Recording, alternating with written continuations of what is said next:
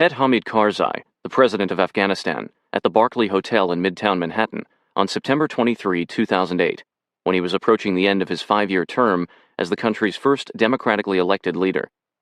Since 1700, 25 of the 29 rulers of Afghanistan had been dethroned, exiled, imprisoned, hanged, or assassinated. That Karzai had survived multiple assassination attempts since taking office was a feat in itself. Even more remarkable, however, was the journey that had brought him to this presidency.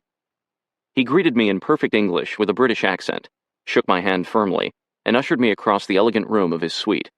Though it was Ramadan, when Muslims fast from dawn to sunset, he offered me cookies and coffee or tea, which I declined out of respect for his religion. Sitting opposite the president in a cushioned armchair, I handed him a stack of photographs. As he held them in his palms, he stared intently at the one on top. 11 American soldiers grouped tightly around him on a sandy hillside in southern Afghanistan.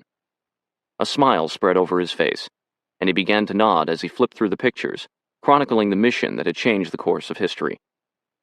For nearly 2 years, I had been trying to interview Karzai so that he could confirm crucial details of his rise to power during the early days of the global war on terror, a war that Karzai and his staff, who had joined us in the room to hear their president tell his stories, called by another name: the Liberation. He transported us to the mud-walled safe houses of his insurgency, where, lit by kerosene lanterns, turbaned freedom fighters with AK-47s planned strategy with U.S. Special Forces soldiers wearing camouflage. He led me through the photos, which I had placed in chronological order, taking us back to October, November, and December 2001. I was concerned that he might not be able to recall details about the men who had sacrificed so much for both America and Afghanistan in carrying out one of the war's most dangerous and secretive missions.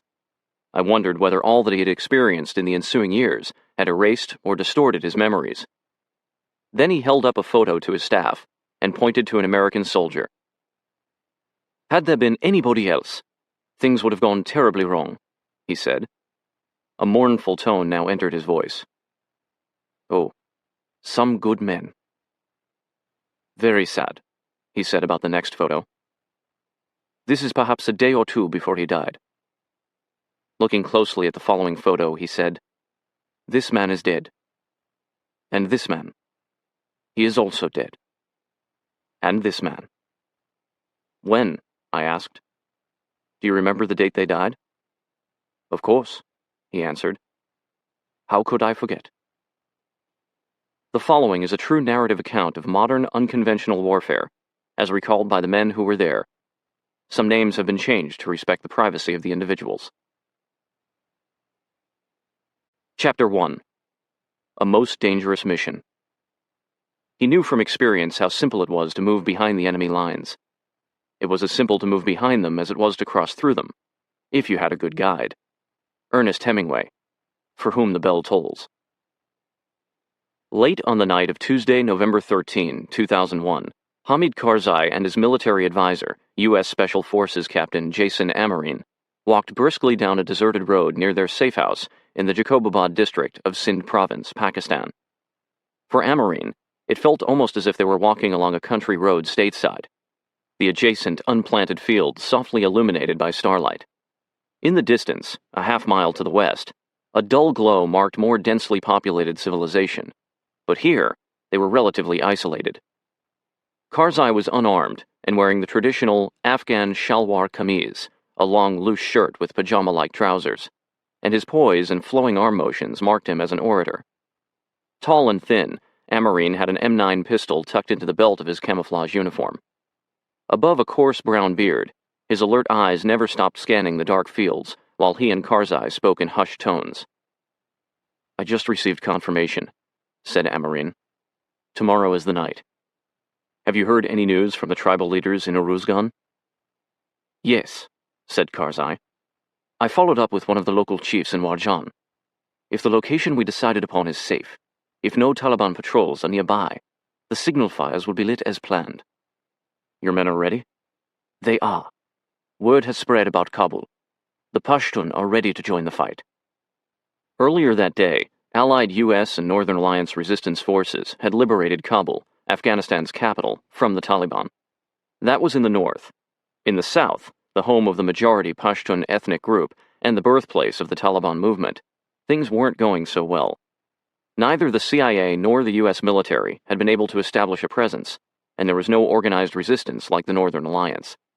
The few Afghans who dared to oppose the Taliban had been imprisoned or killed. For 4 weeks beginning in early October, Karzai had traveled the region unarmed, trying to persuade leaders throughout the Pashtun tribal belt to rise up against the Taliban. The CIA considered this undertaking so dangerous that it refused to put any men on the ground with Karzai, limiting its involvement to giving him a satellite phone so that a case officer could monitor his progress. By the end of October, Karzai and a small group of followers had been pursued by the Taliban into the mountains of Afghanistan's Uruzgan province. Using the phone, he called for help on November 3 and was rescued by a helicopter-borne team of Navy SEALs. Though he'd been chased out of Afghanistan, Karzai told the CIA that the Pashtun in the south were ready to rise up if he returned with American soldiers who could organize and train them into a viable fighting force. Only a few individuals were supposed to know that Karzai was now in Pakistan, so it had shocked and angered both Karzai and Amarine when U.S. Secretary of Defense Donald Rumsfeld disclosed Karzai's whereabouts to the media during a Defense Department press briefing earlier that week. Rumsfeld recanted what he called his mistake a couple of hours after he made it, telling the press that while Karzai was being assisted by U.S. Special Forces, Green Berets, he was somewhere in Afghanistan, not in Pakistan. Amarine and Karzai feared that the Pashtun would interpret the news that Karzai was in Pakistan as a sign of weakness. Every village elder, Taliban deserter, and farmer who might otherwise support him could withdraw their backing, or, even worse, turn on Karzai. In order to maintain credibility within the Pashtun tribal belt, he and Amarine would return to Afghanistan on the most dangerous and politically important mission thus far of Operation Enduring Freedom, the official name for the joint U.S., UK, and Afghan military action that began in Afghanistan on October 7, 2001, as part of the global war on terror. Now, walking down the center of the gravel road, Karzai and Amarine were reviewing the plan for the following night's mission when the 11 members of Operational Detachment Alpha, ODA 574, Amarine's Special Forces A-Team, would be the first American team to infiltrate into southern Afghanistan. There, they would link up with the Pashtun tribal leaders and villagers who had promised Karzai allegiance. The purpose of this mission was twofold: destroy the Taliban in the important southern city of Kandahar, where they were expected to regroup after the fall of Kabul, and unite the southern Pashtun tribe with the northern Tajiks, Uzbeks, and Hazaras.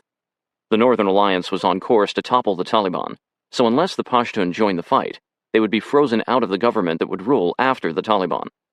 If this happened, Karzai was convinced that Afghanistan would descend into another devastating civil war. Headlights appeared behind the two men, and Amarine quickly ushered Karzai to the side as a large flatbed truck passed by. "There is something else, Jason," said Karzai, falling back into stride behind the truck's taillights. "Just an hour ago, I received a call that my supporters in the town of Tarin Kot are discussing an uprising to overthrow the provincial governor in Uruzgan province." "It's too early," Amarine said. "If they succeed, they won't be able to hold the town. The Taliban will slaughter them and fortify their position, which will make our job all the more difficult when we move on Tarin Kot."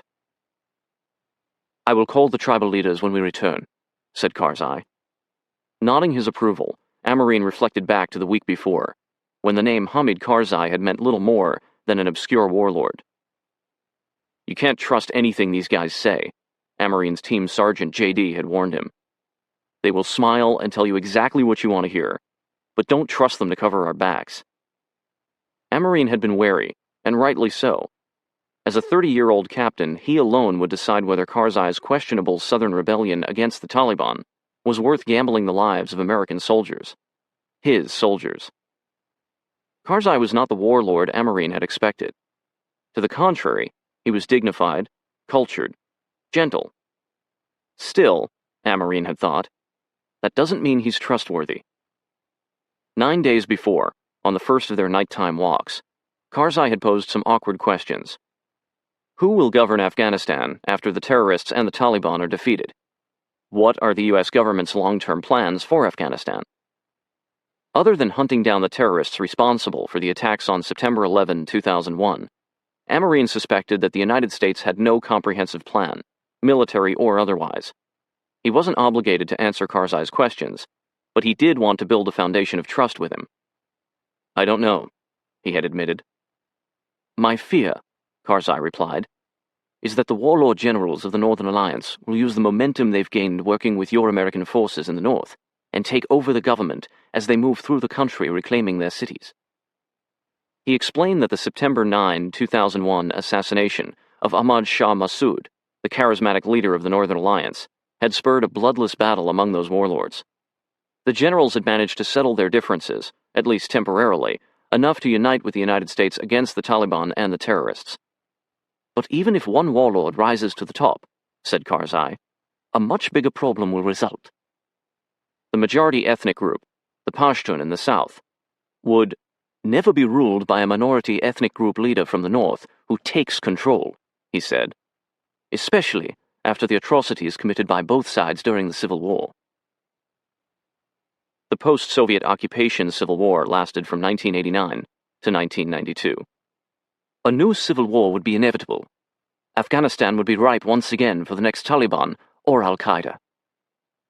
Please don't tell me you want the power, Amarine had thought, anticipating the age-old solution to problems raised by a politician, the politician himself.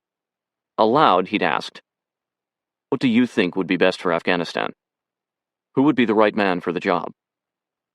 "The best person for the job," Karzai had said, "is not for me to decide. That is for the Afghan people to consider. I want to see the people voting, as in the United States. My dream is to see a lawyer jirga, a grand council where the tribal leaders set down their guns and talk. For years I have been talking about this. Nobody has listened." By now, on the eve of the team's mission, Amarine had determined, over the course of several walks the past 9 days, that Karzai was neither a warlord nor a politician. Indeed, he seemed to be a visionary idealist, a gallant statesman whose quest in Afghanistan bordered on quixotic. Amarine liked the man. More important, he felt he could trust him. The following morning, the safe house was abuzz with activity as ODA 574 from the Army's 5th Special Forces Group prepared for that night's infiltration into Afghanistan. The 11-man A-team had gathered in their meeting room in the safe house, dressed in a mix of desert camouflage pants, dark civilian fleece or down jackets over thermals, Vietnam War-era boonie hats, and baseball caps bearing such logos as Harley-Davidson and Boston Red Sox. As a sign of respect for the Afghan culture, none had shaved for the past month, starting before they had even left Fort Campbell, Kentucky. Amarine watched as his weapons sergeants, Ronnie, Mike, and Brent, laid out enormous piles of weaponry and ammo, as well as 2 laser-targeting devices, and began to discuss the distribution of their loads. The only non-Green Beret on the mission, an Air Force Combat Controller, CCT, named Alex, joined the communications sergeants, Dan and Wes, in making final checks on all radios, laptops, and batteries. Victor, the engineer responsible for the load plan, paced back and forth between the 2 groups of men and their piles, ready to reweigh the equipment for the helicopters that would fly them in. Every passenger and every item they carried had to be weighed and logged. Assigned to the team at the last minute, Ken, the medic, was leaning up against a wall with the medical supplies organized in front of him, laying out small but ominous morphine injectors that he would issue to each man. J.D., the team sergeant and Amarine's number 2, and Mag, the intelligence sergeant and 3rd in command, placidly observed the scene. They were veterans of the Gulf War and had seen all this before. By noon, the 11 men had double and triple checked their gear. Each would carry an M4 carbine, a lightweight assault rifle with a telescoping stock, an M9 pistol, grenades, ammunition, food, water, minimal clothing in shades of desert camouflage, a mid-weight sleeping bag, and a waterproof jacket. Each man would also carry gear specific to his job, communications equipment, medical supplies, extra weapons, that added another 50-plus pounds per pack. They had no body armor or helmets. For this unconventional warfare mission, the team would share the risk with the guerrillas they would lead. If Karzai's followers did not have armor, neither would they. The load was split between a bulging rucksack and a smaller, lighter, go-to-hell pack of survival essentials, always kept on their bodies in case they had to jettison their rucksacks in a firefight or retreat. Together, The two packs weighed about 150 pounds, not including 50 pounds of radios, grenades, and ammo in their load-bearing vests, and a 10 to 15-pound loaded weapon. So heavy the men had to lie down on the ground to put on the shoulder straps, then roll over on all fours, and still needed help to stand up. Extra team gear such as flares, computer equipment, and medical supplies for the indigenous population filled a half-dozen duffel bags that would be shuttled by vehicle or pack animal, both of which had been promised by Karzai. An officer from Air Force Special Operations Command, AFSOC, arrived to brief ODA 574, as well as the men from the Central Intelligence Agency who would be infiltrating with them, on their flight and escape and recovery plans. As the officer spoke, Amarine felt an eerie connection to the three-man Jedburgh teams, considered the predecessors to both Special Forces soldiers and CIA agents, that had parachuted behind Nazi lines to assist the resistance fighters during World War II. Those teams had received similar briefings. How many made it back alive? Not many, thought Amarine. The CIA team, led by a spook called Casper, sat beside Amarine's men as the officer explained that they would be flown by AFSOC pilots from a nearby airstrip to a clandestine one near the Afghanistan border, on two MH-53 Pavlos, the Air Force's heavy-lift helicopters.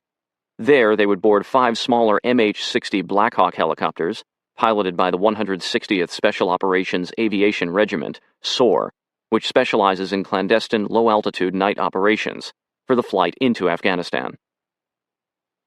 Shortly before 3 p.m., ODA 574 was loading gear onto a flatbed truck for transportation to the helicopters, when Casper drove up with 3 men in a Humvee, parked, and approached Amarine, shaking his head.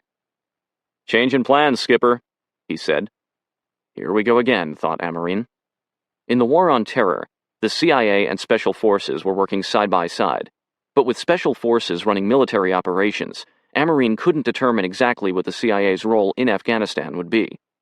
Casper's agenda had at times intruded during the planning of the mission, even though Amarine had been told that he and his men were in charge of the insurgency. "These guys are coming with us," said Casper, motioning toward 3 Delta Force soldiers unloading rucksacks and weapons from the Humvee. "They're a recon team that's spotting for emerging Al-Qaeda targets. We've got to come up with some seats in the helicopters. Task Force Sword isn't going to let us fly without them." Task Force Sword is an elite special mission unit that was based primarily in Pakistan, comprising Delta, Navy SEALs, British Special Air Service, SAS, and Army Rangers. Its main role was to capture or kill high-value Taliban and Al-Qaeda targets. Every seat in the helicopters, every ounce of weight, had been scrupulously allotted. Now, minutes before the team was to board the Pavlos waiting on the tarmac, was the worst possible time to reshuffle. "They expect us to bump our men to make room?" asked Amarine. "This is ridiculous." "You're free to take it up with your boss," said Casper. "He can hash it out with Task Force Sword, but we don't have time to argue it now. We'll have to scrub the mission for tonight." Amarine thought through his next move. He doubted Casper's story about being ordered to take the 3 Delta Force soldiers, and questioned his motives. Was he attempting to bring along bodyguards for Karzai? But if they postponed the infiltration, Amarine's commander, who had voiced reservations about the mission in the first place, might cancel it entirely. Maybe that was Casper's agenda: gum things up enough to scrub the mission and keep Karzai stranded in Pakistan. All that really mattered was getting Karzai into Afghanistan. "What's going on, sir?" JD asked Amarine as he joined them. "Snafu," said Amarine. "We've got those guys coming along." He pointed to the newly arrived soldiers loitering by the Humvee with their piles of gear. "We've got to lose some weight." "I can leave 2 guys and you guys leave 1. We'll split the loss," said Casper. "We don't leave our guys alone," said JD. The Special Forces buddy system dictates that a Green Beret never leaves another Green Beret alone, even at a secure location. JD knew that whoever was left behind would be joining the team soon enough, and that meant another flight into bad guy country. If that aircraft were to go down behind enemy lines, the buddy system was crucial. ODA 574 was already short 1 man, however, and losing 2 more would sap nearly 20% of the team's already less than optimal combat strength. JD and Amarine made the decision to leave behind their engineer, Victor, and junior weapons sergeant Brent, since Mag, the intelligence sergeant, was also a trained engineer, and they had 2 senior weapons sergeants, Mike and Ronnie. They knew the reorganization wouldn't sit well with anybody on the team, but it was the only alternative. Casper strode off toward one of his fellow spooks, and Amarine walked in the opposite direction to greet the Delta Force soldiers. "I don't want to ruffle things up," one of them quietly told Amarine. "But you should know that Task Force Sword had nothing to do with putting us on this mission." He pointed his chin toward Casper. "He wanted us here." As ODA 574 and the CIA team loaded into the cavernous cargo holds of the two Pavlo helicopters, JD paused for a moment beside Amarine. "Sir," he said, "you know, I've never been a big fan of some of the people in this part of the world, and warlords in general. The lack of respect for human life, we saw that in Somalia. Hell, sir, what those fanatics did to all those people in New York City and the Pentagon, those passengers on the airliners, it's hard to think about it still." Stroking his beard, JD gathered his thoughts, then continued. "Karzai is either feeding us a load of bullshit, or he is something different from the warlords up north. This is a good mission. Feels right." They were interrupted when Air Force Lieutenant Colonel Steve Hadley approached. "You two are the last to load." JD slapped Amarine on the shoulder and walked up the ramp and into the second Pavlo. "Thanks for the ride," Amarine said while shaking Hadley's hand. "Sorry you're not taking us all the way in." "You'll be in good hands with the 160th, said Hadley. "We've got your back, though. Just call if you need us. Anytime, any place."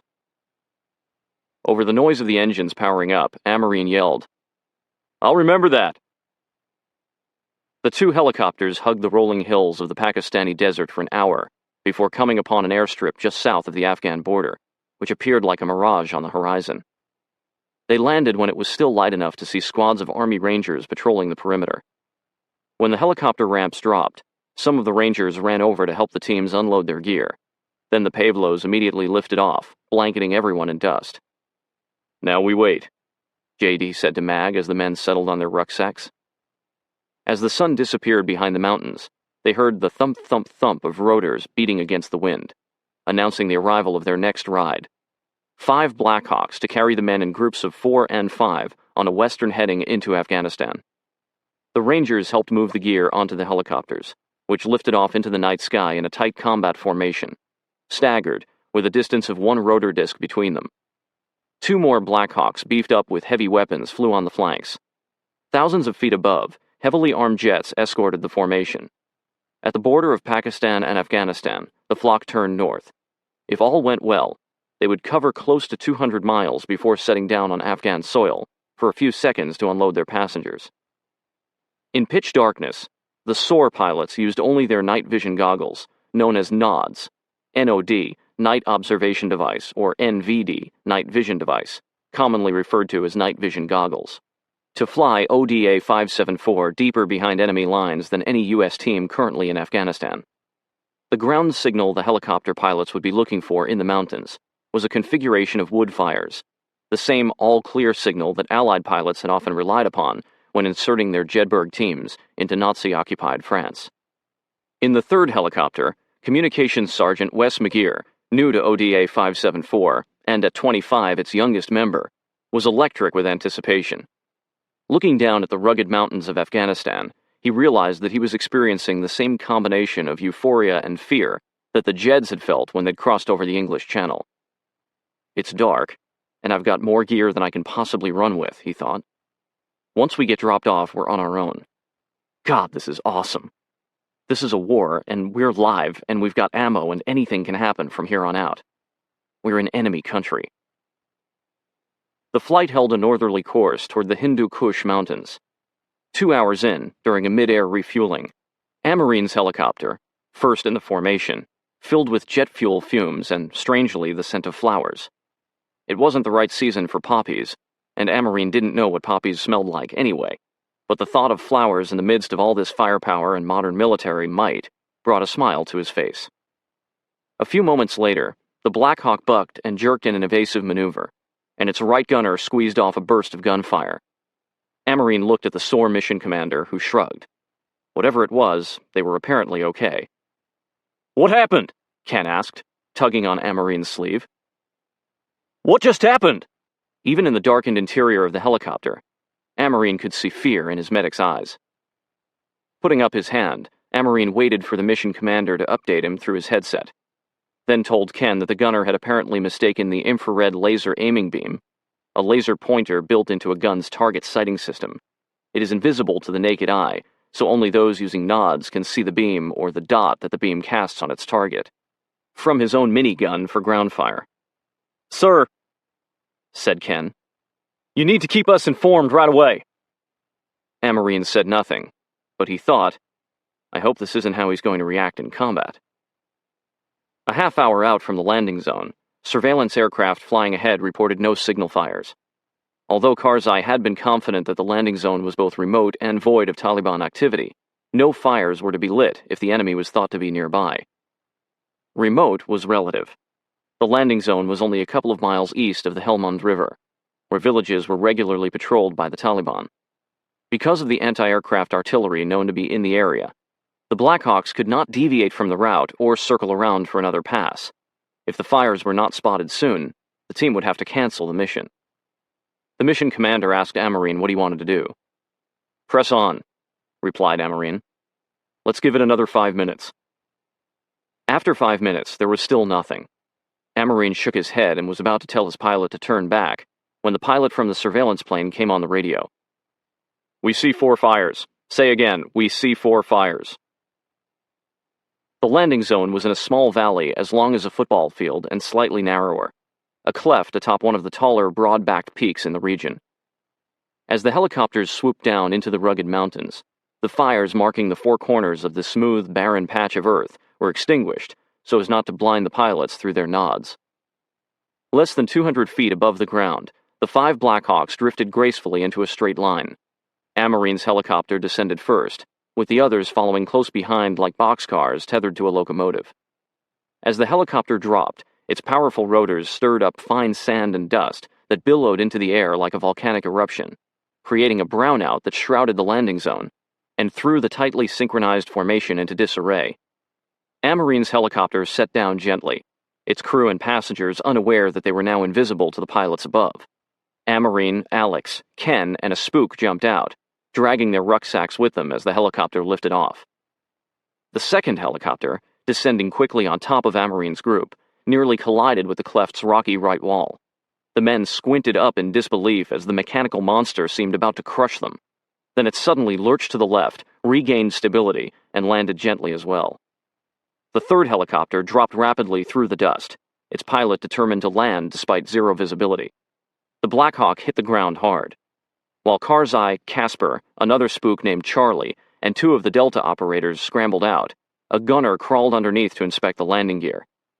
It was undamaged, and the helicopter lifted back into the air. The 4th helicopter dipped into the enormous cloud. Inside, Mag, Mike, Ronnie, and a spook named Zepeda were choking on dust. The main rotor blades, throwing sparks from the static created by their proximity to the sides of the cleft, looked like giant sparklers to Mike, and he braced for a collision with the ground. Instead, he felt his stomach flip as the Black Hawk powered up and out of the brownout, banked away, and disappeared into the night. Undeterred, the pilot of the 5th helicopter, carrying JD, Dan, and 2 spooks, set down without a problem. Had the Black Hawk pilots been able to land in a row as planned, instead of putting down wherever they could, the men would have dropped to the ground and remained in place, forming a single, cigar-shaped defensive perimeter about 40 yards long. Instead, they were scattered in small groups around the valley, each setting up its own defensive perimeter. And there was movement. A half-dozen armed Afghans milling next to a string of undersized donkeys 100 yards away, near the eastern edge of the valley, and a solitary figure striding through the dust toward them. Hamid Karzai, who was to make the initial link-up with the Pashtun tribesmen, had immediately sprung forward to meet them. The white leather tennis shoes he'd been given by the CIA in Pakistan, practically glowing beneath his shalwar kameez, and looking as if they were walking themselves through the darkness. The Americans aimed their carbines at the tribesmen, the beams from their lasers invisible to the Afghans. If there are spies or assassins within the ranks, this is when they'll have his ass, thought Wes, as Karzai reached the reception party. To Wes, Karzai's lengthy greeting of each man took an eternity. Finally, Karzai called out to the Americans. "Hello! Hello! It's okay, it's fine. Come to me! Come to me!" Standing up, Amarine ran to Karzai, leaving the rest of the men lying prone beside their rucksacks, weapons still trained on the Afghans. "Friends of yours?" he asked. Yes, said Karzai. "These are good men. We are safe." Amarine radioed JD. "Get the men moving. Have them bring their rucks to the pack animals." After the men from the ODA and CIA had dropped their rucks next to the donkeys, JD set them all in a tight perimeter, with every man lying prone and facing outward to form a circle half the size of a basketball court, with Amarine and Casper alongside Karzai at its center. Then he approached Amarine. "We're missing 4 men. Mike, Mag, Ronnie, and 1 CIA. Their helicopter must have headed to an alternate landing zone." "What does that mean?" asked Karzai. "Means we have men lost in the mountains," Amarine said. "I'm going to need to get to higher ground to reach them," said Dan, holding up his radio's hand mic. "I'm not getting anything here." Any Taliban patrols in the area would have heard the helicopters and would already be en route to the landing zone. They had to get moving. "We need to find our guys," Casper said to Amarine, who then told Karzai. "We need to leave this valley and get to higher ground so we can reach our lost men." Karzai rattled off something in Pashto to the tribesmen. They switched on flashlights, alarming the soldiers who felt safer under the cover of darkness, and led their animals away. The men followed 50 yards behind the glow of the flashlights south for a quarter mile. Then Amarine and Karzai guided the column of Americans a few hundred vertical feet up a steep slope and onto a ridgeline that rimmed the western side of the valley. On a small hillock that offered little cover, but was the highest ground in the area, JD formed another security perimeter around Dan, who sat down on the hard dirt, assembled the sections of an antenna, and screwed it into his radio. The Afghans remained in the valley at the bottom of the ridge with the pack animals. "They would like to keep the donkeys moving," Karzai said to Amarine. Amarine looked at JD, who shrugged and said, "I wouldn't want to get in a fight in the middle of that pack." Nodding, Amarine told Karzai, "Let them go. We'll meet up with them at the village." Karzai called out in Pashto, and the tribesmen continued on into the night, while Dan attempted to reach his missing teammates using ODA 574's call sign. "Any Texas element, this is Texas 1-2, over." From a rucksack between Dan's legs, an obscenely long antenna stuck up into the starlit sky. His bearded face was almost hidden beneath a black beanie pulled low to battle the cold wind that chilled his hands as they worked the radio's knobs. "I can hear them now. They're trying to reach us, but they can't hear me at all," he growled. "They need to get to higher ground." "Keep trying," said Amarine. The absence of gunfire was encouraging, but 3 of Amarine's 9 men and a CIA spook were lost in the night, and until they too got to higher ground, there was little Amarine could do to find them. Then JD's rapid footsteps announced the arrival of more ominous news. "Casper and Charlie sneaked off to try to find the missing men," he told Amarine angrily. "If we don't have commo with our guys, they sure as hell don't," Amarine said. "Did they tell anyone their plan?" "They left their commo guy behind and took only handheld radios, so they aren't going to be able to talk to anybody," said JD, looking out into the night. Distinguishing between friend and foe is often difficult during the daytime. At night, it's nearly impossible, even with clear communications and a well-devised set of signals. The 2 spooks had neither. "CIA. Children in action," Dan said. "Oh, it gets worse," JD said. "They took Karzai with them." There was a pause as the men realized they had lost their guide, their only translator, and the one man whom Amarine trusted to muster the local Pashtun fighting force, and, in doing so, possibly avert a civil war. "We are so fucked," said Dan. The 4th Black Hawk had drifted more than 2 miles west from the landing zone, as its pilot searched for a suitable place to set down.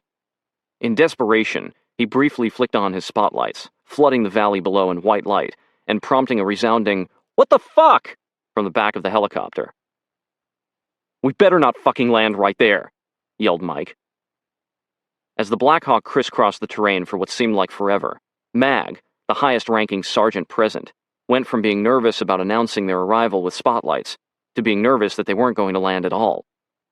Finally, the pilot said, "I'm putting it down right here."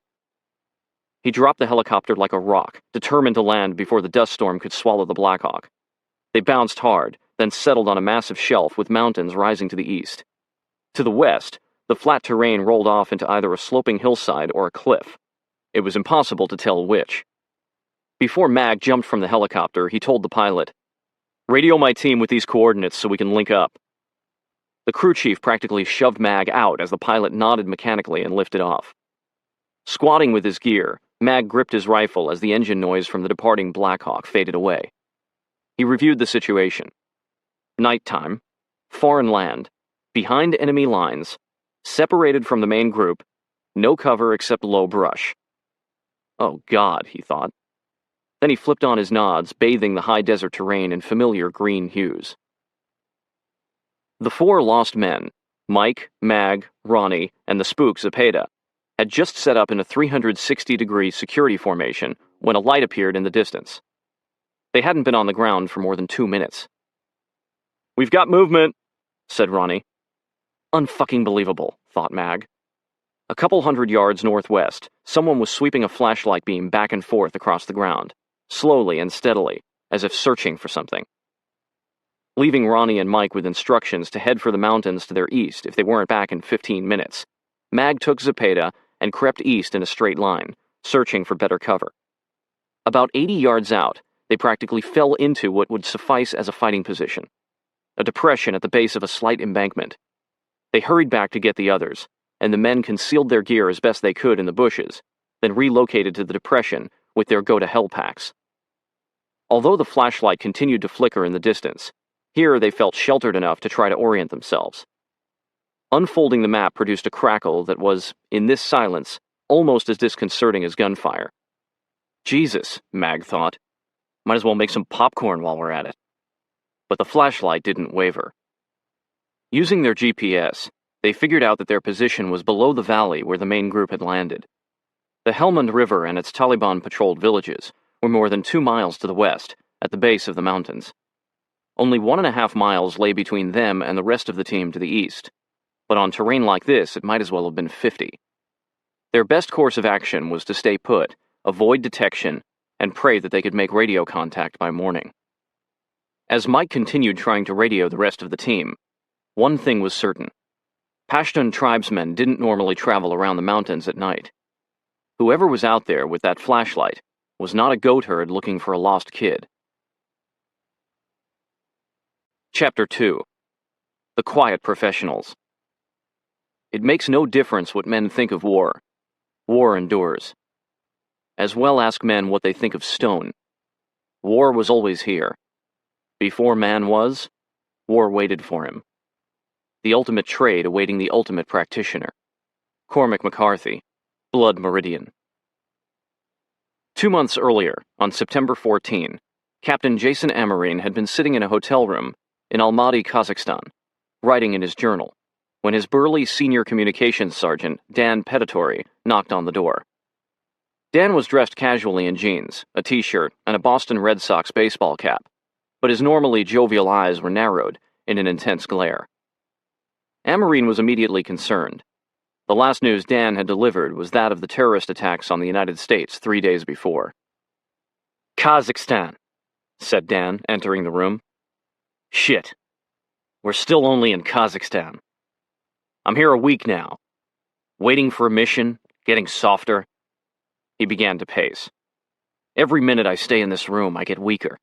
And every minute Osama squats in a cave, he gets stronger. Each time I look around, the walls move in a little tighter." Dan threw a mock punch at a mirror. Amarine laughed.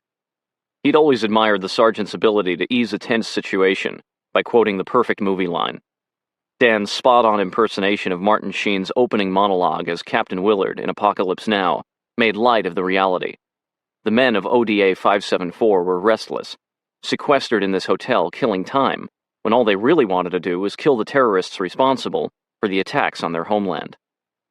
Picking up where Dan left off, Amarine said, "Everyone gets everything he wants. I wanted a mission, and for my sins they gave me one. Brought it up to me like room service. It was a real choice mission, and when it was over, I'd never want another." "Not bad, sir," Dan said with a chuckle. "You've got a Captain Willard thing going on without even trying." Anyway, your mission tonight is to get drunk with Colonel Asimov. For the previous year, ODA 574 had been teaching counterinsurgency tactics to Colonel Asimov's airborne battalion. But during his 5 deployments to Kazakhstan during this time, Amarin had barely interacted with the high-ranking Kazakh army officer. "No shit?" said Amarin. "No shit, sir," said Dan. "Meet in the lobby at 8 p.m. He's sending taxis for the whole team. Private dinner at some old KGB hangout. And sir, don't forget your liver." The aroma of savory beef and horse meat stew wafted into the dimly lit dining room, where it mingled with plumes of cigarette smoke from the boisterous crowd. Dressed as civilians, the men of ODA 574 drew little attention as they followed a uniformed Kazakh officer through a doorway at the back of the restaurant. In a private dining room at the top of a flight of wooden stairs, Colonel Asimov stood abruptly as the Americans entered, as did his 12 subordinates, whose blue and white striped undershirts at the necks of their uniforms identified them as Kazakh paratroopers. The colonel was shorter than his men and markedly thin, with an emaciated, skull-like head. When he smiled, gold teeth glinted. He waved Amarin to his side and beckoned the rest of the team to sit around the long table laden with traditional Kazakh and Russian dishes: flatbread, herring, and beet salad. Bottles of beer and soft drinks stood sweating at the center of the buffet, where they would remain. The Kazakhs assumed the Americans were off to war, and that called for vodka. During the Cold War, as sworn enemies of the United States, the men in Asimov's unit had fought the US-backed Mujahideen in the Soviet war with Afghanistan. The Soviet invasion of Afghanistan began in 1979. Over the next decade of Soviet occupation, some 15,000 Soviet troops were killed, over 1 million Afghans were killed, and another 5 million Afghans fled to Iran and Pakistan.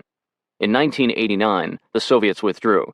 The war in Afghanistan is often considered the Soviet equivalent of the United States Vietnam War. Now, little more than a decade later, Asimov offered a toast. "To our enemies, who are now our allies." The men raised their glasses. The drinking began. The Kazakhs quickly drained glass after glass of vodka. The Americans paced themselves, stalling as courses of food were delivered. When the colonel realized that they were nursing their drinks, he upped the number of toasts, shot after shot in honor of everything from John Wayne to the colonel's dog. As Asimov extolled the greatness of both American and Kazakh airborne, ODA 574 began shuttling glasses to the adjacent bathroom, where they replaced the vodka with tap water. At last, Asimov lit a foul-smelling cigarette and launched into a rambling speech recounting the Soviet-Afghan War. With a drunken slur, he spoke of the Afghans they had killed, the men he had lost in the slow defeat of the Soviet army, and the multitude of walking dead who had returned home. He ended with a solemn warning to ODA 574. "Do not trust the Afghans. Do not trust your friends. Do not trust anyone except your enemies." The colonel drained his vodka and set the tumbler upside down on the table. His dour expression turned into a grin. "Time for bed for the young paratroopers," he said, standing up and nodding toward Junior Weapons Sergeant Brent Fowler, who had considered it disrespectful to his host not to drink vodka with every toast, and was now passed out in his chair. Amarin followed Asimov outside to his waiting sedan. While his driver opened the back door of the car, the colonel gripped Amarin's hand and looked him in the eye. "Captain Amarin," he said, "I do not believe that anyone can win a war in Afghanistan. Just try to bring your men home alive." That same day at Fort Campbell, Kentucky. Fort Campbell is located on the Kentucky-Tennessee state line. Amarin's company commander, Major Chris Miller, strode across the block belonging to 5th Special Forces Group. In 2001, 5th Group was one of 7 Special Forces groups in the U.S. military, each focused on a different geographic area of the globe, with the sole purpose of supporting the 54 ODAs assigned to it.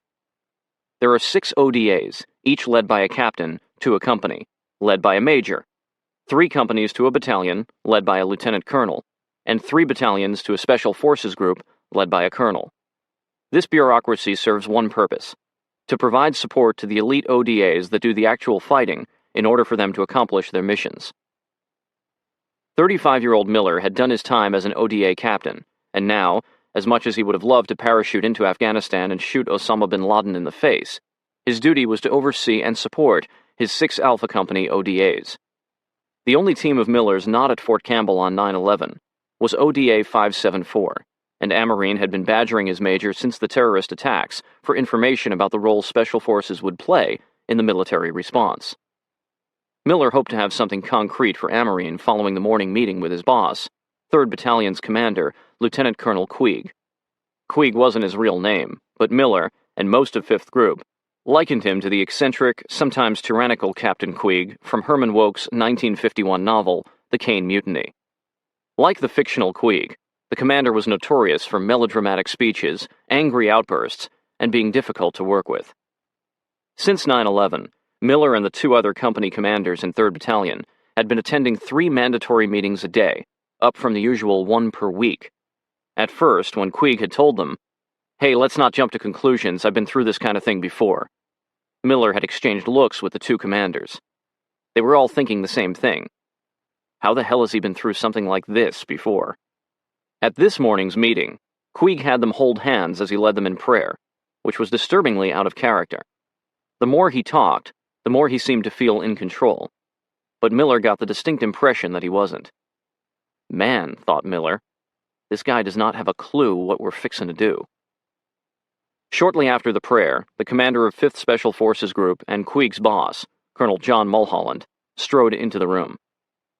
"I need to talk to Major Miller," he said to Queeg. "Can I borrow him for a minute?" Having taken command of 5th Group just 2 months earlier, Mulholland knew few of his men personally, but he had worked with Miller planning some classified missions over the previous 2 years, and considered him a resourceful and reliable Green Beret. The 2 stepped outside the office and faced each other in the empty hallway. "Chris, I was just notified that they're having a planning conference in Tampa at Soxent starting this Monday," Mulholland said. "I want you to go down there and get us into the fight." Soxent, United States Special Operations Command Central, is responsible for planning special operations throughout the U.S. Central Command Area of Responsibility, which includes, but is not limited to, the Middle East, Central Asia, and Africa. In Quetta, Pakistan, on September 15, Hamid Karzai was having tea with a group of close friends in a cafe near his home. In 2001, the 43-year-old Afghan was unknown on the international stage. But in this cafe, he was nobility, a direct descendant of Ahmad Shah, founder of the Durrani dynasty, which had ruled Afghanistan for more than 2 centuries. Hamid's father, Abdul Ahad Karzai, had served in the Afghan parliament in the 1960s and had been chief of the Popalzai, a distinguished sub-tribe of the Durrani clan, itself a part of the Pashtun ethnic group, the dominant majority in Afghanistan, from which the Taliban arose.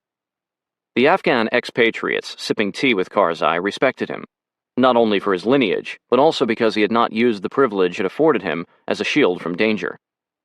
During the Soviet occupation, Karzai's 5 brothers and 1 sister had emigrated to Western countries, while he finished his master's degree in international relations and political science at India's Himachal University.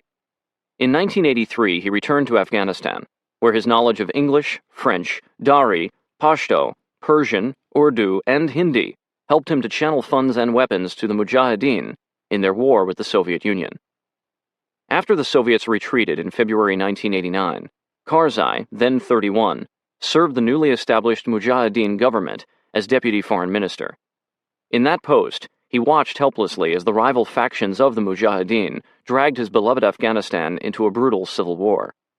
Hundreds of thousands of civilians were killed in the lawlessness that plagued the country until a one-eyed former Mujahideen foot soldier named Mullah Muhammad Omar and his Taliban brought stability in the mid-1990s. Omar's Taliban movement was sparked by the rape and murder of 2 young boys at a checkpoint on a road outside Kandahar in June 1994. Mullah Omar, then the imam of a mosque in the Maiwan district west of Kandahar, led a band of armed students from his small madrasa to the checkpoint, where they killed the checkpoint commander and his men. He became a national hero, and his students of Islam, or Taliban, grew into an organized fighting unit. Composed overwhelmingly of ethnic Pashtun, mostly from the Durrani clan, the Taliban retaliated against brutality, extortion, and other injustices throughout the southern provinces of Helmand, Kandahar, and Uruzgan, and were hailed by Afghans for restoring a degree of safety they had not experienced in many years. It was during this time that Hamid Karzai, who shared the movement's early vision of peace and stability, joined the Taliban as a spokesman. In November 1994, just 5 months after its inception, and now backed by Pakistan, the Taliban took the city of Kandahar. Within a few months, Mullah Omar controlled 12 provinces across southern Afghanistan. The country's other 22 provinces were controlled by regional warlords, the majority belonging to the Northern Alliance, a coalition of minority tribes, including Tajiks, Uzbeks, and Hazaras, and backed by Russia, India, and Iran. In the ensuing 2 years, the Taliban moved north, and in September 1996, Omar captured the capital city of Kabul. Though Kabul would remain Afghanistan's official capital, the Taliban continued to rule from Kandahar, their spiritual home. At first, Karzai believed the Taliban leadership to be honest and honorable, but by 1996 he began to notice that their priority was shifting from Afghanistan's welfare to maintaining political power. He suspected that Taliban policy was being heavily influenced by Pakistan and by Arab terrorist groups, including Osama bin Laden and his al-Qaeda network, that were permitted to operate freely in Afghanistan. Karzai also became increasingly wary of the Taliban's fanatical interpretation of Islam. That year, he shunned the Taliban when he refused an appointment to become Afghanistan's ambassador to the United Nations. As a result, he was no longer welcome in his own country, and he left to join his father in Quetta, Pakistan, where they began quietly to champion an anti-Taliban movement, petitioning foreign governments to intervene. Even though Hamid was not his eldest son, Abdullah Had Karzai named him the heir to his position as chief of the Popalzai tribe, a decision uncontested by Hamid's brothers, who had no political aspirations. The younger Karzai visited the embassies of the United States, Great Britain, France, China, and other countries to warn of the suffering the Taliban was inflicting in Afghanistan and the growing number of terrorists using it as a base of operations. Over the next few years, he became more vocal in his denunciations. These dark years, as he called them, were branded by gross human rights violations committed by the Taliban, which caused the international community to impose heavy-handed sanctions on the already oppressed Afghan people. When Taliban assassins gunned down the elder Karzai on his way home from a Quetta mosque in 1999, Hamid became chief of the Popalzai tribe and defiantly escorted his father's body on an overland burial procession from Quetta to Kandahar. On July 20, 2000, Karzai testified before the U.S. Senate Committee on Foreign Relations about the terrorist organization's flourishing in Afghanistan. He warned that the Clinton administration's response to the August 7, 1998 suicide car bombings of the U.S. embassies in Nairobi, Kenya, and Dar es Salaam, Tanzania, firing cruise missiles at terrorist training camps, was not enough. Bombings, or the threat of bombings, he said, will not remove terrorist bases from Afghanistan.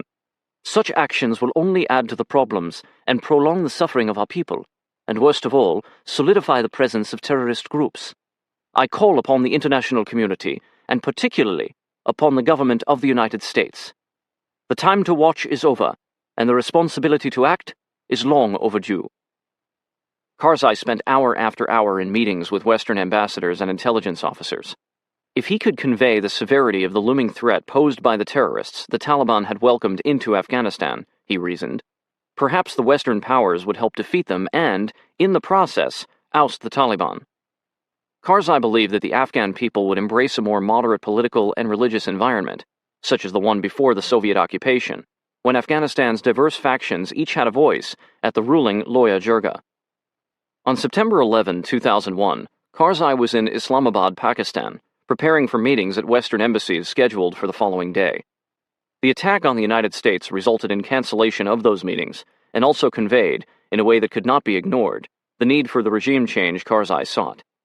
In the days that followed, conversation among Karzai's fellow Afghans at the cafe in Quetta turned to speculation about the U.S. response that was sure to come. Everyone knew that al-Qaeda operated training camps in Afghanistan. Karzai had been warning about it for years. He felt that the people of Afghanistan had had enough of the Taliban's fanatical rule, the public executions, the closing of schools, the mistreatment of women, the ban on music and games. Rather than wait for the United States to act, however, Karzai decided to launch his own insurgency. The time is right, he told his friends. Let us move back into Afghanistan. The eyes of the world are upon us. Armed with credentials and passwords, Major Chris Miller entered the Special Operations Command Central, SOCCENT, bunker, a shelter used by B-52 crews during the Cold War at MacDill Air Force Base in Tampa, Florida. Once past the entrance guards, he made his way underground through several cipher-locked doors to the office of Major Robert Kelly. It was Monday morning, September 17, and for the past 6 days, Kelly, who was SOCCENT's chief of plans, had been attending the highest-level meetings to plan a military response to the terrorist attacks. Only a few people on the planet knew precisely what military options the United States was considering in the hours and days following 9/11, and Kelly was one of them. Kelly looked up from his computer screen. "Chris," he said, surprised to see his friend and fellow Green Beret in the doorway. "Who let you in here?" "I cracked the codes on the cipher locks," Miller joked. "Actually, Mulholland sent me over to make sure 5th Group gets in the fight." Over the previous decade, the 39-year-old Kelly had watched incredulously as top military leaders downplayed the importance of the Special Forces' primary mission of unconventional warfare, UW. Unconventional warfare is a broad spectrum of military and paramilitary operations, predominantly conducted through, with, or by indigenous or surrogate forces, organized, trained, equipped, supported, and directed in varying degrees by an external source. UW includes, but is not limited to, guerrilla warfare, subversion, sabotage, intelligence activities, and unconventional assisted recovery, UAR. See Field Manual 3-05.20, Special Forces Operations, June 2001. He had noted massive cuts to the Special Forces budget, as other special operations units that specialized in direct action missions were given increasingly more funding. UW training had been significantly downscaled, and certain UW skills, such as understanding foreign languages and cultures, were losing value in a military that was able to dominate adversaries with speed and devastating firepower. In February 1998, Peter J. Shoemaker, the Commander-in-Chief of U.S. Special Operations Command, told Kelly, "Unconventional warfare is not a viable mission for Special Forces. The only reason you train for it is because it is the best vehicle for maintaining your Special Forces skill set." In other words, why put men in harm's way to organize and train dissidents against regimes such as the Taliban when we can overwhelm them with superior firepower? Kelly found that line of reasoning short-sighted. He had studied the occupation of Afghanistan by the Soviets, whose conventional army and air force, in spite of overwhelming firepower, were still defeated by the Afghans. Unconventional warfare was the way to go in Afghanistan, he believed, but there was a vast military hierarchy that needed convincing before a single soldier would touch Afghan soil. Offering Miller a seat, Kelly began to brief him on the first crisis action planning meeting that had taken place just hours after the Twin Towers fell, when key planning officers from all branches of the military assembled on the other side of the airbase at CENTCOM to figure out how to go after the terrorists. In 2001, United States Central Command, CENTCOM, was responsible for planning and executing all U.S. military operations in the central area of the globe, located between the areas of the European and Pacific commands. This included the Middle East, Central Asia, and Africa. "We had nothing pre-planned for Afghanistan," Kelly told Miller.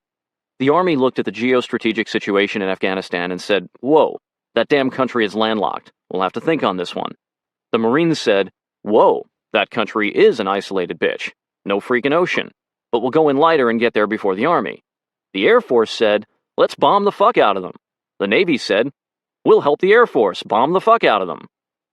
Finally, I proposed UW on behalf of Special Operations. I said we should avoid a repeat of the Soviet Union's experiment, randomly bombing the population and invading with large armies. Instead, we'll use some of the same guys who just kicked the Soviets' asses to defeat the Taliban and Al-Qaeda." What was the reaction? "Silence," said Kelly.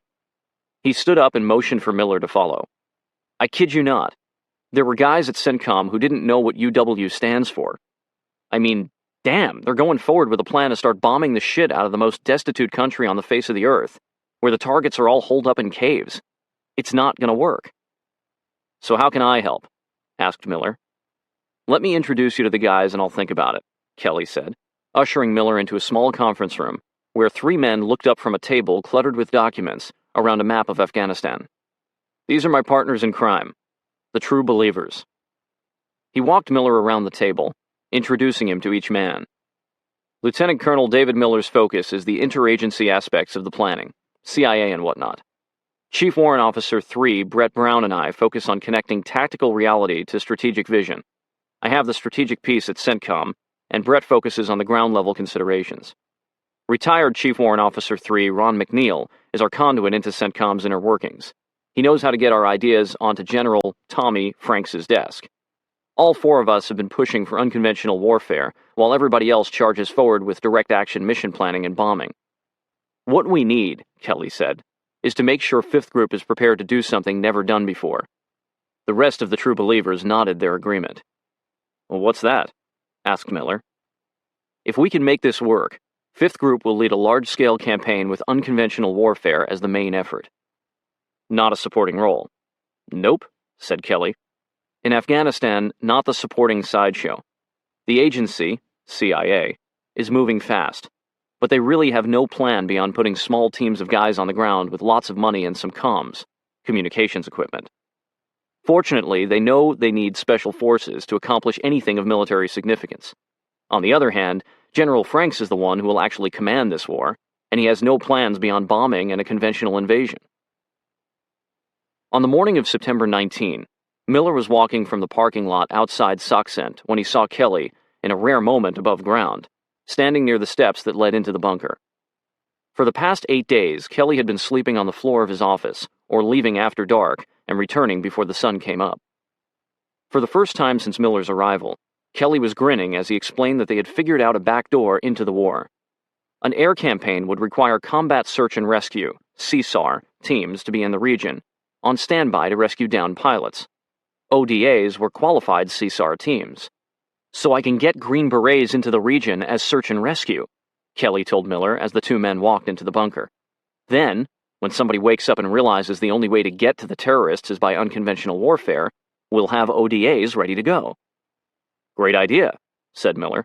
But how in the hell are you going to make it happen? Lots of other units do CSAR.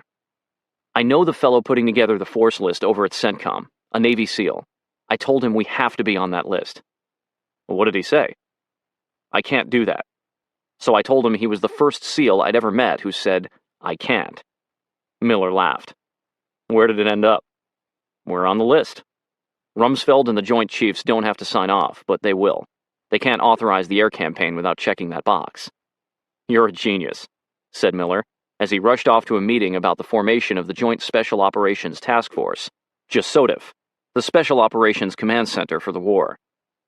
He entered the conference room and took a seat in the back just as a SOCCENT officer was asking, Any nominations for who's going to run the JSOTF? Recalling that a JSOTF had something to do with commanding Special Operations Forces, Miller immediately spoke up. We got it, he said. And who are you? Asked the officer. 5th Special Forces Group, representing Colonel Mulholland. Within the hour, Rear Admiral Albert Calland, the commander of SOCCENT, approved the nomination, and Miller called Mulholland to relay the good news. Sir, got us in the fight. We're going to be the JSOTF. There was a long silence. Then Mulholland said, You're joking, right? No, sir. You're the JSOTF commander. More silence. We don't do that, Chris, said Mulholland. Generals run JSOTFs. As a group commander, I'm supposed to fall under the JSOTF, not run it. Oh, shit, thought Miller. I've got to get down there and do a face-to-face with Admiral Calland, Mulholland said. I'll be there tomorrow. He hung up. Jesus, thought Miller. We've got to get out of this thing.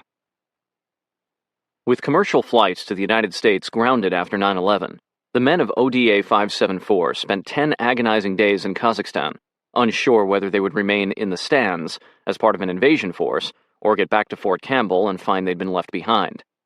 Once flights resumed, the team was ordered to return home.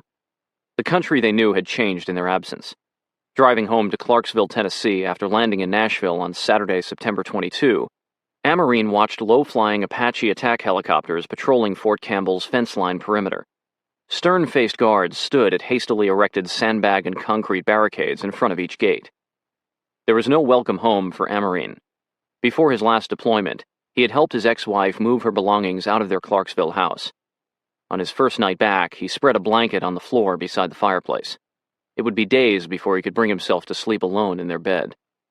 The following day, as the men on his team stepped back into their other lives, went to church, had barbecues, cuddled their children, made love to their girlfriends or wives. Amarine awoke on the hard floor of his living room, laced his boots, and drove the 9 miles to Fort Campbell, which felt more like home than his own house. Amarine had grown up a haole, a white kid in Honolulu, Hawaii, surrounded by the free-thinking academics and legals who were friends of his anthropologist father, Ron, and his lawyer mother, Carol. When Amarine was 10 years old, Ron introduced him to the writings of Marcus Aurelius and the Stoics, which instilled in him the belief that life was short and fickle, so he'd better make it count for something. Amarine read widely, and his heroes were mostly the dreamers and madmen who clung to idealistic notions about the way the world ought to be, the Don Quixotes of literature. Few of them had happy endings. During his freshman year of high school, Amarine met a retired Green Beret and Vietnam veteran named Howard No. Talking with No about his combat experiences, Amarine became hooked on the idea of the military as a career and joined his school's junior ROTC program. He wanted to see the world, explore exotic cultures, and commit his life to something important. At 17, he enlisted in the Army Reserves. At the same time, his JROTC instructor, Sergeant Major Kenneth Ching, ordered him to apply to the U.S. Military Academy in West Point, New York. Carol was reluctant to embrace her only son's military aspirations, having seen too many of her friends die young in Vietnam, but she ultimately supported his decision. "You've always been an idealist," she told him at his high school graduation, "and following your ideals is the only thing worth dying for. Just remember that. Don't ever put your life on the line for something you don't believe in."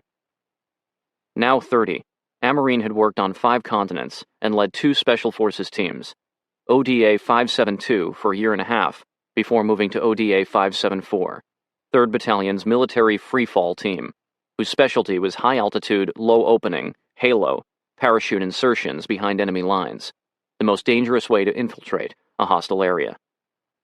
On September 11, Ron had thought immediately of his son. While most of the world was shocked by the attacks, he was certain that for Jason, they were also a calling.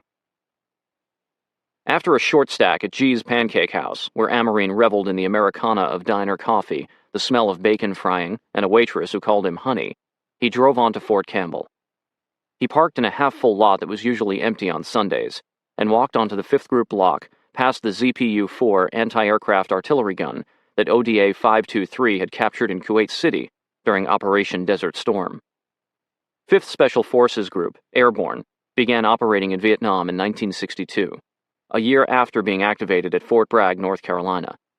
In 1988, after its focus shifted from the jungles of Southeast Asia to the deserts of the Middle East, Central Asia, and East Africa, the CENTCOM area of responsibility, it relocated to a block on Fort Campbell that was a far cry from the high-security compounds of the other units in Special Operations, Rangers, Delta Force, and SEALs. The men of 5th Group didn't care. Their decrepit barracks, built in the 1940s for the infantry of the 101st Airborne Division, served as a reminder that their profession was intended to keep them away from Campbell.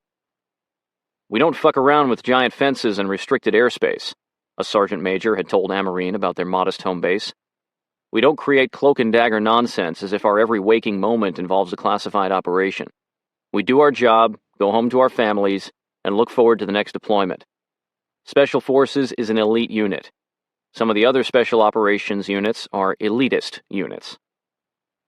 Amarine made his way to the Trees of the Dead, located on Gabriel Field, the parade ground. On April 8, 1962, Specialist 5 James P. Gabriel was shot in the chest during a Viet Cong attack upon his 4-man advisory team and a group of civilian Irregular Defense Group trainees near Da Nang, Vietnam. Critically wounded, the 24-year-old Green Beret continued to defend their position and radio for reinforcements until his position was overrun. He was captured, then fatally shot, before reinforcements arrived. His sacrifice is considered the ultimate testament to the dedication of Special Forces soldiers. As he walked onto the lawn beneath parallel lines of sugar maples, their leaves just beginning to take on the yellows and oranges of autumn, he thought about the 2 months in 1992 when he was assigned to ODA 512 for an internship while still a cadet at West Point. That summer, a senior non-commissioned officer, NCO, named Dennis Holloway, had brought Amarine to the field and told him that each of the 21 maples memorialized a Special Forces soldier from 5th Group killed in the line of duty. Holloway had introduced Amarine to some of the men he had known, represented by more than half of the trees. In the U.S. Army, commissioned officers wear the rank of second lieutenant or above. NCOs, always junior to commissioned officers, are enlisted soldiers who have earned the rank of corporal through sergeant major. They have managerial responsibility over enlisted soldiers and usually act as advisors to seasoned officers and informal mentors to inexperienced officers. Special Forces is unique in that there are no junior enlisted men such as privates on the ODAs. All members of an A-team are senior. "I prefer the heat," Holloway had said, moving out from under the maples. "I hope you never have to look at these trees and see the faces of the men they represent. But if it ever comes to that, you will find comfort knowing that they died for something larger than themselves. You will know in your heart that they died doing something that makes a difference. They will have died because they strived to make the world a better place." Almost a decade later, Amarine could recall Holloway's words as they had walked away from the maples that day. "Too much damn shade on this field." In the 3rd Battalion building, at the end of a long hallway of doors belonging to the 6 ODAs of Alpha Company, Amarine stepped into the stale air of his team's room. Nobody had been in this space, the size of a 2-car garage, for the past 2 months. A wall of 12 lockers to his left represented a full-strength ODA, but currently carried only 8 names. Amarine, the captain, was from Hawaii. The team sergeant, 39-year-old Jefferson Donald Davis, or JD, was from Tennessee. The engineer, Victor Bradley, 29, was from South Dakota. Weapons sergeants Mike McKelney, 30, Ronnie Rakes, 37, and Brent Fowler, 27, were from Missouri, Tennessee, and Utah, respectively.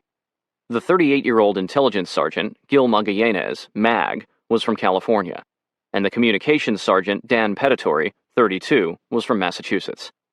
After 5 years with ODA 574, the warrant officer and second-in-command, 41-year-old Lloyd Allard, had just been promoted to the Company B Team, which oversees the ODAs, the A-teams, under Major Chris Miller, leaving 4 vacant lockers.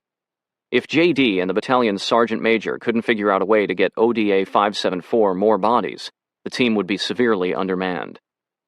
Desks lined the other 3 walls, and a large planning table stood in the center of the room. Amarine's desk, along with those of the second-in-command and the team sergeant, were squeezed into an adjacent office. Amarine had just opened the windows and settled in his chair when Allard walked in. "Sir," he said, "what are you doing here?" "Came in to clear my head before the shitstorm," said Amarine. "How about you, Chief? Shouldn't you be with your family?" "I was getting up to speed for my new job. Ran over here to clean my desk out." "Well, you'll be in a good position to keep an eye on us," said Amarine. "You can make sure we're operational. We're short a medic, a junior communications sergeant, a junior engineer, and now a warrant officer since you're bailing on us." "Shit, sir," Allard said with a grimace. "Don't make it any harder than it already is." "So what's going on down the hall? When is Miller coming back from CENTCOM?" "It should be any day. Big news is Colonel Mulholland is going to be the JSOTF commander for the entire war effort. They're giving him the ball. Everybody's pumped up to go kill terrorists, but there's no plan yet. You didn't hear this from me, but we've got a few teams in isolation now, set to do CSAR when we start bombing. Bad news is General Franks seems to be leaning toward a conventional approach." "Worked so well for the Soviets," Amarine said. The men of ODA 574 assembled in their team room on Monday, September 24, to prepare for a war they knew little about and might never fight. With Allard gone, Master Sergeant Jefferson Davis, the team sergeant, was now second in command. A proud Southerner from a small town in Carter County, Tennessee, where he grew up fishing, camping, and playing football, JD was married with 2 children. Nearing 40, he was a veteran NCO and the oldest member of ODA 574. The Cossacks had called him Grey Wolf because of the gray hair at his temples, and the name had stuck with his own team. The role of Special Forces team sergeants is often described as a tough father, while the team medic acts as the gentler mother. As JD was also a trained medic, he was able to shift his personas to fit the situation. His most important duty, however, was to serve as the conduit between Amarine and the NCOs who made up the rest of ODA 574. To maintain momentum and synchronize their preparations for war, JD would be calling team meetings twice a day. He would also hand out endless to-do lists that included packing personal gear, taking inventory of team gear, and requesting mission-specific gear, prepping weapons, radios, and optics, attending classes on new equipment, scheduling live fire exercises, and preparing the men's families for a long separation. Over a week and a half of 15-hour days, Major Miller had watched the true believers trying in vain to persuade the powers at CENTCOM that unconventional warfare was the way to go in Afghanistan. During a break on September 26, Miller and Kelly were in Kelly's office, watching a television interview that a British reporter in Afghanistan was conducting with a Mujahideen commander of the Northern Alliance. Holding an AK-47 rifle, the fighter stood on a ridgeline overlooking the Shamali Plain and pointed out the Taliban's front lines. Journalists had invaded Afghanistan before the U.S. military. "How come," Kelly said, "it's this easy for a reporter to go in and have a conversation with the Northern Alliance, within view of enemy positions no less, and we can't convince anybody that sending in Green Berets to conduct UW with the Northern Alliance is the best way to fight this thing?" An hour after the program aired, Kelly was meeting with his boss, SOCCENT Commander Admiral Calland, when the Admiral was urgently summoned away. 2 hours later, Calland returned, looking distressed. "General Franks just got his ass chewed by Rumsfeld," he said. "What can we do to get some guys in with the Northern Alliance?" Kelly all but slapped his forehead. For 2 weeks, the true believers had preached this precise course of action, but it was a news broadcast that finally sold the Secretary of Defense. The true believers requested 5 days to plan. The Joint Chiefs gave them 3.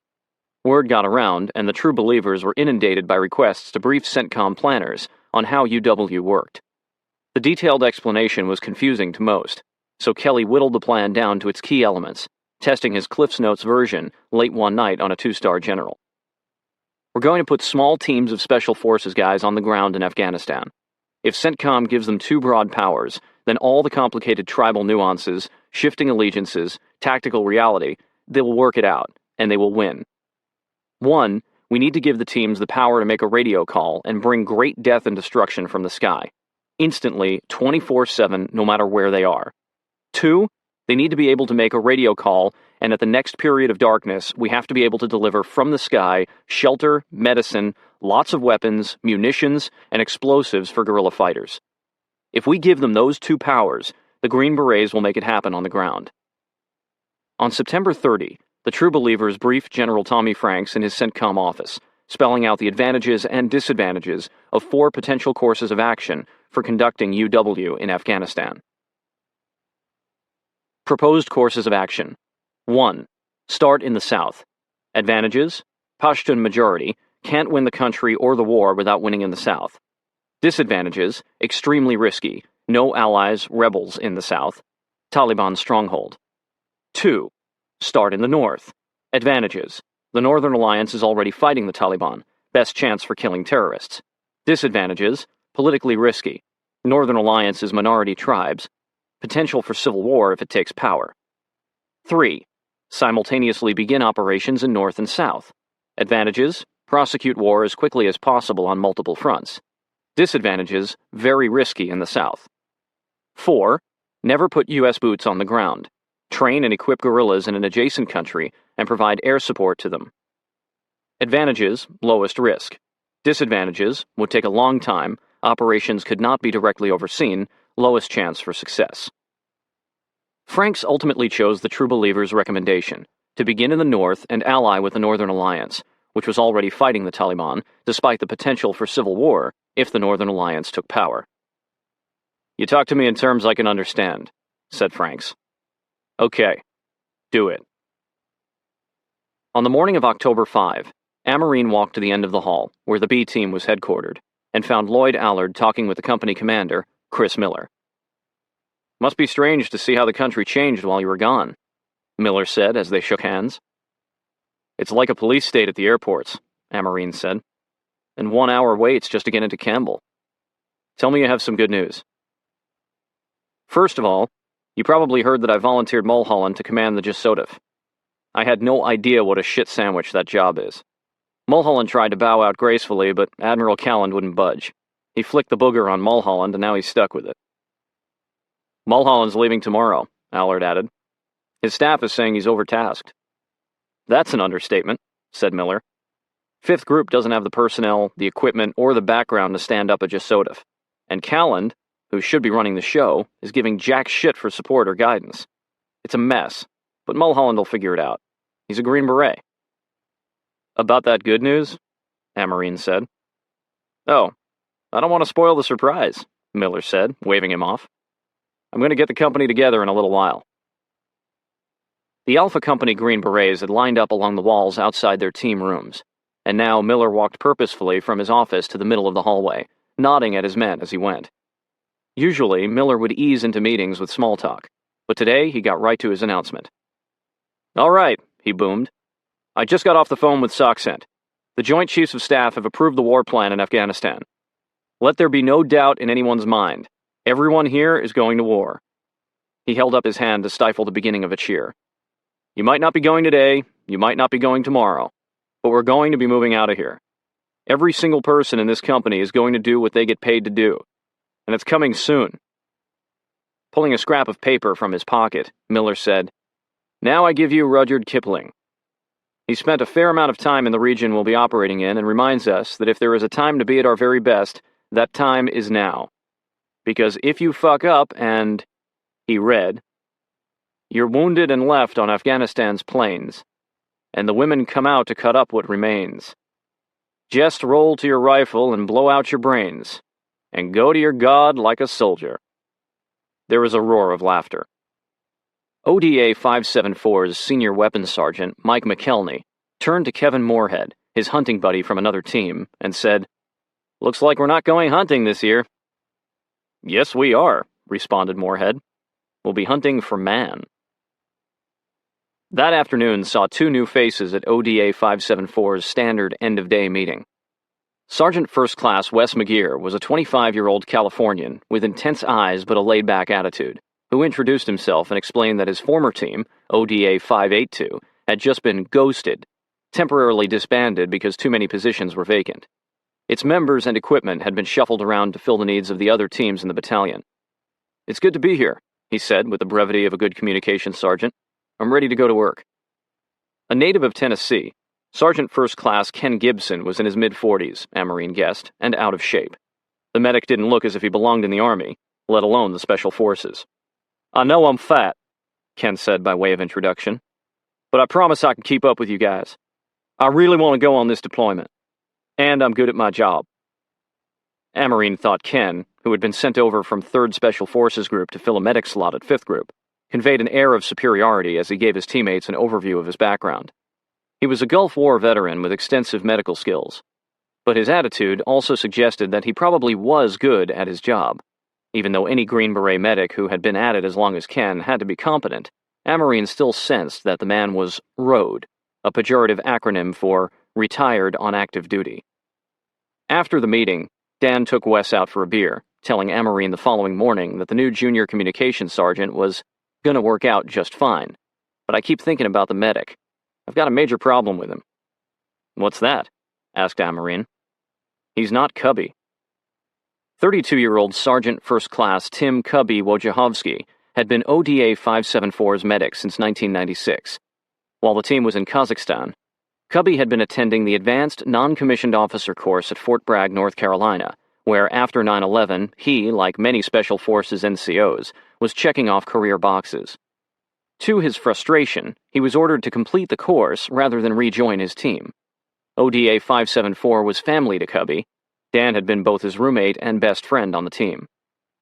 "We'll miss Cubby," said Amarine, "but we have to be thankful we got a medic at all. They're in short supply." "Yeah, I know," said Dan, "but it still doesn't feel right going to war without him." On October 7, 2001, the United States sent 15 land-based bombers and 25 carrier-based fighter bombers to attack Taliban targets in northern and southern Afghanistan. U.S. ships and British submarines in the Arabian Sea launched 50 Tomahawk missiles, targeting Taliban compounds, command centers, and airfields. In the first hours of Operation Enduring Freedom, the small, 40 combat aircraft Taliban Air Force was destroyed, along with its supply of anti-aircraft surface-to-air missiles. This offensive kicked off the air campaign, with bombing raids continuing both day and night. 2 days later, Miller and his B-team staff, including Lloyd Allard, were in the Alpha Company command office, watching the morning Department of Defense briefing on television, when a reporter asked Secretary Rumsfeld to verify the rumor that pilots flying the bombing missions were running out of targets. "We're not running out of targets," Rumsfeld said. "Afghanistan is."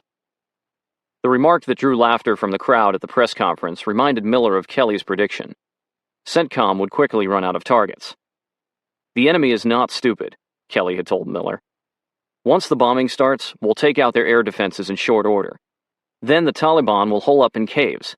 We need small teams of Green Berets teamed up with the Northern Alliance, and together they will assault Taliban positions, driving them out of their caves and making them vulnerable to air power. Without men on the ground, we'll be pounding sand." The men in Miller's Alpha Company command office began to discuss an email being forwarded around Fifth Group, written by a pilot who had been ordered to rebomb targets that had already been destroyed. "This is such bullshit," he wrote. "If the rubble of two walls forms a 90-degree angle on imagery, my orders are to drop a precision-guided munition on it." "You won't see that quote on the news," said Allard, as Major Kurt Sontag entered the room. Sontag had two announcements. First, Lieutenant Colonel Queeg, their battalion commander, had deployed forward with Colonel Mulholland, so Sontag was now in charge of 3rd Battalion. Then he said, "The battalion is isolating. Tell your teams to say goodbye to their families and report to the ISOFAC on Sunday." An isolation facility where special forces are sequestered from the outside world to plan their missions in a secure environment. Inside the building, teams are isolated from each other in apartments. If a Green Beret is captured, he will thus have no knowledge of other teams' locations or missions. When Miller relayed the news to the team leaders later that day, he wasn't certain what pleased them more, their impending missions or Queeg's departure. Late on the morning of October 8, 4 men riding tandem on 2 clunky motorbikes approached the Afghan border from Pakistan. Without weapons or even the most basic military training, Hamid Karzai and his friends were armed only with their faith that the Pashtun people were ready to rise up against the Taliban and take back their country. The week before, in Islamabad, Karzai had met with his CIA case officer, a man named Casper, and assured him that his tribe was prepared to revolt. Casper had given him a satellite phone, his own phone number and those of other Pakistani-based CIA operatives, and instructions to call once Karzai had raised an army in Afghanistan, the agency's way of saying, "Put your money where your mouth is." Those in the higher echelons of the CIA seemed to consider Karzai's quest an impractical dream at best. He might be helpful down the line in forming a post-Taliban government, if he survived. To Hamid Karzai, that satellite phone symbolized hope. Chapter 3. To War. There was tremendous pressure from the Secretary of Defense to do something. We went forward with a plan, and I believe that most of the senior officers at CENTCOM did not believe it was going to work, and that it was just to buy time. Lieutenant Commander Philip Kapusta, Joint Strategic Plans and Policy Staff, Special Operations Command Central, 2001. The 2-story brick building surrounded by a simple chain-link fence looked like a cross between an industrial warehouse and an econo-lodge, not a state-of-the-art Special Forces isolation facility. On Sunday, October 14, the A-teams chosen by 5th Group to isolate for Operation Enduring Freedom arrived one by one to the ISOFAC, located not far from the 5th Group block. Some brought family members to their team rooms for a private goodbye before heading over to the ISOFAC. Others opted for a public farewell in the parking lot. Most maintained smiling composures to alleviate their families' fears. All of them knew of Afghanistan's reputation as the graveyard of empires, where invading armies had been routed since the time of Alexander the Great. After taking leave of their families, the men of ODA 574 entered the self-contained, electronically pimped-out Batcave and were greeted by Sergeant Bob Webb, half of ODA 574's 2-man administrative support team, or AST. Each team member had the shadow of a beard that would thicken during isolation, which could last anywhere from 5 days to several weeks. During this period of time, Webb would serve as a 24-hour on-call link to the outside world, procuring anything the team might need: a piece of intelligence, a weapon diagram, a photo of a warlord, or a New York-style pizza. Now he led ODA 574 to one of 24 isolation dorms, a 2-story apartment opening onto a central hallway where the Special Forces motto, De Oppresso Liber, was posted.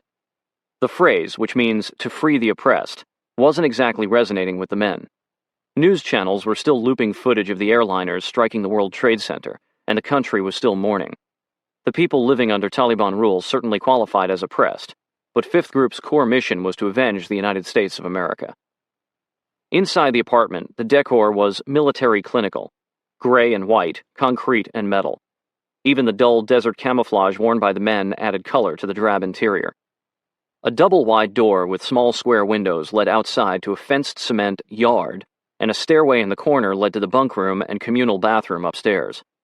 Walking in, Dan Pedatory shouted out, "All right, where's the keg?" Then he and Wes wired their laptops into the Isofax secure network at desks along the walls of the cavernous planning room. Mag headed upstairs to claim the lower bunk in the quietest, darkest corner of the room, before returning to stand quietly at Amarine's side. Only his Aunt Olga called Sergeant First Class Gilbert Magallanes, the team's intelligence sergeant and third in command, by his first name. To everyone else, he was Mag. Raised in Livermore, California, Mag had cruised around Oakland as a teen. Mexican machismo coursing through his veins, and the chest-out, shoulders-back, stand-tall posture to match. After high school, rather than join the family tile business, he enlisted in the military, where he became a Ranger-qualified Green Beret and earned a reputation as the type of guy you wanted at your side in a firefight. The strong, silent type, as a fellow NCO put it, minus the word silent. Like J.D. and Ken, Mag was a Gulf War veteran.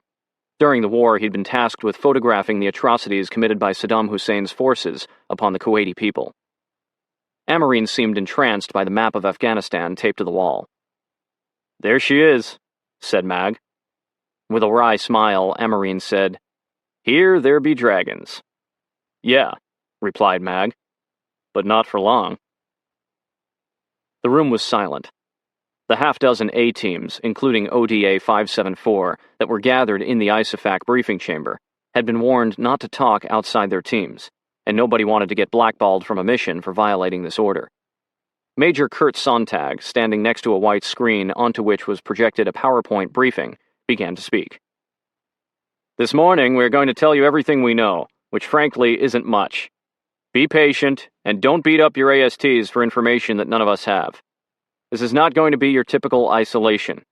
We will go over your likely mission and discuss what has been going on in Afghanistan since the first ODA tried to infiltrate 4 days ago.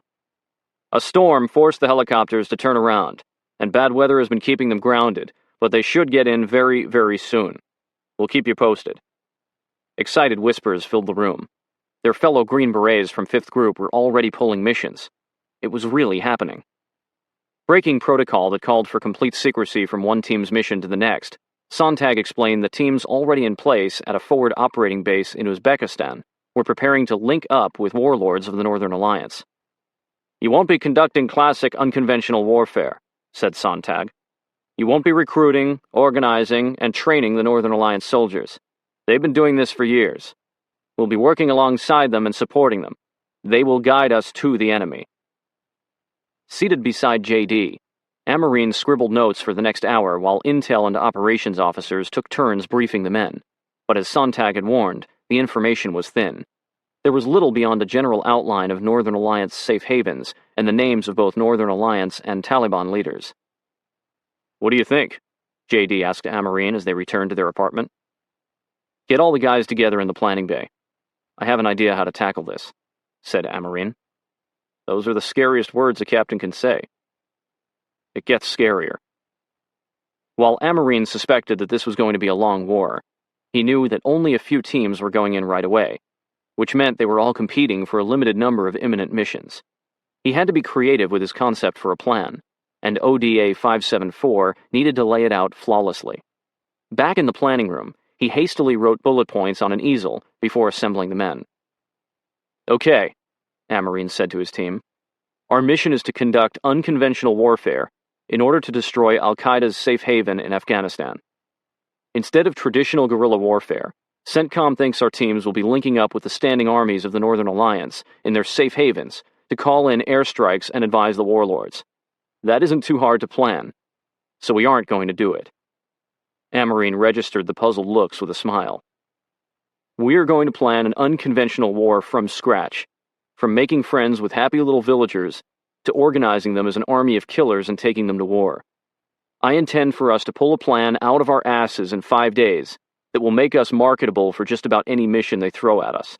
With any luck, that'll get us out the door first." Amarine's broad concept plan proved difficult to construct.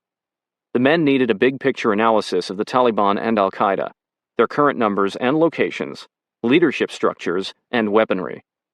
If ODA 574 was going to foment a rebellion among the locals, the team would also need detailed reports on Afghanistan's ethnic geography. The book Taliban by Ahmed Rashid provided the best information on Afghanistan under that regime. The Other Side of the Mountain, a study of Mujahideen tactics compiled by the Marine Corps Combat Command, outlined, among other lessons learned, how the Soviets were repeatedly ambushed at the same locations. As the team sorted through piles of pseudo-intelligence, most of it dredged from Soviet military archives, it became clear that there was barely enough information to write a high school history report. J.D. floated among the men spread out around the room, some seated at desks, others on the floor, assisting when he could. He had compiled a list of questions about Afghanistan, but there were no resources to consult for the answers. "You would think," he said to Amarine, "that with Osama bin Laden identified as our greatest terrorist threat, the CIA, DIA, or some alphabet agency would have files on the country where he operates." "You'd think. If the intel existed, we'd have it by now, right?" "I'm thinking the channels are open," Amarine said. "There's just nothing to push through." On the third day of isolation, Amarine briefed Sontag, who was impressed with ODA 574's unique concept for a full-scale unconventional warfare campaign, especially in the absence of hard information. The other teams had chosen to focus their plans on linking up with the standing armies of the Northern Alliance. He told Amarine to press on. By the fifth day of isolation, the planning room walls were plastered with large sheets of butcher paper bearing the handwritten step-by-step notes that were the blueprint of their plan. By noon, the men were ready to deliver a finalized brief when their AST entered the room. "Congratulations," said Sergeant Webb. "You don't need to brief Major Sontag.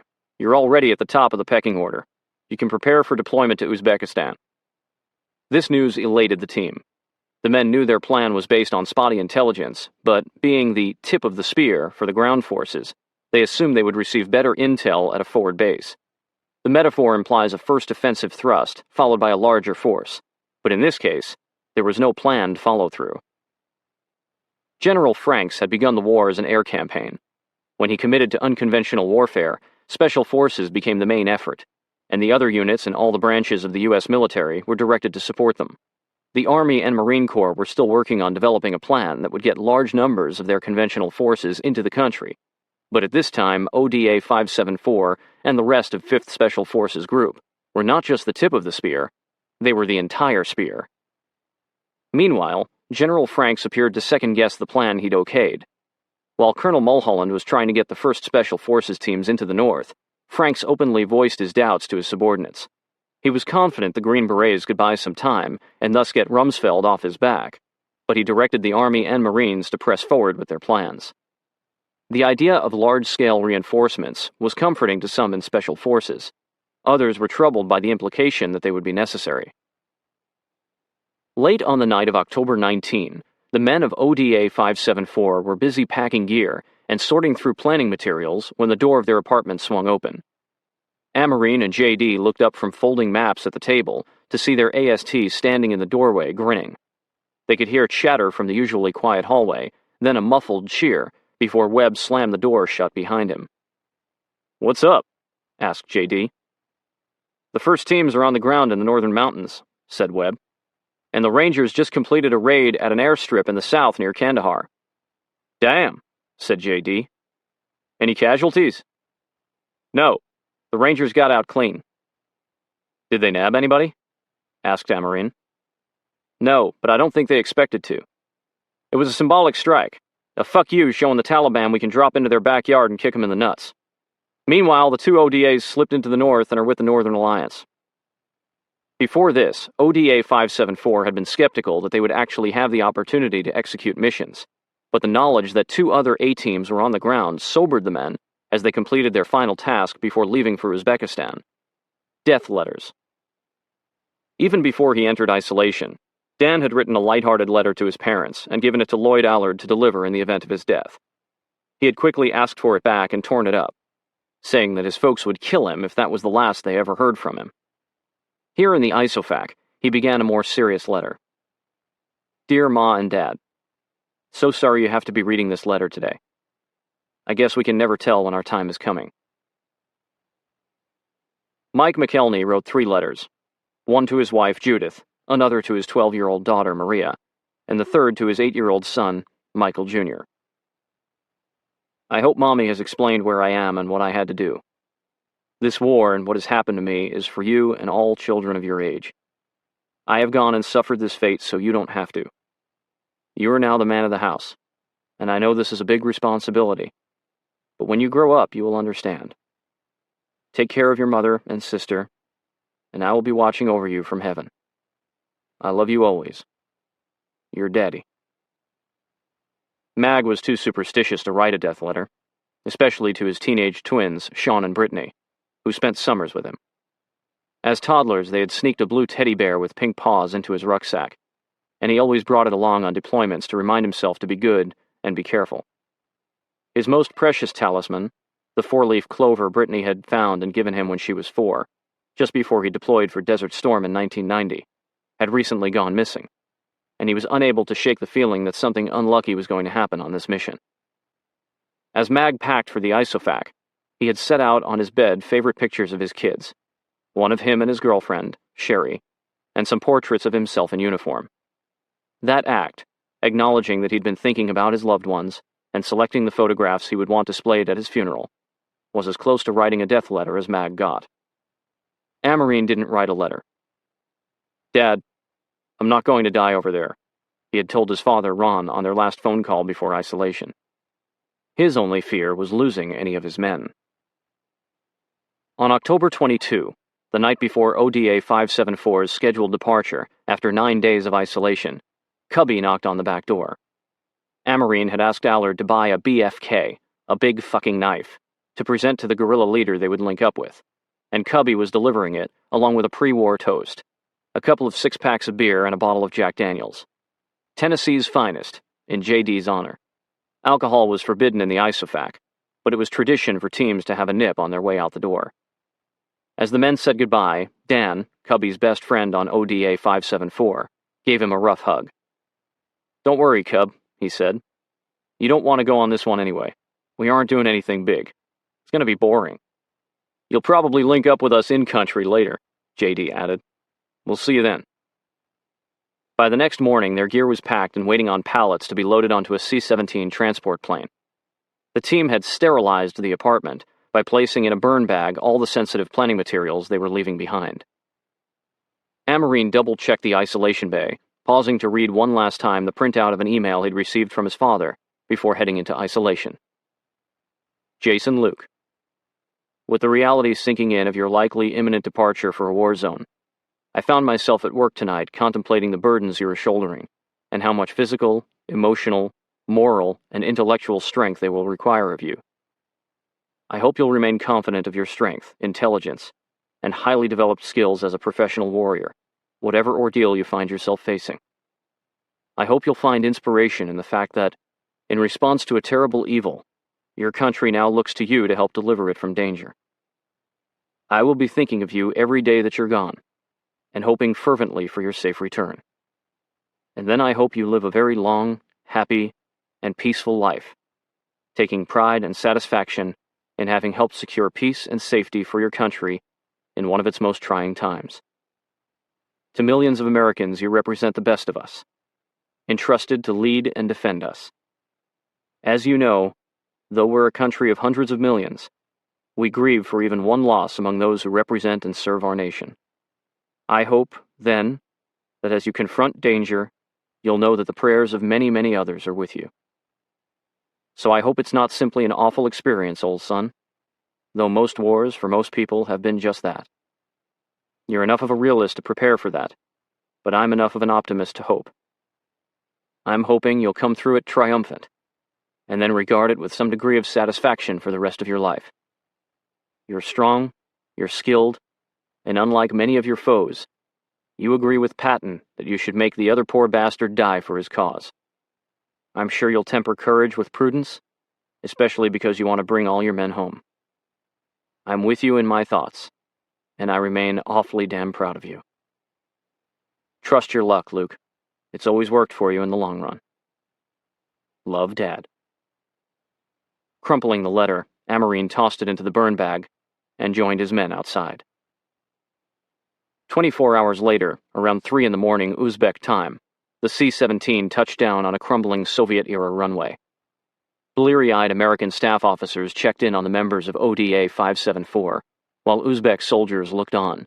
Then Sergeant Tom Conrad, the team's new AST, led them down a gravel road and onto the airbase at Karshi Khanabad, or Camp Stronghold Freedom, better known as K2. Here, Colonel Mulholland had set up a large tent to house Jasodif North, dubbed Task Force Dagger, from where he would oversee the Afghan theater of operations until Jasodif South was established and ready to take over the lower region of the country, roughly south of the Hindu Kush Mountains. Until then, Mulholland was responsible for the entire country. As they walked, Conrad checked off the inconveniences the men were likely to encounter at K2, including floods, electrical outages, and heater malfunctions.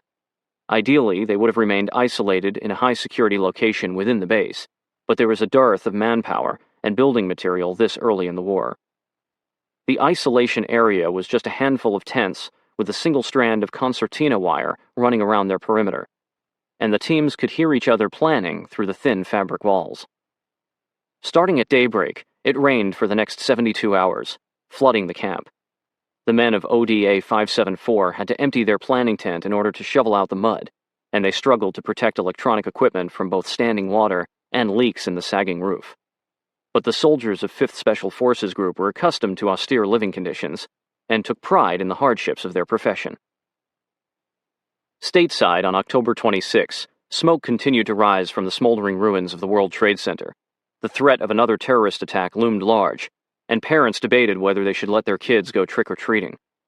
In the White House Situation Room, a National Security Council meeting was in progress. President George W. Bush sat with his principal advisors, Chief of Staff Andrew Card, Secretary of Defense Donald Rumsfeld, Secretary of State Colin Powell, CIA Director George Tenet, and National Security Advisor Condoleezza Rice, as they briefed him on the status of the war. 3 ODAs had successfully infiltrated northern Afghanistan.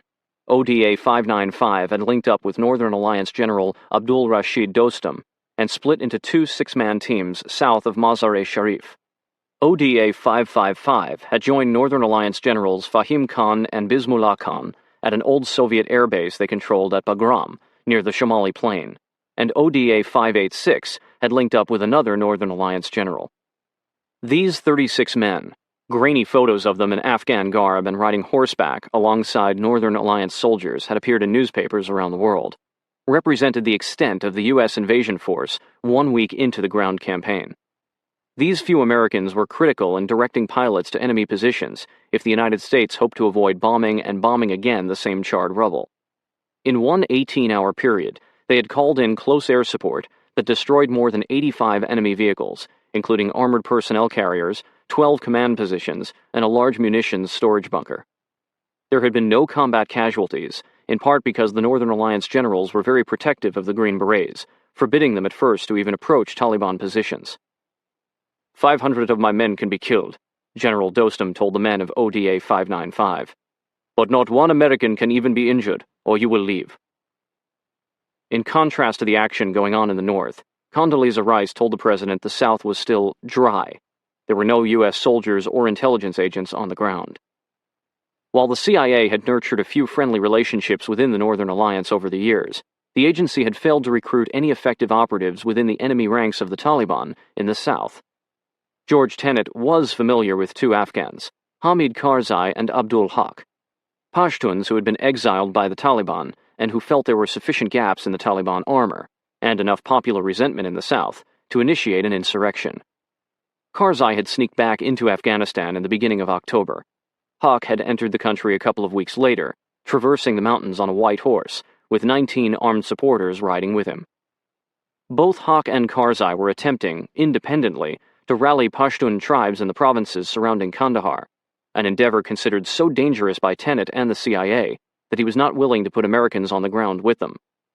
The CIA had limited its involvement to offering both men satellite phones in order to monitor their progress and gather intelligence, and dangling the carrot of American support if they could create a fledgling Southern alliance. Haq, a well-known Mujahideen war hero, had refused the satellite phone.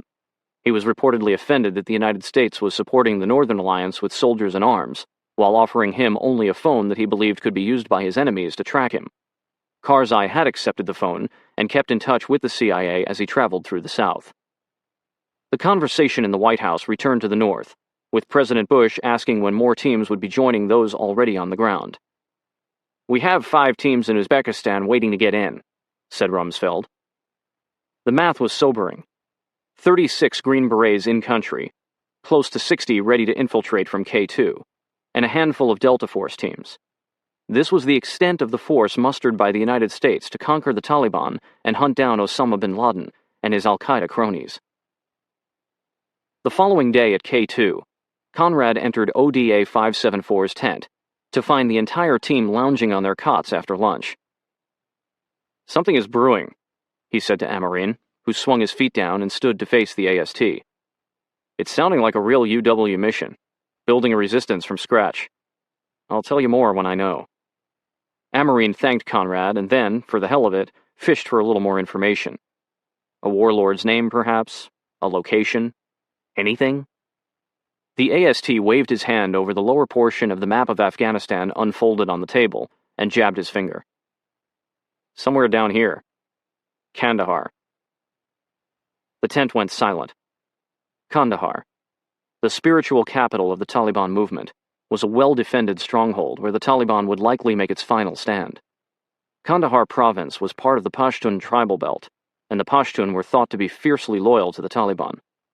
For an American soldier, the South was no man's land. There were no established armies with whom to ally, and no warlord fiefdoms in which to seek refuge if they had to retreat. And while history has branded all the tribes of Afghanistan for their proficiency at routing foreign invaders, the warlike, ruthless, and vastly numbered Pashtun have been particularly adept at the enterprise.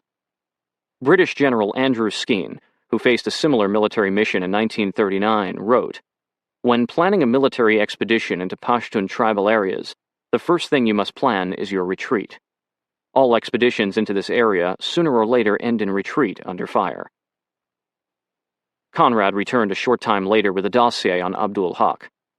The team crowded around the table to pore over this latest clue to their mission. Haq was trying to garner support among the Pashtun in southeastern Afghanistan, which could only mean that he had a serious following, serious firepower, and serious cojones. 2 hours later, the AST poked his head inside the tent. "Bad news," he said. "Abdul Haq is dead." After only 4 days in country, Haq and his men had been ambushed by Taliban soldiers at a village in Logar province, north of Kandahar. Word was that Haq, once surrounded, had used his personal satellite phone to call his supporters in Peshawar, Pakistan, who in turn desperately sought help from the U.S. Embassy. This plea was relayed to the CIA, which sent an unmanned drone to launch a Hellfire missile at Haq's attackers. The response had been both insufficient and too late. Haq had been taken to Kabul, tortured, and then hanged within the ruins of a building destroyed by an American bomb. For Amarin, this news generated a new set of questions. If Haq was important, why hadn't the CIA provided him with more support? Why hadn't an SF team been with him? Haq's death signaled either a grievous breakdown in communications or the profound peril of operating in the area. Or both. The men continued to wait. Rumors at K2 were passed via the piss tube information exchange system, the plastic pipe urinals that served the same function as the office water cooler, and the latest was that all A teams entering Afghanistan would be joined by an Air Force forward air controller to help them direct airstrikes from Air Force and Navy fighter jets and bombers. Soon enough, ODA 574 got theirs.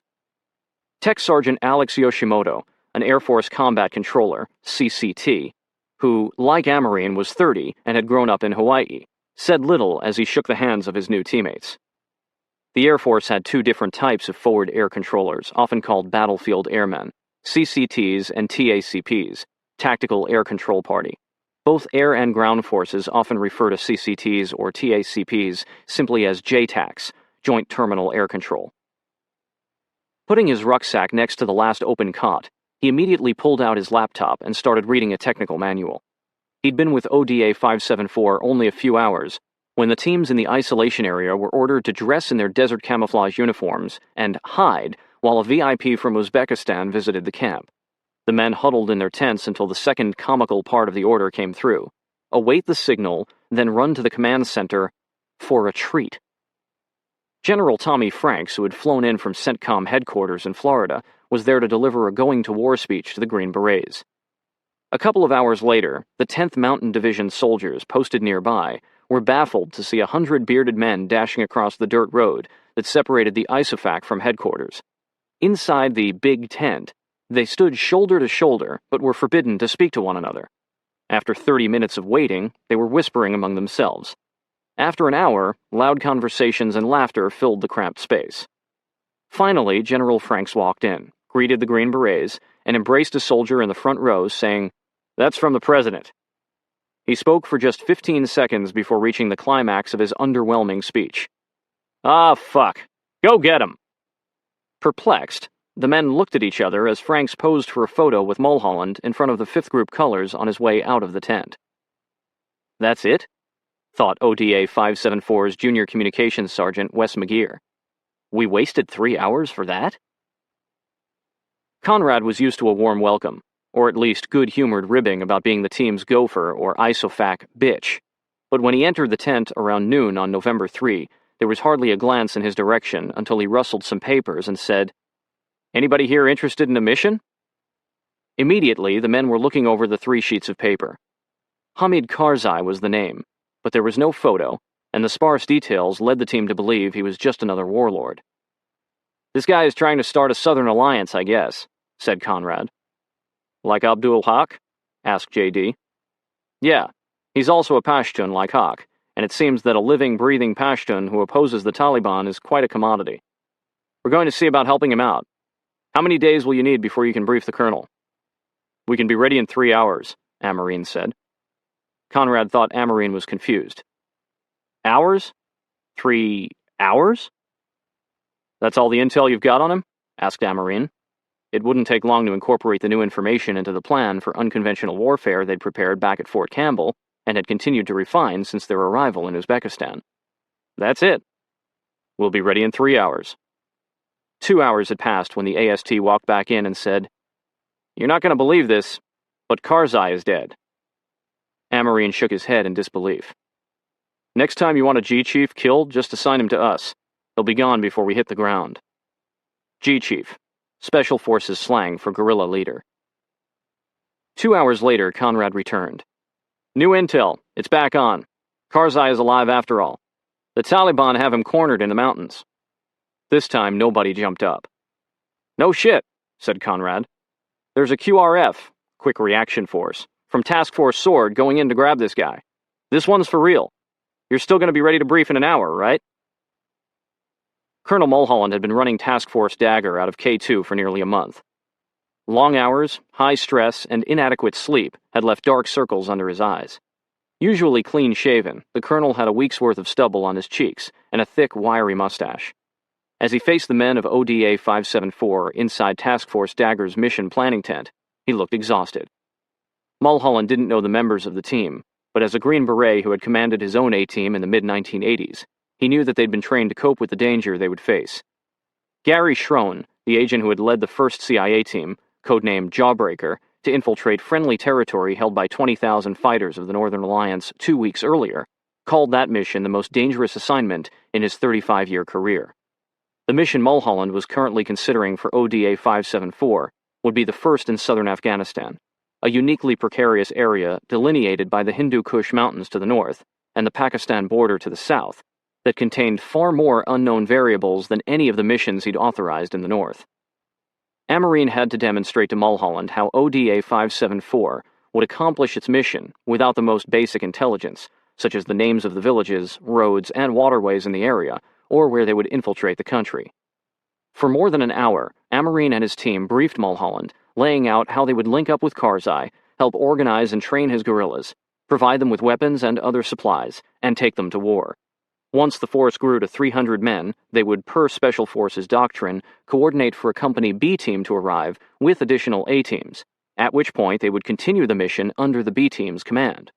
One by one, every member of ODA 574 provided details of the plan, including updated intelligence estimates, anticipated phases of the campaign, logistics, even a rundown of individual equipment and the weight each man would carry. The brief concluded when Amarine said, "Sir, ODA 574 is ready to execute the mission." Mulholland's face betrayed his grave misgivings as he considered whether to authorize the mission. He let out a long, contemplative breath. This shit's grim, thought Mike, sensing that the colonel wasn't telling them everything he knew. Moving from man to man, Mulholland looked each one in the eyes and asked, "Are you ready for this?" "We need to get him out of here," J.D. whispered to Amarine, who knew he had to get between Mulholland and his men before the colonel killed their morale. Amarine was trying to figure out how to do this when Mulholland said, "Good brief. We'll keep working with our CIA counterparts to figure out when and how to put you on the ground." Following Mulholland out of the tent, Amarine reassured his boss that the team was ready.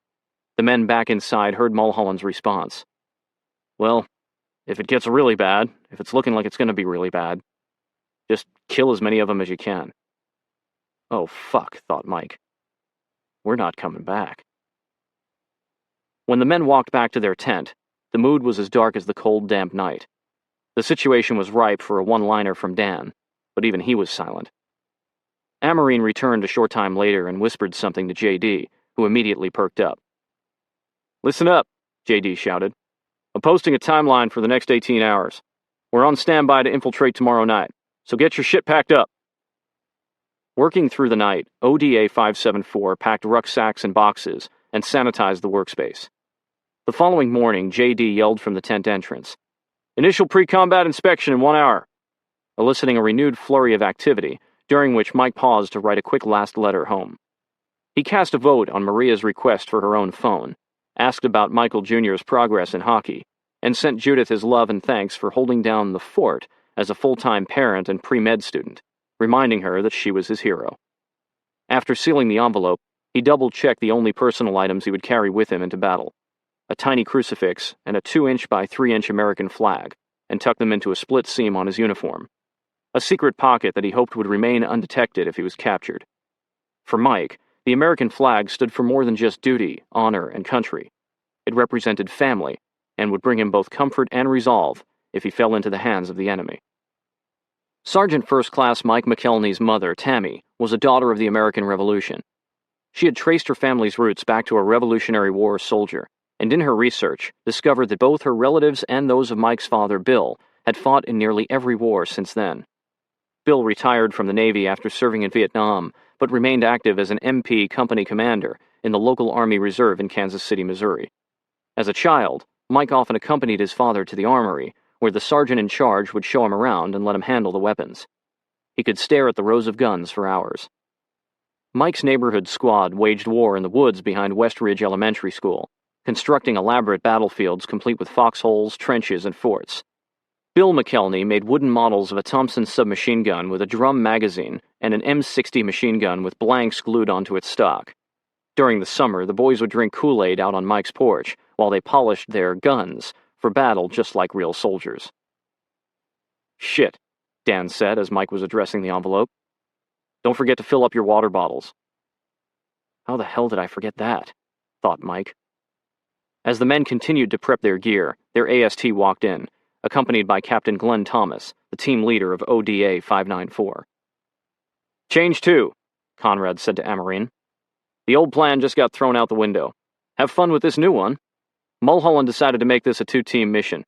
You're going to hook up with Captain Thomas's team and go in together, and Mulholland is sending Lieutenant Colonel Mark Rosengard to keep Task Force Sword from fucking with you." For the next half hour, Amarine and Thomas reworked ODA 574's original plan. "This actually makes things much easier," Amarine said. "I was trying to figure out how to work with the G-Chief while leading my men in combat operations. With you and your men coming, I'll park my ass beside the G-Chief. He'll be my focus, and you can lead both our teams." "Sucks for you," Thomas said, "but sounds like a good way to handle it." "It's the right thing to do," said Amarine. "I'll advise the G-Chief while you lead from the front." 5 hours later, Conrad came back to the tent and pulled Amarine aside. "Change 3. You and Thomas each need to pick 2 guys from your teams. You're heading to Pakistan with Lieutenant Colonel Rosengard in half an hour to sort all this out." Every member of ODA 574 was ready to go. Uncertain how to break the bad news, Amarine said a few words to J.D. Then he quietly told Mag, Be ready to walk out of here in 5 minutes. You and Alex are heading out." The three men retrieved their already packed equipment from the foot of their cots. Once they were out the door, J.D. called out behind them. "Okay, changing plans. Colonel Mulholland wants the leaders' recon to sort things out in Pakistan, so he's sending the team leaders with a couple of guys each. Mag and Alex are going with the captain." As he walked away from his teammates' curses of frustration, Mag was chuckling on the inside. For the first time in weeks, he felt lucky. Chapter 4. The Soldier and the Statesman. It is the ODA commander who will internalize the implications of acting or failing to act, and the ultimate impact on United States foreign policy. The burden and responsibility for sound decision-making under such circumstances goes way beyond the normal expectations of a United States Army captain. But this is a Special Forces officer, and he will be held to a higher standard. Colonel Gerald Schumacher, U.S. Army Special Forces, retired, to be a U.S. Army Green Beret. Shortly after 2 in the morning on November 4, Lieutenant Colonel Mark Rosengard, Captain Jason Amarine, Captain Glenn Thomas, and their subordinates walked off the ramp of the Special Operations MC-130 transport airplane and onto the tarmac at Jacobabad Air Base, known as JBAD, in Pakistan. U.S. forces had the run of the base but occupied a cordoned-off section near the halfway mark of a 2-mile-long airstrip, where Hamid Karzai and 7 Pashtun tribal leaders had disembarked from helicopters only hours earlier. Access roads were barricaded and guarded by Marines, creating an enclave of whitewashed adobe administrative buildings, bomb-proof jet fighter shelters, metal storage containers, and a massive camouflage-painted hangar. As Rosengard led the Green Berets to the hangar, he explained that despite his higher rank, he was there only to oversee, a laissez-faire command style that indicated his confidence in Special Forces captains. "You two do your jobs," he told Amarine and Thomas, "and don't worry about me. I'll advise as needed." Lights flickered a third of a mile to the west, where a town edged up against the base's perimeter fence. The side of the hangar facing the town was barricaded by steel Connex shipping containers stacked on top of each other. "The locals in that urban sprawl over there weren't too happy when we got here," announced JBAD's Deputy Commander, Air Force Lieutenant Colonel Steve Hadley, nodding toward the containers as he strode out from the hangar to greet them. "They weren't very good shots, but we wanted something to stop the bullets from coming in where we're sleeping." 46-year-old Hadley, one of 12 pilot physicians in the Air Force and the only one with a Ranger tab, was known to his men as a human Swiss Army knife, as sharp as they come both physically and mentally. In the fluorescent light coming from the hangar, Hadley's thick mustache was prominent against his wind-chafed, sunburned cheeks. Amarine could just make out his West Point class ring, while Mag honed in on the bumpy rash covering the lieutenant colonel's forearms. "Mosquitoes," said Hadley with a grin. "This was a bare base when we got here. Had some standing water issues that started a whole ecosystem for a while, but things are better now." This was hard to believe, judging by the smell. The influx of Air Force personnel, some 250 were living in the hangar like refugees in a high school gymnasium, had overwhelmed the septic system, and there was standing sewage on the low ground surrounding the buildings. "That's your place out there, on the other side of what we call Lake Jacobabad." Hadley pointed across the sewage runoff pond. The men piled into the back of a waiting cargo truck and were driven 75 yards to a modern-looking, flat-roofed structure, about 200 feet long and 50 feet wide, which was their safe house. They unloaded their gear and carried it beneath an unlit balcony and past darkened windows, stopping in front of the building at a sliver of light shining through the crack at the base of a closed door. "That's where a Pakistani general keeps regular office hours," Hadley said, referring to a smaller building standing by itself 50 yards to the west. "He's watching over us, making sure we're not mounting an invasion." He winked. "Do the Pakistanis know Karzai is here?" asked Amarine. "Negative. Besides you guys and the spooks, only 4 people at this base know Karzai is here. The agency wants to keep it that way. The general over there, he definitely doesn't know." Mag asked Hadley about the base's security. "There are 250 Marines living in holes out there in the dirt, providing security for the base. Bless their hearts, we barely know they're here. I'll just ask that you guys stick to the roads in the neighborhood of your safe house." Hadley opened the door, and the Green Berets followed him down a hallway of white-painted bricks and cracked tile floors to the only open doorway. Inside, 2 scruffily bearded men dressed in khaki pants, fleece jackets, and hiking boots straight out of an L.L. Bean catalog sat talking together on metal-framed beds topped with thin mattresses and sleeping bags. Spooks, thought Mag, as Rosengard introduced Amarine as the military advisor who would be working with Karzai. "Good to meet you, Skipper," said the more muscular man. Casper, who looked to be about 45. The leader of the CIA's only Pakistan-based jawbreaker team, with the intent to operate in southern Afghanistan, Casper had accompanied the Navy SEALs who'd evacuated Karzai from Afghanistan only hours before. Casper introduced the other, older spook, Charlie, then told the men about the rescue and Karzai's current status, asleep, with his 7 supporters, at the other end of the safe house. "We're here to facilitate your work with Karzai," Casper concluded. "We've scheduled for you to meet him and his men tomorrow morning at 10. Facilitate, thought Amarine. What the hell does that mean? It was still dark when Amarine awoke the following morning, put on desert camouflage pants and a brown t-shirt, and wandered down the long hall of the safe house to orient himself, take a peek outside, maybe find the kitchen. A door suddenly opened up ahead, and a thin, balding, middle-aged man with a neatly trimmed beard and a blanket wrapped around his shoulders stepped into the hallway and began to head in Amarine's direction, seemingly deep in thought. As soon as he realized he wasn't alone, the man straightened his posture, smiled, and continued toward Amarine, his hand outstretched. "Hello," he said. "I am Hamid Karzai." "Good morning.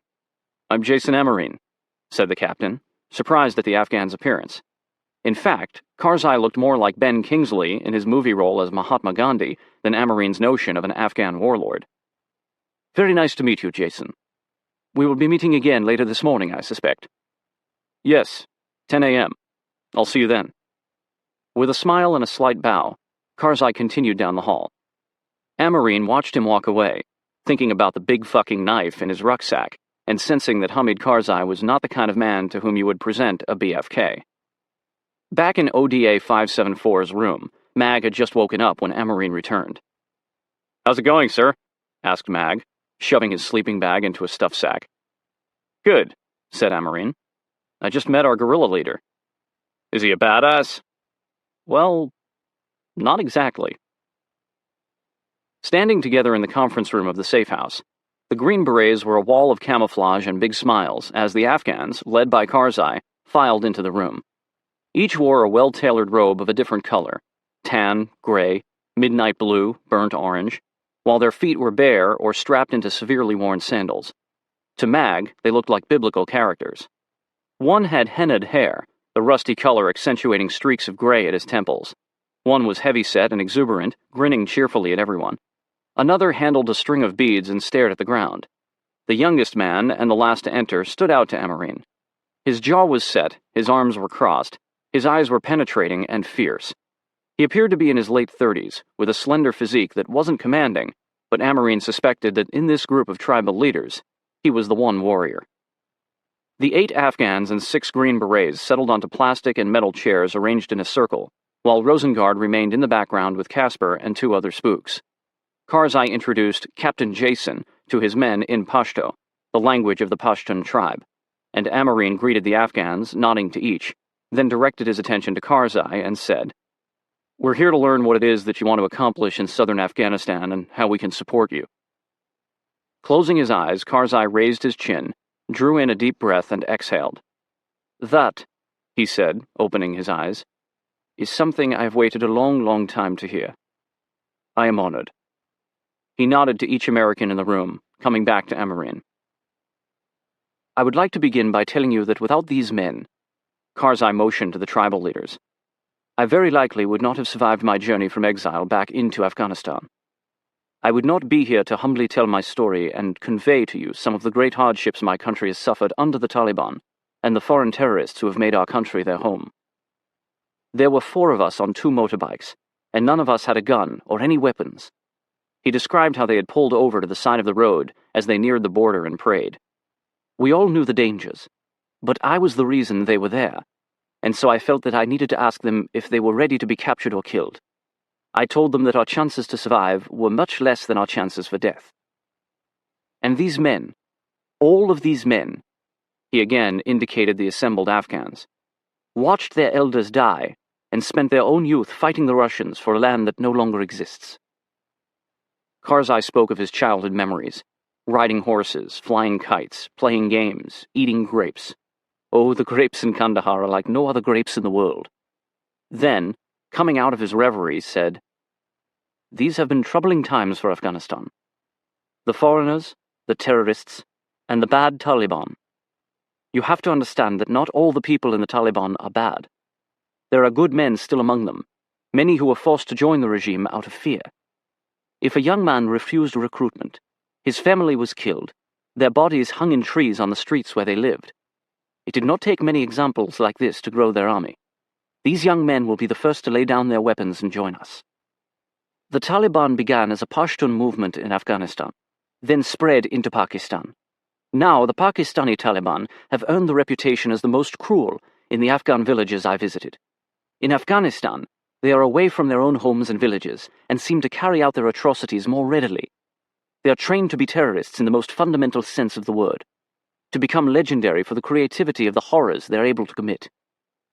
Lowering his voice, Karzai said, "The Pakistani Taliban will be the last to lay down their arms, along with the foreign terrorists. They would all rather die." For nearly 2 hours, Karzai recounted the story of his recent weeks in Afghanistan, evading the Taliban as he moved from the border town of Chaman northwest to Kandahar, then farther north to Tarin Kot, stopping in villages along the way to hold secret meetings with tribal leaders and mullahs. In Tarin Kot, the capital of Uruzgan province, just north of Kandahar province, he had stayed at the home of a mullah he knew from their years spent fighting the Soviets. The mullah had gathered 4 influential tribal leaders, one of whom asked, "Do you have the Americans with you? Are they behind you, as they are behind the Northern Alliance?" Karzai had shown him the satellite phone and said he had been promised support, though whether that meant ground forces or just supplies and weapons, he did not know. Another tribal chief had held up leaflets dropped by American planes across Afghanistan, urging the populace to rise up. One was a cartoon of an Arab walking a mullah on a chain as if he were a dog, with the caption, "Who really runs the Taliban? Expel the foreign rulers and live in peace." "You have a phone," the leader had said. "Have the Americans bombed the Taliban command here in Tarin Kot? We can tell them which buildings."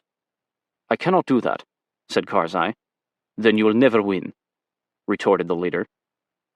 The mullah told Karzai that the Pashtun needed proof that the United States was behind them before they would rebel. "The people are sick of the Taliban. They will stand behind you. But the Taliban will fire their cannons, crush our homes, and send the flesh of our women and children into the trees. Our lives are not good. It is not the Afghanistan we remember, but it is still life. Get the Americans to come, and we will fight." The word of a mullah could be trusted, Karzai informed the Green Berets. But pieces of paper do not stop bullets and rockets.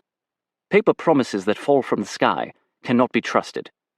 He explained that the Afghans were well aware of what happened in Iraq during the Gulf War, when the Shiites and Kurds believed the leaflets the Americans dropped urging them to rise up against Saddam Hussein. They did, and the Americans did not come. Saddam's forces had retaliated by massacring the insurgents.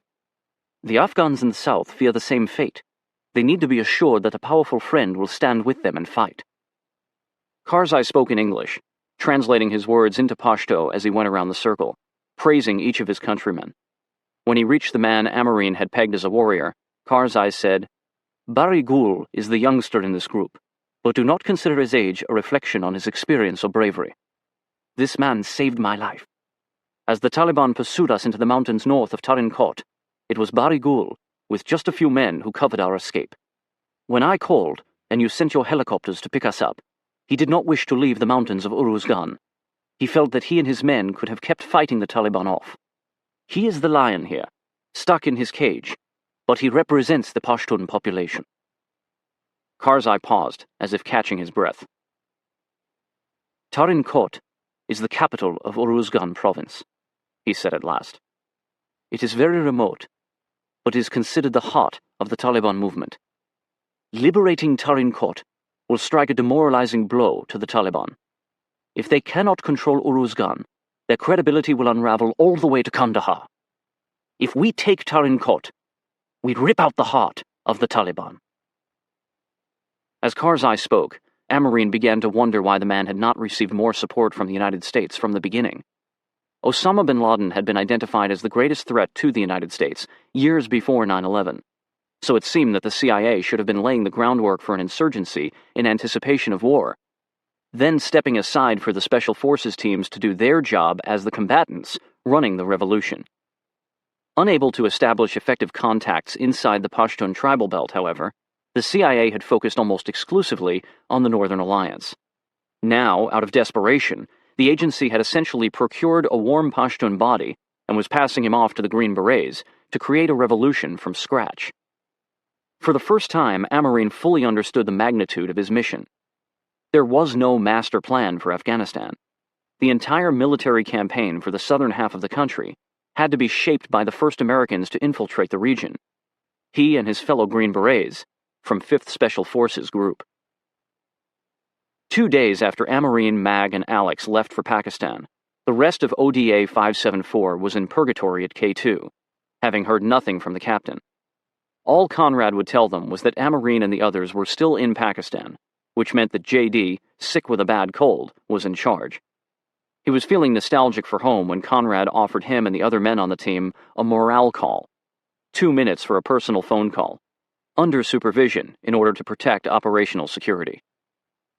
Since meeting his wife, Mi Kyung, in 1985, when he was on his first overseas assignment as an Army medical specialist at Camp House in South Korea, JD had been deployed an average of 7 months out of the year. For the 2 years before ODA 574's most recent deployment to Kazakhstan, however, he had taught at the Special Forces Selection and Qualifications course at Fort Bragg, working normal hours and living in the nearby town of Hope Mills, North Carolina, with his family. He was able to coach his 7-year-old son Jesse's flag football team and bonded with his 11-year-old daughter Christina over long talks on their porch. For the first time, the Davis family experienced what life would be like once JD retired from the military. Still, Mi Kyung was used to being alone with the kids for long stretches. She wasn't used to receiving calls from her husband while he was deployed, even in peacetime, so she was shocked to hear his voice after she picked up the phone. She immediately gave the phone to Jesse, beginning to cry when she saw how happy he was to hear his father on the line. When Jesse handed the phone back, she tried to suppress the trembling in her voice as she asked JD if there was anything he needed. "Besides you," he said, "I sure would love some Rice Krispies treats." Mi Kyung spent the morning making the bars, wrapping them in wax paper, foil, and plastic, and packing them into a box with beef jerky, cold medicine, a Harley-Davidson magazine, and the most recent family photo she could find. Then she drove the package to Fort Campbell and hand-delivered it to a warrant officer at 5th Group, who promised her that it would be shipped to JD as soon as possible. In Uzbekistan, JD returned to the team's tent and finally wrote his death letter to his wife and children. For 2 days, the Green Berets holed up in the safe house in Pakistan, learning from Karzai about southern Afghanistan and formulating a workable plan to take Tarin Kot, a town of 10,000 located approximately 75 miles north of Kandahar. Situated in a high desert valley rimmed by mountains, the town's only access to the outside world was a dirt track, barely a thread on the map. Karzai called this segment of the Kandahar Road an appalling journey, so treacherous to navigate in places that it took at least 15 hours to drive the distance. A few other roads branched out from Tarin Kot through mountain passes into even more remote districts. The town, which relied upon its few trade routes to supply the populace with the staples of life, had experienced a recent drought that greatly reduced the productivity of the little farmland that was still irrigated from the receding waterways. All of this information contributed to the Green Berets' basic plan to disassemble the Taliban in the south. The region was ideal as a base from which to start a guerrilla war to seize Kandahar. The plan was to infiltrate near Tarin Kot, raise a guerrilla fighting force big enough to close off the surrounding mountain passes, and put the town under siege. The Taliban defending it would ultimately surrender, and additional A-teams would be brought in.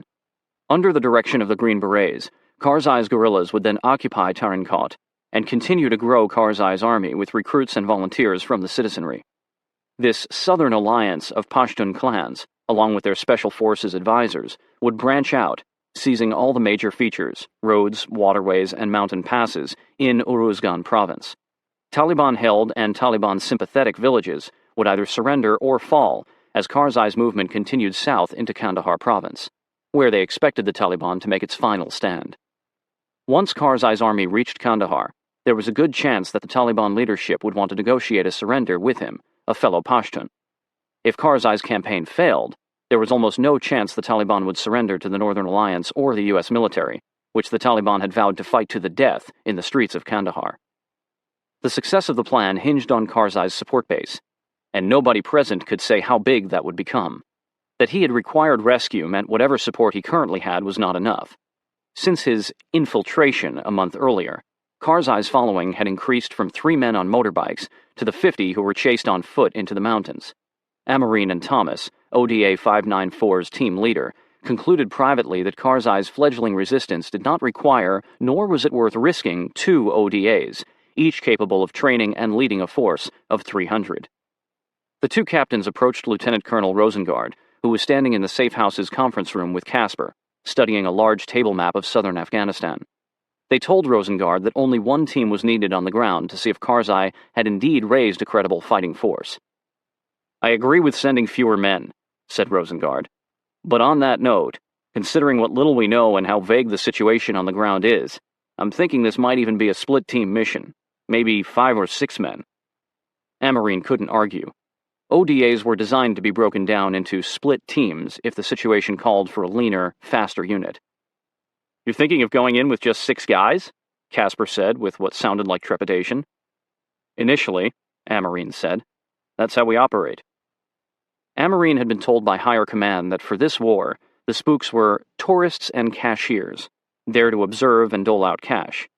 The CIA had no authority over the Army's campaign, and Casper had made it clear that, though armed, he and his men were leaving the combat operations to the ODA. "Well, it's your fight," Casper told Amarine. That evening, as Rosengard was preparing to return to Kazakhstan with Captain Thomas, he told Amarine to make sure both of his split teams were fully operational. "The way things are stacking up," he said, "another mission will emerge. Limit what you tell your guys when you break the news that you're splitting the team. You don't want to blow their chance for a mission and bench them as ASTs by telling them too much." Now Amarine had to decide which men would join him in Pakistan, and which would stay with JD, the leader of the other split team. Since Alex, with his extensive communications background, was already in Pakistan, Amarine would bring the junior Commo Sergeant, Wes, and leave Dan, the senior Commo Sergeant, with JD. Mag was an engineer, so the other engineer, Victor, would stay with JD.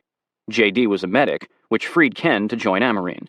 That left the weapons sergeants, Ronnie, Brent, and Mike, and Amarine could take only 1 more for his split team. Ronnie and JD were pretty tight, and Brent was the junior weapons sergeant, so Mike would come to Pakistan, and Brent would stay with the more senior team members. In Uzbekistan, Conrad told JD, "This has become a split-team mission. Amarine gave me a list of team members to send to Pakistan. They need to prepare immediately for a flight." Trying not to sound disappointed, JD passed along the order as emotionlessly as possible to the men. "Pack your bags," he said to Ken, Mike, and Wes. "You have a plane to catch. The rest of you just sit tight." Mike started to pack immediately. The silence in the tent reminding him that those staying behind must have felt as if they'd just been kicked in the balls. When the 3 men arrived in Pakistan just before midnight on November 6, the first thing Mike said after shaking Amarine's hand was, "The rest of the guys aren't very happy, sir." "I know," Amarine said with a shrug. It wasn't his job to make his men happy. It was his job to complete the mission, and bring them home alive. "There's no such thing as a beloved captain in Special Forces," his mentor, Dennis Holloway, had told him. "But you can take care of your men, lead from the front, and they'll respect you for doing what's right." At the Department of Defense press briefing on November 6, Secretary Rumsfeld announced that an Afghan named Hamid Karzai, who had been attempting to stir up a rebellion in southern Afghanistan, had been extracted from that country by the U.S. military and taken to Pakistan. During the 6 years Karzai lived in exile, his warnings about his homeland had been buried in the foreign update sections of the world's newspapers. Now, when it was crucial that Karzai remain in the shadows, Rumsfeld had pushed him into the spotlight. That same day, ABC's Dan Harris reported the same information on the evening news broadcast, adding that Karzai was in Pakistan, consulting with U.S. Special Forces. ABC then played an audio clip of a telephone interview with Karzai, who was forced to correct Rumsfeld and Harris. "No," he said, "I am in Afghanistan." The Americans working with Karzai in Pakistan understood the need for this deception. Retreating to another country would have been considered a terrible sign of weakness to the Pashtun, threatening the meager support Karzai had built over the past few weeks. The news segment concluded with Harris saying that, "There is a lot of confusion, at the Pentagon regarding Karzai's current location. There is no disagreement, however, about the importance of Karzai's mission, called pivotal, to the success of the war. In fact, there was plenty of disagreement as to Karzai's importance. On November 8, CIA Director George Tenet, who had been receiving daily updates from Casper, reported to Rumsfeld, Powell, and other principal White House advisors that Karzai's tangible following was not as robust as they had originally thought. "We don't have anything working in the South," he said, "and we have nothing to put on the table." That same day, in Pakistan, Amarine's split team was close to finalizing a plan for infiltrating the South. In the Air Force mess hall, Amarine sat down to eat breakfast with Mag, who pulled a Wall Street Journal editorial from newspapers piled at the end of the table. "Check this out," he said, handing the article to Amarine. In the editorial, "The Tragedy of Abdul Haq, How the CIA Betrayed an Afghan Freedom Fighter," Robert McFarlane, National Security Advisor to President Reagan from 1983 to 1985, wrote a scathing account of CIA dysfunction and lack of foresight in Afghanistan, outlining what had happened to Abdul Haq. "Even the best force in the world will fail without solid intelligence. The CIA cannot provide it. It has utterly failed to do its job. But the military can. By working together, the Pashtun commanders and our Special Operations Forces can win in Afghanistan." Amarine had been unaware of this parallel between Haq and Karzai, both of whom had asked the CIA for support and had been denied meaningful backing. Barraged by such negative press after Haq's death, the CIA had gone to great lengths to rescue Karzai, the only anti-Taliban Pashtun attempting to stir up resistance in the South, when he'd called for assistance. Had Karzai been the first to call for help, Amarine and his men might be planning a mission with Haq now, and it would be Karzai's name in the obituaries. Back in the safe house, Karzai showed Amarine, Mag, and Alex a short list of villages he and the tribal leaders were considering as their base of operations. All of them were east of Tarin Kot, and hugged the Helmand River where it ran through a valley alongside formidable mountains. "Almost 2 years ago," Karzai said, "I met with Massoud in the Hindu Kush Mountains to discuss a southern rebellion against the Taliban. He advised me to find some place in the south that would be like his Panjshir Valley in the north. This was one of the areas that Massoud agreed would be appropriate." "We'll look at these carefully," said Amarine. Having a plan that bore Massoud's fingerprints was a good omen. It also increased his respect for Karzai. He had been planning this southern rebellion for far longer than Amarine had imagined. Ahmad Shah Massoud earned the nickname the Lion of Panjshir, after the region from which his guerrilla tactics drove the Soviets in 1989. He was the commander of the United Islamic Front for the Salvation of Afghanistan, the Northern Alliance, until he was assassinated on September 9, 2001, by suspected al-Qaeda agents. Alex and Mag headed off to the operations center in the hangar to check out the locations on Big Mama, the Air Force's powerful computer system that turned high-resolution satellite imagery into three-dimensional maps, allowing them to fly the terrain within Afghanistan, not unlike a flight simulator. "I think we found our base," Mag informed Amarine that afternoon when he stopped by Big Mama. Sitting in front of the massive screen, Amarine zeroed in on the point where Helmand, Kandahar, and Uruzgan provinces meet, in the mountains just north of this intersection. He swooped over the easily identifiable Kajaki Reservoir, a massive body of water created by the Kajaki Dam, built in 1953 by American engineers on the Helmand River for irrigation and hydroelectricity. He followed the river downstream 8 miles to Warjan, a mountain town of approximately 1,500 Pashtun that was 3,600 feet above sea level and set in a deep, water-carved canyon that protected it on 2 sides. The canyon bottom was a fertile river valley wide enough for low-altitude air supply drops and helicopter landing zones. The most likely attack routes along the river were easily monitored and very defendable, and according to Karzai, the nearby villages were friendly to his cause. Amarine made sure there was a viable escape and evasion plan in case they needed to retreat from Warjan, then called Casper over from the safe house to show him the plan. "Skipper," said Casper, "that's a big town to hold in the middle of Taliban country." "Not really," replied Amarine. "Hamid is saying the people who live in the immediate vicinity are friendly to our cause. The terrain is compelling. It's perfect. I think we're going to need more men, at least a platoon of rangers." Comment reminded Amarine of Roy Scheider's line in the movie Jaws. "You're going to need a bigger boat." It also ran against the tenets of unconventional warfare. "We don't want a bigger footprint," he said. "We'll be fine." 24 hours later, Amarine checked the team's secure email account and learned from an intelligence report that in the north, more than 4,000 Northern Alliance troops, in concert with approximately 30 U.S. Special Forces soldiers, had conducted a massive assault on the country's fourth-largest city, Mazar-e-Sharif, home to 300,000 Uzbek and Tajik Afghans. They had run thousands of Taliban out of the city. The next email was from Mulholland's staff at Task Force Dagger, who informed Amarine that the CIA team working with Karzai had requested a Ranger platoon to be added to the mission. Request was denied, read the message. Why the hell is Casper pulling this shit? Thought Amarine. The message continued. However, the commander does not want your team to infiltrate unless Karzai can assure you he has at least 300 fighters. Amarine had been trained to make decisions based on his analysis of what was happening on the ground, and, if need be, without consulting higher command. This Special Forces philosophy, and the term operational detachment, fully operational even when detached from leadership, had been born of necessity during World War II, when teams were unable to communicate with their superiors. In 2001, even with modern communication technology, most ODA captains felt that the spirit of this operational independence remained, although a gray area existed as to how far a captain could take it.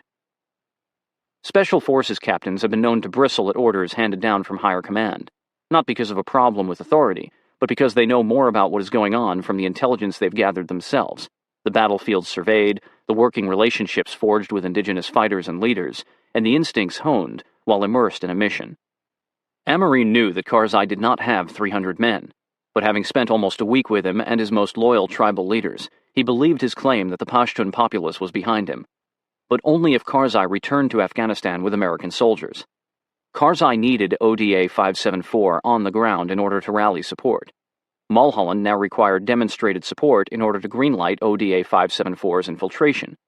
Though frustrating, this new order, Amarine assumed, was issued with the best of intentions, the safety of his team. For the rest of the day, Amarine contemplated Mulholland's order.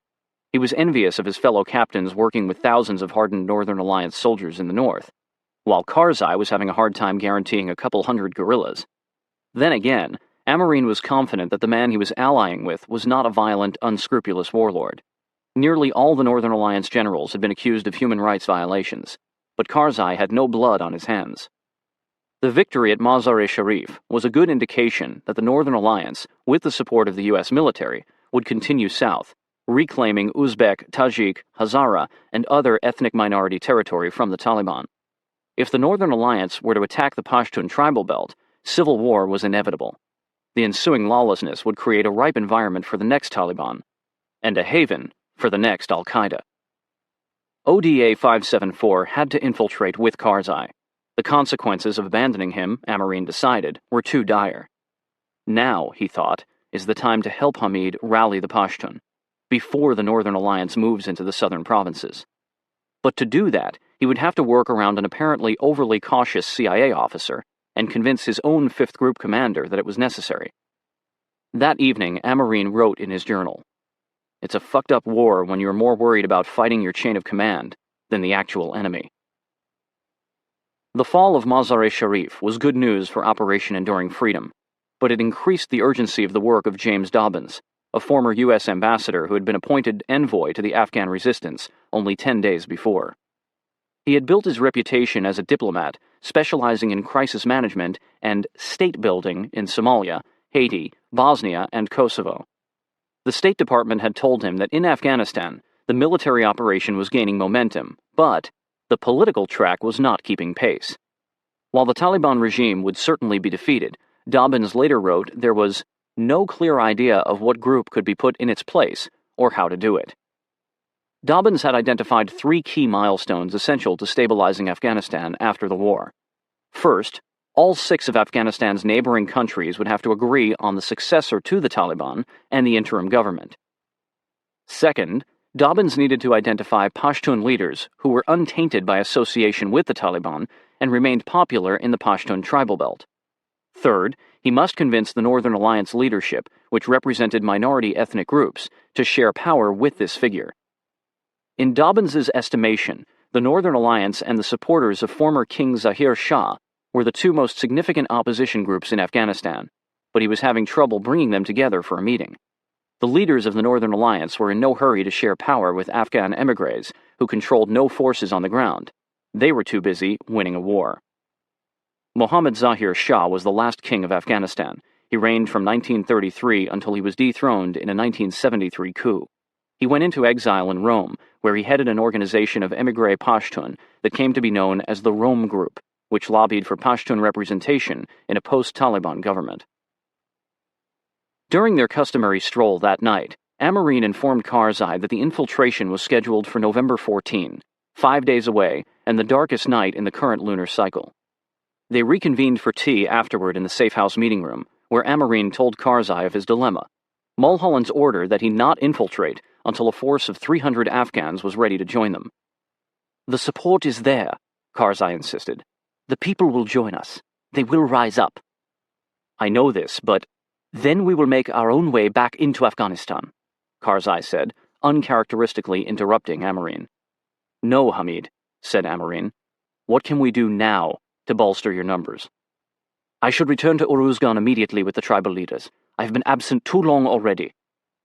"I don't believe that would be a good idea," Amarine said. "We need you here." "Then I will discuss this with the tribal leaders," said Karzai, who stood and left the room. He returned an hour later. "They are ready," Karzai said. "Bari Gul is already packed and waiting at the door. They will go to Uruzgan while I remain here to complete the plan. They will have your 300 men. Karzai held Amarine's eye without a blink or a twitch to reveal any misgivings. This man would make a hell of a poker player, thought Amarine. The plan had always called for the tribal leaders to return to Afghanistan in advance of Karzai and the American infiltration, but not this far in advance. The longer these Afghans were on the ground, the greater the chance that the infiltration plan might be leaked or accidentally disclosed to a Taliban spy or sympathizer. But now they needed this additional time to rally more recruits. Amarine coordinated with Casper and Hadley on the spot, arranging to insert the tribal leaders back inside Afghanistan the following night. "In the meantime," Amarine told Karzai, "you should sit down with Alex and identify any villages in need of humanitarian aid. He can coordinate the airdrops. If you can contact the leaders, let them know that you personally requested the aid." On November 10, Amarine's split team at Jabad went Christmas shopping for the insurgency. The U.S. military and the CIA had settled on Russian weaponry in large part because the AK-47 was the iconic weapon of the Mujahideen, originally supplied by the United States in great numbers during Charlie Wilson's war, when the CIA could not afford to be linked to the weapons it supplied to Afghan freedom fighters during their insurgency against the Soviets.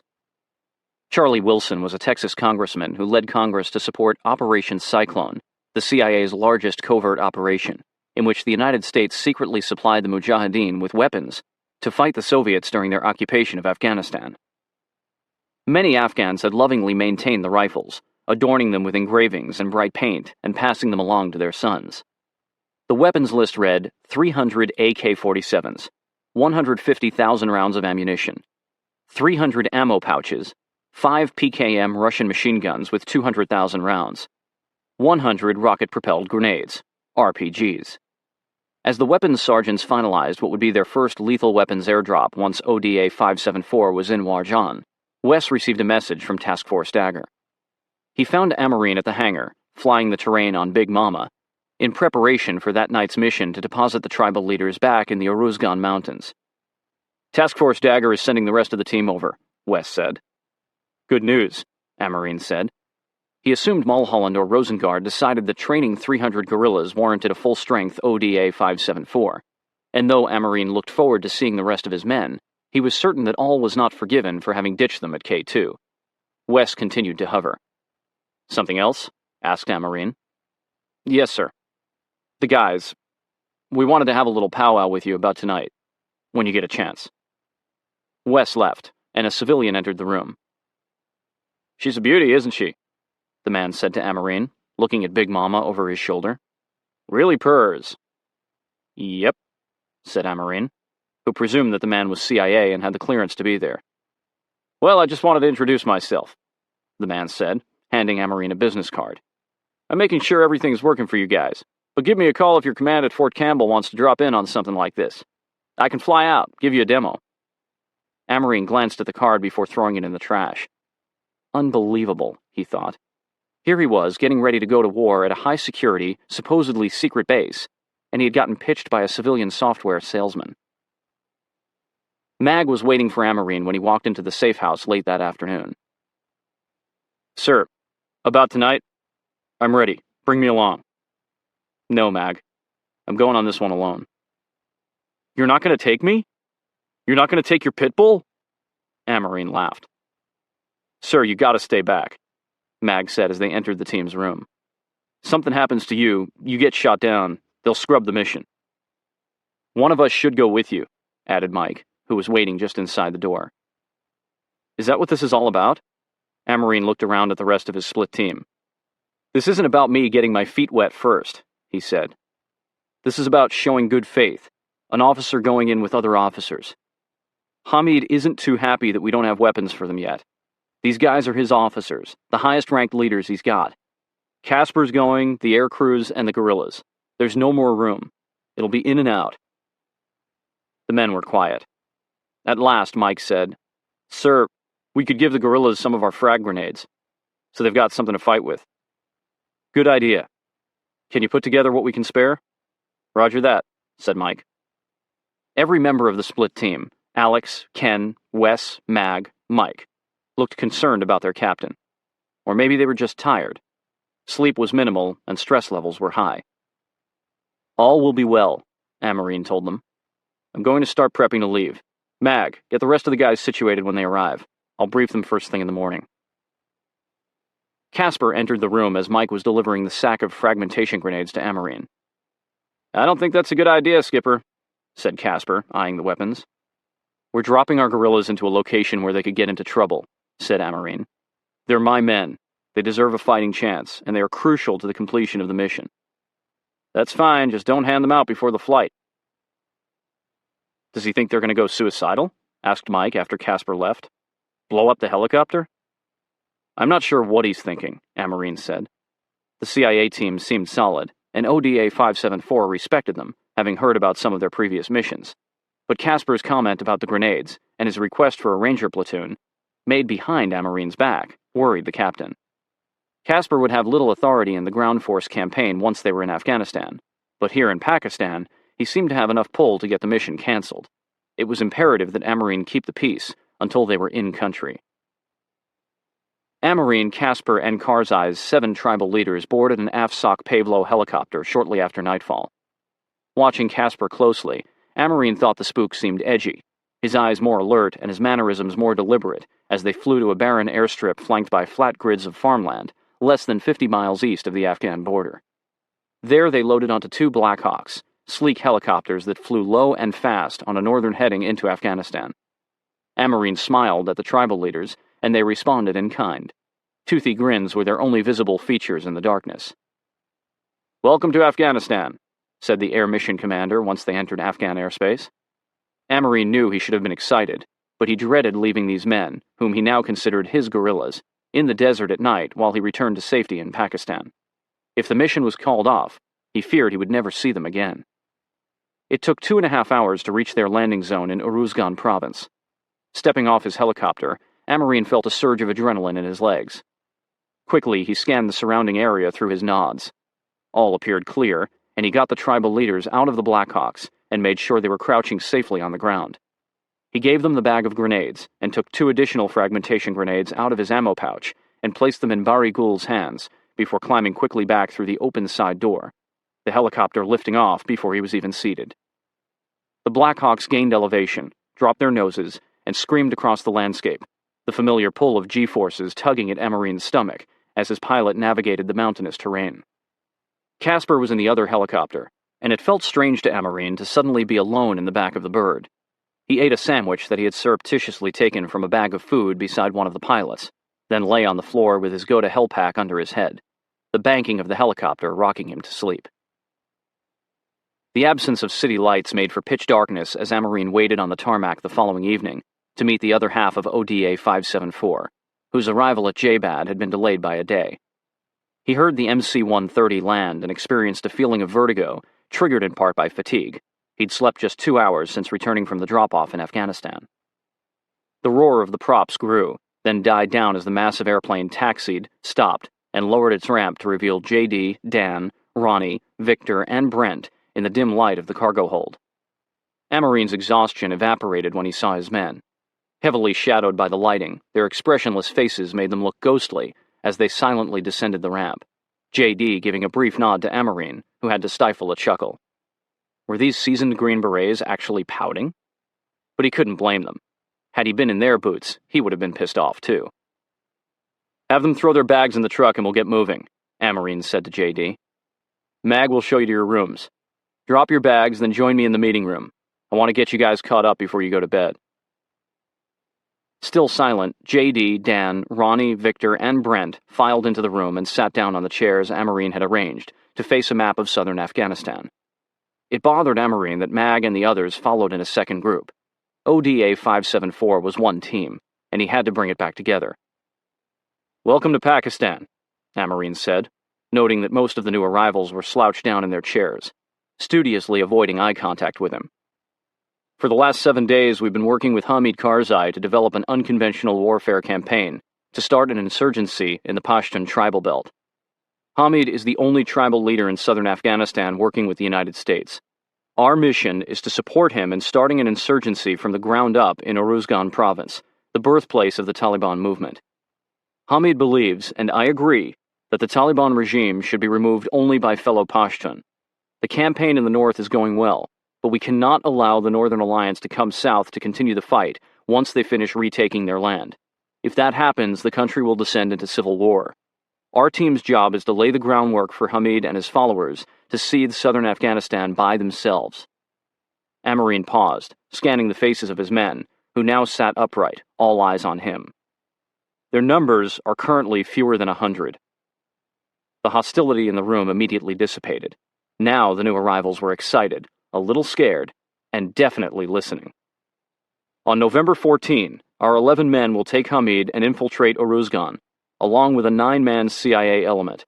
We will establish a guerrilla base in the mountains of eastern Uruzgan and grow an army for the next 4 to 6 months. Once we have the manpower, we will lay siege to Tarankot, capital of Uruzgan. From there, we will continue to expand our force, fighting our way south to Kandahar. When Kandahar falls, the south will fall, and this stage of the war will be won." "I know you were ticked off about being stuck in K2, Amerine said. "Now get over it, and get some sleep." He left the room quickly, his dour expression giving way to a smile once he cleared the door. That got their heads in the game, he thought. The night of November 12, less than 48 hours before the infiltration, Amerine was going over last-minute details with Karzai as they drank tea in the safe house when the statesman's satellite phone rang. Amerine had grown accustomed to standing quietly by as Karzai spoke to journalists from the BBC, CNN, and Al Jazeera, tribal leaders, foreign dignitaries, and family members, including his wife and brother in Pakistan. He seemed to have boundless energy for these calls, which he conducted fluently in several languages. This one, in Pashto, lasted 5 minutes. "I have news," he said to Amerine, calmly putting down the phone. "That was Mullah Omar." "You were speaking with Mullah Omar? Personally?" "It was his protégé, though I suspect Omar was nearby." The intermediary had probed Karzai for his location and intentions. "What do you think you are going to accomplish?" he'd asked. "How do you see this conflict ending?" Karzai had reiterated the demands of the United States: unconditional surrender of the Taliban regime. "We will talk again," Omar's intermediary had ended with. Mullah Omar had not reached out to anybody in the United States or the Northern Alliance. In fact, he had scoffed at the demand for surrender when it was delivered through Pakistan. He also had refused to hand over Osama bin Laden. The last confirmed sighting of Osama bin Laden occurred on November 7, 2001, when he gave an interview to a Pakistani reporter somewhere near Kabul. The U.S. government also concluded that Osama bin Laden was present during the Battle of Tora Bora in December 2001, when U.S. and British forces conducted a series of airstrikes against al-Qaeda fighters in the White Mountains of eastern Afghanistan. This phone call to Karzai could mean any of 3 things. 1. Omar viewed Karzai, a fellow Pashtun, as someone with authority. 2. Omar was opening the door to negotiations. Or 3. Omar thought that Karzai was a chump who could be easily played. "What do you think?" Karzai asked Amerine. If they are willing to negotiate, said Amareen, then maybe you should talk to them further. Once the Taliban collapses in Kandahar, many of them are going to keep fighting as insurgents if you can't find a way to achieve some kind of reconciliation. Rumsfeld expects unconditional surrender, Karzai said, and so does the Northern Alliance. I might be able to calm the Northern Alliance, but I can't risk alienating the US by negotiating with the Taliban. What do you think, Jason? How do you feel about these unconditional demands? Regarding Osama bin Laden, there is no question. He needs to be turned over unconditionally. Period. But as far as the Taliban goes, Amareen felt himself veering into a gray area he wasn't certain he should discuss. Let me put it this way, he continued. It is much easier to be an insurgent than to defend against an insurgency. Ask yourself, Hamid, once the Taliban are defeated, do you think they will go away? Or do you think they will regroup and do exactly what we are doing, against the government your Loya Jirga elects? Karzai laughed. Jason, you have answered my question with more questions. You could be a diplomat. Amareen laughed too.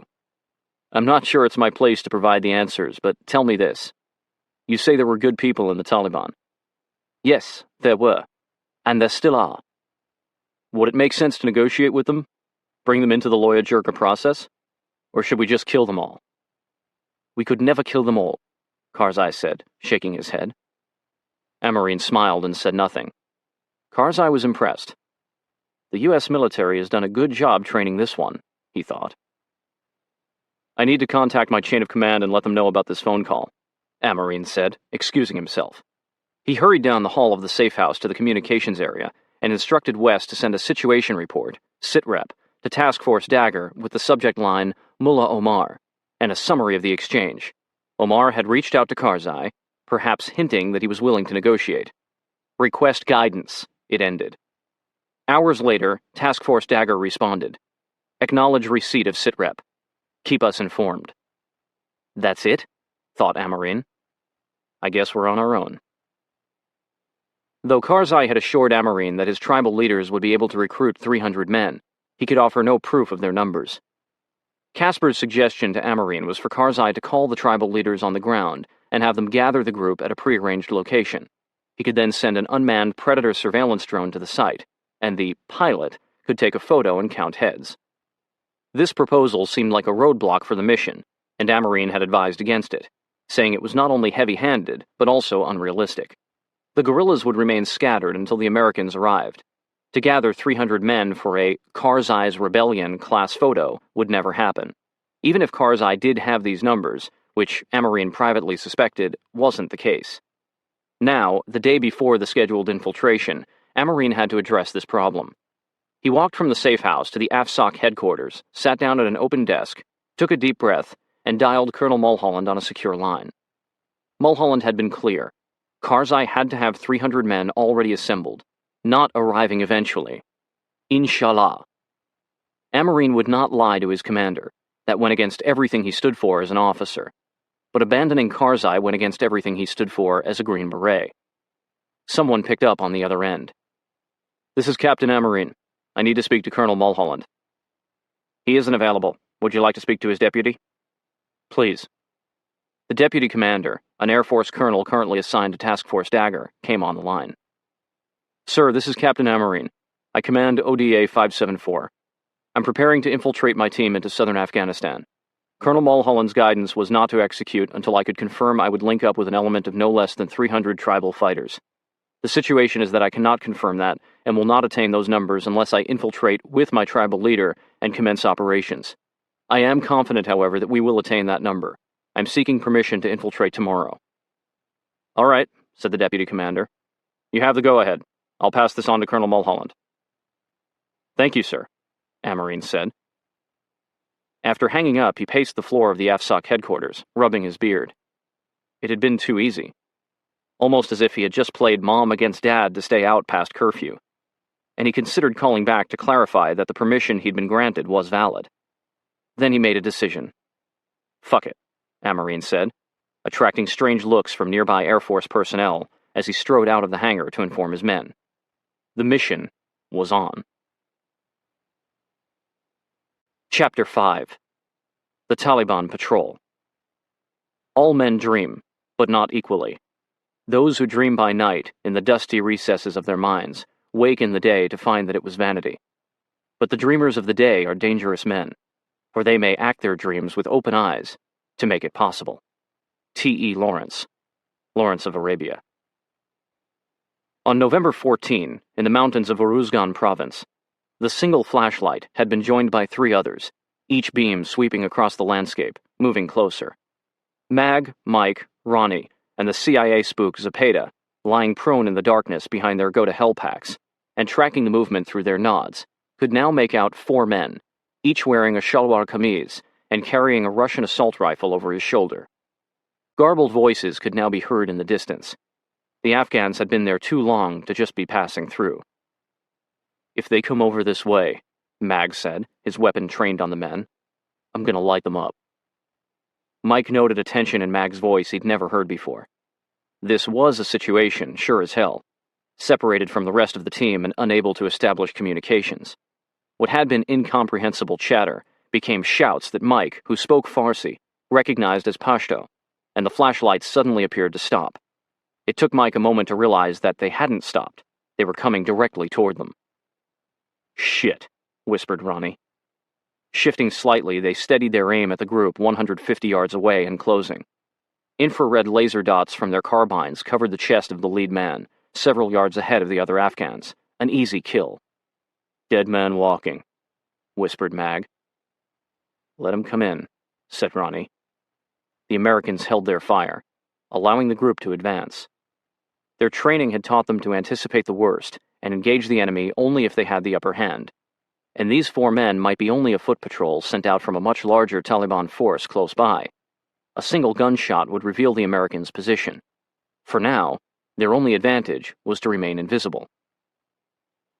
High in the mountains to the west, separated from Mag, Mike, Ronnie, and Zepeda by roughly 1.5 miles of steep, rugged terrain, the main group of ODA 574 were still trying to reach their missing comrades, while Karzai and Casper wandered around somewhere in the darkness. The team had halted on a bald hillock, a bump on a ridge located at the far end of the valley where they'd landed an hour before, while the donkey train carrying most of their gear continued on toward Warjan, along with the majority of Karzai's supporters. JD had placed Wes, Alex, and Ken, along with the remaining CIA spooks, in a defensive perimeter around Dan, who, taking advantage of the high ground they occupied, continued his mantra over the radio. "Any Texas element, this is Texas 1-2, over." Amarine had chosen this high position to provide his senior communications sergeant the best radio signal vantage, overlooking the mountains that spread out below them, like a starlit relief map. Kneeling beside Dan on the cold, hard, wind-scoured ground, he said, "I sure am glad you're here instead of patrolling the Massachusetts Turnpike." Dan paused. "You heard that I almost got out?" "Yeah, I heard." A 14-year veteran commo sergeant, Dan had recently considered leaving Special Forces to become a state trooper so he could live in his hometown of Cheshire, Massachusetts, near his parents, big brother, and little sister. He'd been talked out of it by his fellow soldiers. Dan was known around 5th Group as the funny guy, but that came second to his reputation as a master in his field. In 1994, on a training mission in Pakistan, he had established a high-altitude communication outpost when a blizzard hit, trapping all 6 of Alpha Company's A-teams on a mountain. Ordered to hunker down for the storm, the men weathered an exhausting siege inside crowded, smelly tents that were in constant danger of collapsing under the weight of the snow. The situation became even more perilous when avalanches began to roar down the mountain in the dead of night. That was when Dan announced over the radio, "Donner Party, your table is ready." Every half hour, Dan would check in on the teams with a joke, getting them through until the next morning, when the men began to post-hole with their heavy packs through waist-deep snow and deeper drifts. It took them 5 hours to move just over a kilometer, carefully picking their way over you fall, you die terrain. "This is Rockin' Dan Pettitori coming at you live from the Swat Valley's #1 radio station," came over the men's radios. "Taking requests all day long. If we got it, we'll play it." Dan proceeded to play rock songs by request over the air by holding down the push-to-talk button of the radio, which he held next to his Walkman. Here, in Uruzgan province, Afghanistan, as Dan turned back to his radio and reached out over the airwaves, there were no light-hearted antics. "Any Texas element, this is Texas 1-2, over," he repeated, letting out a low growl in response to the static. Don't take it personally, said J.D., who stood next to Amarine. If Dan Peditori can't reach him, they can't be reached. The missing men anxiously scanned their flanks and rear, wondering if the slow pace of the patrol in front of them was simply a decoy, allowing the enemy to pin them down. 4 Afghans were now between the Americans and their gear, about 60 yards away and closing in. Each of the Afghans was tagged by a laser dot from an American carbine. Mike alternated aiming from the head to the chest of his designated man, which helped to steady his nerves as the minutes crept by. Suddenly, one of the men yelled, "Don't shoot!" in Farsi, and Mike heard another shout, "Americans!" The group had paused at 40 yards out and were shining flashlights at the boot prints in the sandy soil. They kept their assault rifles over their shoulders. In fact, the more commotion they made, the less they seemed like a patrol on the hunt. "I think they might be friendlies," Mike whispered. "That's what I'm thinking too," said Mag. "They're going to find us here," said Ronnie. "We should initiate, before they get here." "All right," said Mag. "Mike, you know Farsi. You go forward a bit, away from this position. I'll be right behind you. Everybody else, cover us. I've got the lead man. We'll be back in a hurry if this goes bad." Mag and Mike double-checked the accessibility of their grenades, which they would use in the event of a rapid retreat, and with carbines aimed, crawled forward, carefully avoiding the shrubs that crackled when crushed. "I'll be right with you," Mag told Mike. "If my guy so much as raises that rifle, I'll light him up." 30 yards away from the Afghans, Mike yelled out in Farsi, "Are you a friend of Karzai?" If the men were startled, they didn't show it. Nobody raised a weapon. Someone answered in a dialect Mike couldn't understand, though he thought he might have heard the word Hamid. 2 additional armed men appeared behind the others. "Are you a friend of Hamid Karzai?" Mike shouted again in Farsi. The response was jubilant. Yes, we are friends of Hamid Karzai." "Where is Karzai?" "We can take you to him. It is not far." Mag and Mike had no way of knowing whether these strangers were telling the truth, but there was no better option than to follow them. They returned to Ronnie and Zepeda, went back to their gear cache, and strapped their go-to-hell packs on top of their rucksacks, except for Mike, whose pack held the bulk of the shared team equipment from the last-minute reorganization and was too heavy to carry. The 4 men concealed the pack, as well as the extra duffel bags containing equipment and medical supplies for the local population, and wrote down the GPS coordinates. The Afghans assured them that Karzai would send for the gear soon. For an hour, they lugged their rucks over loose talus, powdery sand, uneven goat trails, and at one point, a field of gopher tunnels where their legs punched through the surface every few steps. After a mile, Mag's muscles were burning. He wondered if he could continue much farther carrying a 200-pound load, equal to his own body weight, and immediately chastised himself for the thought.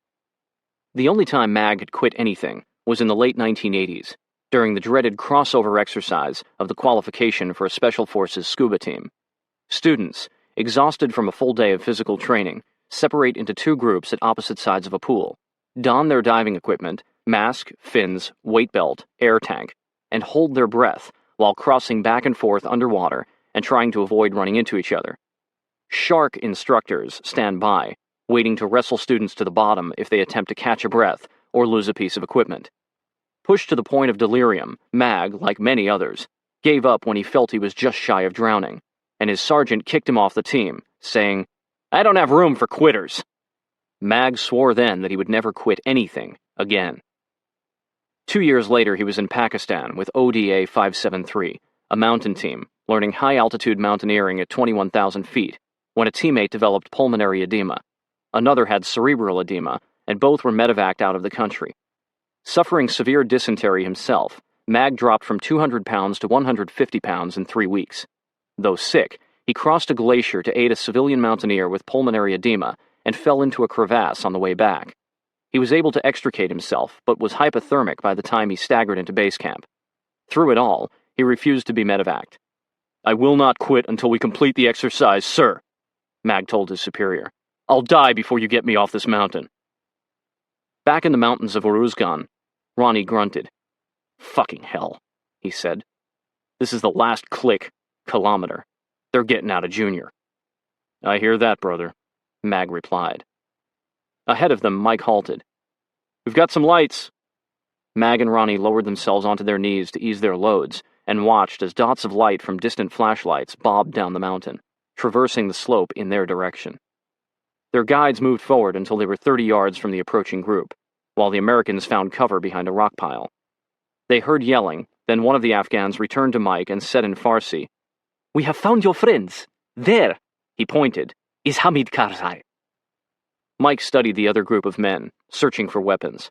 A pair of white shoes glowed through his nods. Then he saw the two Western-dressed CIA spooks, Casper and Charlie, farther back. "That's him," said Mike. "That's Hamid." Karzai came toward them. "Hello, hello," he said. "Welcome to Uruzgan." When Mag asked about the equipment they'd left behind, Karzai spoke a few words to the Afghans, then said in English, "They are from the same village where we are going. They know where it is and will bring it to you." "They could be trusted?" asked Mike. "They can be trusted," replied Karzai. "You know," Mike said with a lowered voice, "we thought these guys were Taliban." Said Karzai. "They might be." A few minutes after meeting up with Karzai, Mag heard Dan's voice through the static on his radio. "Texas 1-2, Mag radioed back. "Your lost sheep are coming in. Don't open up on us."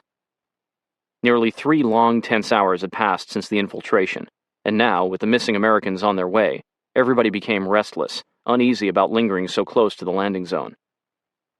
"It will be good to get the hell out of here," said Dan, a moment after sending Task Force Dagger as sitrep. "The funny thing is that this is pretty much how bad it goes in training," Amarine said. "Yep," said JD. "They say to train as you fight. I think we got it backwards." 45 minutes later, the glow of flashlights announced the arrival of the men. "Stay close to Hamid," JD said to Amarine. "And don't let those knuckleheads pull that shit again," he added, referring to the CIA spooks running off on their own. "Roger that," said Amarine. He eyed Casper as he rejoined his men, but this wasn't the time for a confrontation. They needed to get moving. No more than 2 minutes after the arrival of Mag, Mike, and Ronnie, who received some pats on the back, ODA 574 and the spooks moved out as a group, following Karzai and his Pashtun tribesmen, the first of his supposed 300 guerrillas, down off the ridge toward the southern end of the narrowing valley. There, the gently sloping trail plunged into a steeper ravine, a drainage of loose rocks and boulders that elicited grunts and growls from the Americans, trying to keep pace with the nimble guerrillas, whose flashlights flickered like fireflies as they glided across the rough terrain. For the team, the lights acted as a point of reference from which to read the terrain and anticipate an ambush, which would likely come uphill from the Afghans. After a knee-jarring 2-hour descent in a southwestern direction, the lights ahead paused in a group. Carefully walking forward to join the guerrillas, Amarine saw that they were at the end of the trail, or so it seemed. He peered over the edge of a cliff, seeing nothing but a black void that appeared impassable without ropes and climbing gear. The guerrillas, having stopped just long enough for the Americans to catch up, continued on, squeezing through a small cleft marked with miniature rock cairns. Amarine could hear the men shuffling downward. "We have to keep moving," said JD. He edged himself past Amarine farther over the rim of the cliff, then came back. "I can make out some vehicles below." "How far below?" asked Dan, third in line. "Pretty damn far." "I'm going to be really pissed if I fall off this fucking cliff," said Dan, as the men began to move down a 2-foot-wide trail chiseled into the rock. It was dusted with patches of gritty sand that slid like ball bearings under their boots, throwing off their top-heavy balance. At one point, someone shouted, "Rock!" and a loose stone fell down the face above them, bounced once on the narrow ledge, and after seconds of silence, clattered onto the ground below. Even though JD remained up top, using the Americans at the end of the line to maintain security, they were horribly exposed. It took nearly 45 minutes for the entire team to reach the bottom, where the Afghans waved for them to get into the 2 waiting vehicles, a truck and a minivan. "We can't fit 17 of us in there," said Ronnie. Amarine looked at his map and GPS. They were about 3 miles north of Warjan and needed to get farther away from the landing zone as fast as possible. "What are we doing?" JD asked Amarine. "No choice," he said, glancing at his men, then at the truck and the minivan. "Get them inside, however you can fit them." "We're screwed if we're attacked," said Mike. "I know, but we're just as screwed if we stay here," said Amarine. All 17 Americans crammed into the vehicles, with Dan slithering into the minivan last atop shoulders and gear, his body tight against the roof. Amarine sat next to the Afghan driving the minivan and wondered if he was making the worst tactical decision of his career. Their fate was completely in the hands of these guerrillas, whom they knew only through Karzai. If they hit a checkpoint, ODA 574 would be executing every battle drill in the book, assuming they could get out of the vehicles in the first place. They drove west down the rutted mountain track a short distance, then turned north on a better-maintained road that paralleled the Helmand River. The GPS in Amarine's hand indicated that they were moving away from Warjan, their intended destination. Karzai, the only translator, was in the other vehicle. Another mistake, thought Amarine. I should have stayed with him.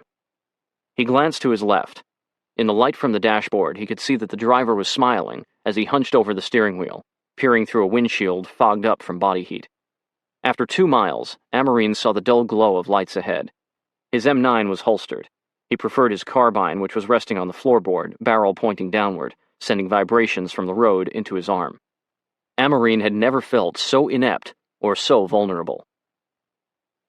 The vehicles stopped in front of a mud wall, their headlights illuminating a doorway that was opening before the engines shut down.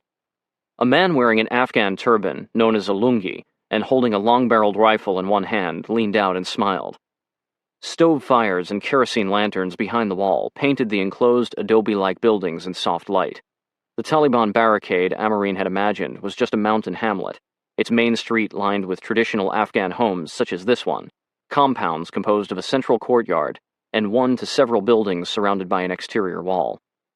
Mag crawled out of the dank interior of the minivan into the cold air, recognizing what he called Yeti, the odor that made him nostalgic for past 5th Group assignments. A hint of city dump, a pinch of campfire, and a dash of sewage. He inhaled deeply and thought, smells like a mission. The rest of ODA 574 followed suit, surveying their surroundings as they lugged gear into the compound. They'd all flown the streets of Warjan on Big Mama and studied the maps meticulously while formulating their plan. They'd plotted out locations for airdrops, designated rally points, and strategized avenues for retreat. All pretty fucking major things, thought Mike, as it dawned on him. This is not Warjan. Mike walked over to Amarine and said, Sir, this isn't— Yeah, I got that. Amarine cut him off. I'm going to go see what's going on. Tired but on edge, the Green Berets went about their individual tasks. JD immediately assigned Mike, Mag, and Ronnie to security, and Mike and Mag headed straight to the compound's far wall, both of them checking for the same thing, a back door. There wasn't one. Okay, Mike thought. If these fuckers turn on us, how are we going to defend ourselves? He stood on a crate and peered into an adjacent compound. I'll toss a grenade over this wall. If they come in the front, there will be somebody covering the back. Setting up satellite antennas, Dan, Alex, and Wes linked into the U.S. military's secure communications network and sent an encrypted sitrep to Task Force Dagger.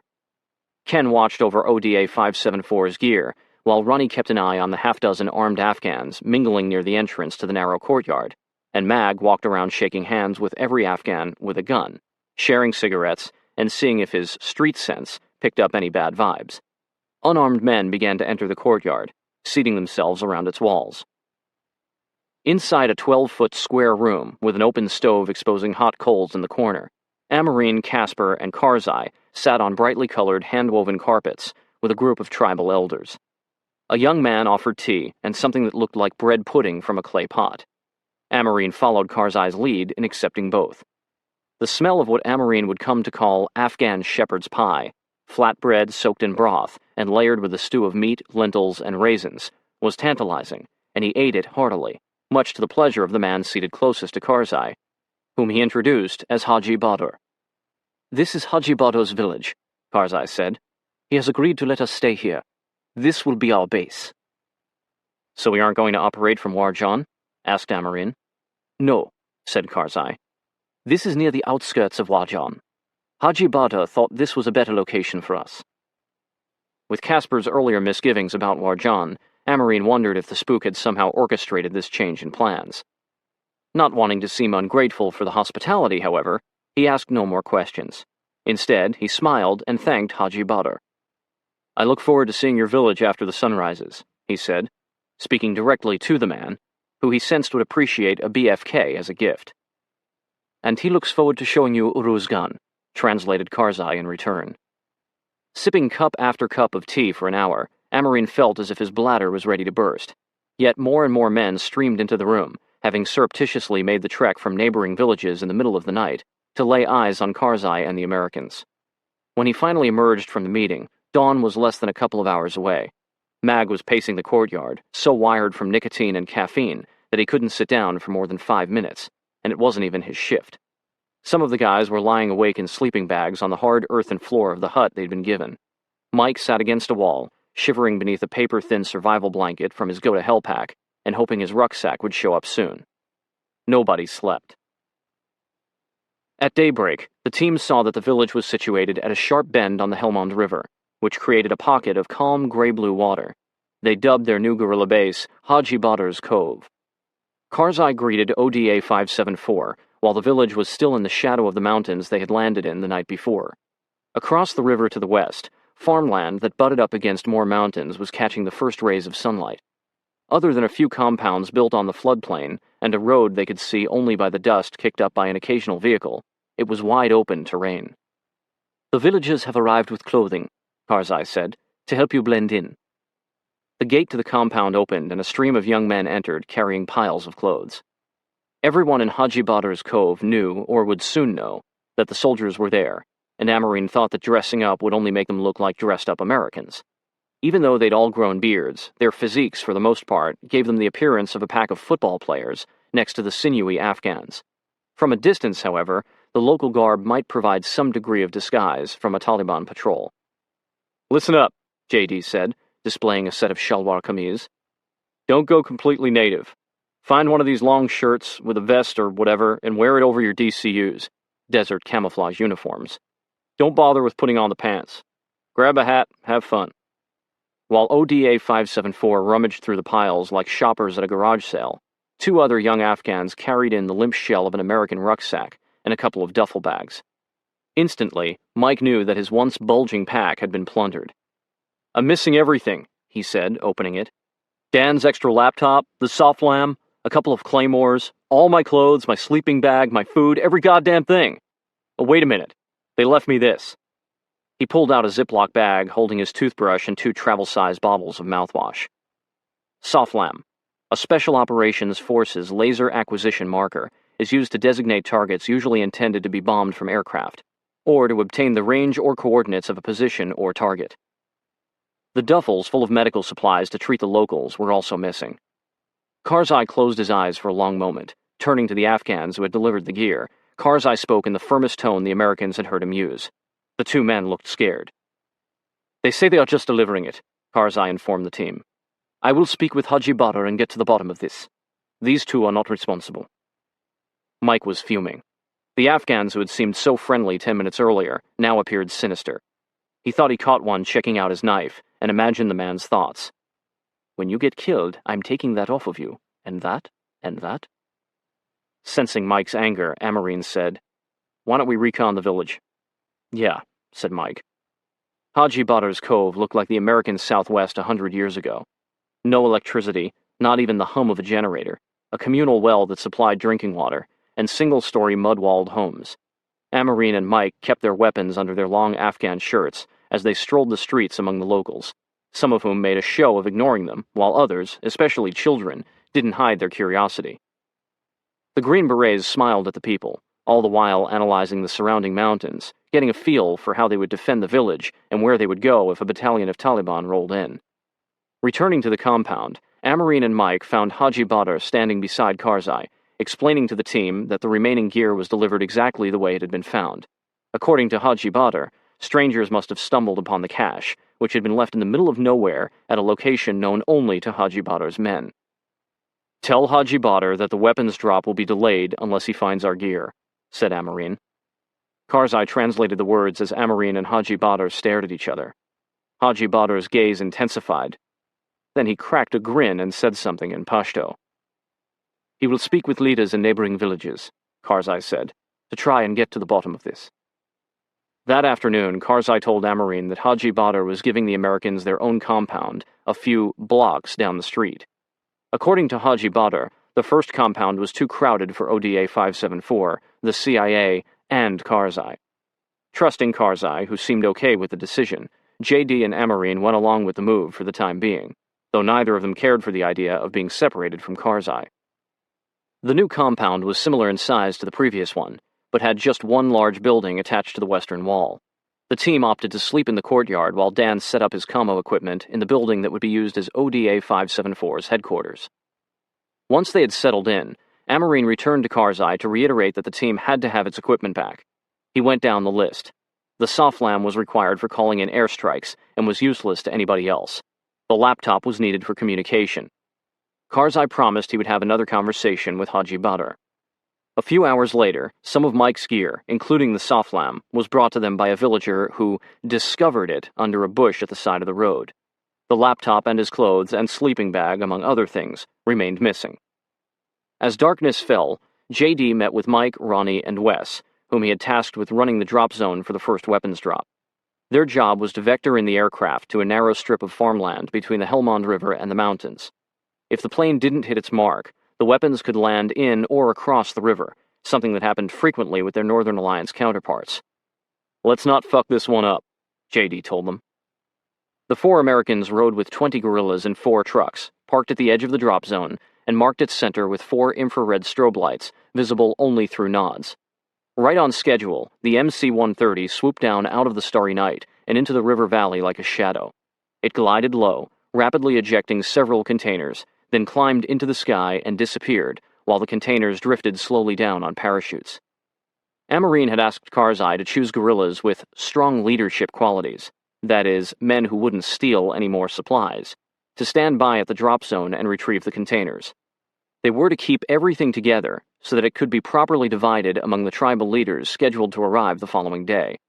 Instead, when the containers hit the ground, the Afghans charged across the field and tore into them as if they were birthday presents. Some contented themselves with the parachutes and harnesses, balling up the unwieldy items and dragging them away into the night. Others, in groups of 2 or 3, attempted to manhandle heavy crates that had been loaded onto the aircraft with forklifts. From the sidelines, the Green Berets watched with bemusement as the operation descended into chaos. At last, the more senior guerrillas ran onto the field, shouting and pummeling their frenzied comrades until they were helping to load the waiting trucks. "How did it go?" Amarine asked when JD returned to the compound. "Total mess," said JD. "From now on, we get control of the items first, and hand them out later. The next drop is going to include food and water for us, so we definitely can't let them near it." "I hope there isn't going to be a riot tomorrow," Amarine said. "Hamid is concerned about inventorying everything so he can show he isn't playing favorites." Dan hurried up. "We got something going on across the river," he said. "The guerrillas are pretty freaked out. Looks like a bunch of headlights." Amarine and JD followed Dan up a ladder and onto the mud roof of the building, where they lay prone alongside several Afghans. Alternating between his nods and binoculars, Amarine counted the headlights of 8 trucks parked in an open field a couple of miles away. "They're a long way off," said JD. "It might have nothing to do with us," Amarine said. Casper and Charlie joined them on the roof. "What do we have, Skipper?" Casper asked. "We're sorting it out. Bunch of trucks way out there." Amarine offered Casper his binoculars. "Is there any air cover available?" Casper asked and took a look. "I'm sure, but I plan on sitting tight." "They aren't bothering us, so we shouldn't bother them," said Dan. "Yeah," said Amarine. "I don't think their lights would be on if they thought a threat was nearby." "All the same, you should get air standing by," said Casper. "We'll get it if we need it," said Amarine. "We don't even know if they're Taliban." "The guerrillas seem agitated." "They shouldn't know any more than we do at this point. I'm going to talk to Hamid about it." "I can do that," said Casper, climbing off the roof. "Thanks, but I was heading that way," Amarine said, following. Amarine didn't think his men had noticed the subtle tug-of-war between himself and Casper, and he hadn't shared with them Casper's request for a ranger platoon, or told them that the spook was the reason they'd been forced to leave Brent and Victor at J-Bad to make room for the Delta Force soldiers. He had discussed all this with JD, and they'd agreed that involving the rest of the team would only create an unnecessary distraction. As Amarine grabbed his weapon and go to Hellpack for the walk to Karzai's compound, JD walked up and quietly said to him, "CIA is still looking for a job, eh? They want to be our link to Hamid. Looks that way. You're handling Casper just right. Keep ignoring the power play and carry on with business as if they aren't here." Amarine thanked him and shouldered his pack. "I'll be gone for 20 minutes and I'll bring along Mike. Contact me immediately if those trucks come near the river. Judging from the map, it would take them hours to get to a crossing point upriver or downriver and reach this village. I'm more worried that there is sign of something bigger going on in this area. Regardless, if shooting starts, I'll bring Hamid back here and we'll be returning on the street, probably hauling ass, so don't shoot us. If we're cut off, you know the rally point. Unbeknownst to the Americans, there was something bigger going on in Uruzgan province that night. Something that could jeopardize their entire mission. 30 miles to the northeast, the citizens of Tarin Kot were in the process of storming the palace of the Taliban's provincial governor. If the people were successful in their coup, Tarin Kot would be theirs, temporarily. Holding the town when thousands of angry Taliban arrived en masse for a brutal retribution would be another matter altogether. Chapter 6. The Battle of Tarin Kot. It is the greatest houses and the tallest trees that the gods bring low with bolts and thunder, for the gods have to thwart whatever is greater than the rest. They do not suffer pride in anyone but themselves. Herodotus. The Histories. It was November 16, and the first day of Ramadan, the 9th month of the Islamic calendar, when Muslims fast from sunrise to sunset. It is a month dedicated to worshipping Allah, giving to charity, mending troubled relationships, and finding forgiveness for others. In Haji Badra's Cove, it was a day to divvy up hundreds of rifles and thousands of rounds of ammunition. It was the day to arm Karzai's rebellion. ODA 574 awoke with the sun. They had increased the number of men on security the night before, but the vehicles across the river had done nothing except rob the team of sleep. Dan started the day with a hot mocha, one of Ken's coveted tea bags of instant coffee, twice used, steeped in a cup of hot cocoa, while downloading a few dozen encrypted messages from higher command. "Get a load of this," Dan said to Amarine after converting the files to readable text. "Has our commander-in-chief always sent out Happy Ramadan cards?" "You're kidding," said Amarine, looking over Dan's shoulder at the computer. Sure enough, there was an email titled 2001 U.S. Presidential Holiday Greeting. "I'm guessing he didn't send one of these to the Pope," said Dan, who cleared his throat and started reading the letter in his best George W. Bush imitation. "We send our sincerest wishes to Muslims in America and around the world for health, prosperity, and happiness during Ramadan and throughout the coming year." When Dan finished, Amarine jokingly applauded the performance, copied the letter into one of his black journals so he could later read it to Karzai, and headed out into the courtyard. Standing on the roof of ODA 574's headquarters, Mike raised his binoculars to examine the craggy mountains to the east. Morning light revealed new details of the formidable cirque that rose behind the village like an amphitheater, with the seats facing west toward the Helmand and adjacent farmland. Caves dotted the rock face 100 feet above the floodplain. The team would be able to observe the entire valley if they could reach them. Calling Amarine up onto the roof, Mike pointed out the caves and said, "This place will definitely suffice as a guerrilla base." "I think we're going to be here with Haji Badr and his pirates for a while," Amarine said. "Pirates is right," grumbled Mike, still bent about his missing gear. "Froze my ass off again last night." Turning their attention to the river and the road running next to it, they watched Haji Badr's men load weapons from the lethal aid drop onto trucks outside Karzai's compound. A truck carrying what appeared to be a farmer and his boys pulled up. They emerged armed with rifles and drove away. Would-be guerrillas arrived on foot and by donkey, carrying away tightly rolled carpets that concealed an AK-47 or two. Arming the Afghans was the first step in building the insurgency, and it gave Karzai a chance to inventory his gathering forces. By 12, business was booming at what Dan dubbed the grand opening of Uruzgan's McWeapons franchise, and most of ODA 574 had climbed onto the roof of the largest building in their compound to observe the rush. "They're coming out of the woodwork," said Mag. "It's a good sign," Amarine said. "Any idea how many guys so far?" "Not certain, but more than a couple hundred," said Amarine. "Some of them might be coming solo to arm a group. Might be a lot more." "You know," said Mike, "they're just coming and going. I'm not seeing much of a force gathering behind Hamid." "I noticed that too," said Amarine. "Either his cloud is still in question, or they're just too wary to stick around. I'll feel out the situation when I meet with him in a bit." JD and Ken climbed up. "Got some news," said Ken. "Miles, one of the Delta operators, has a bad case of dysentery.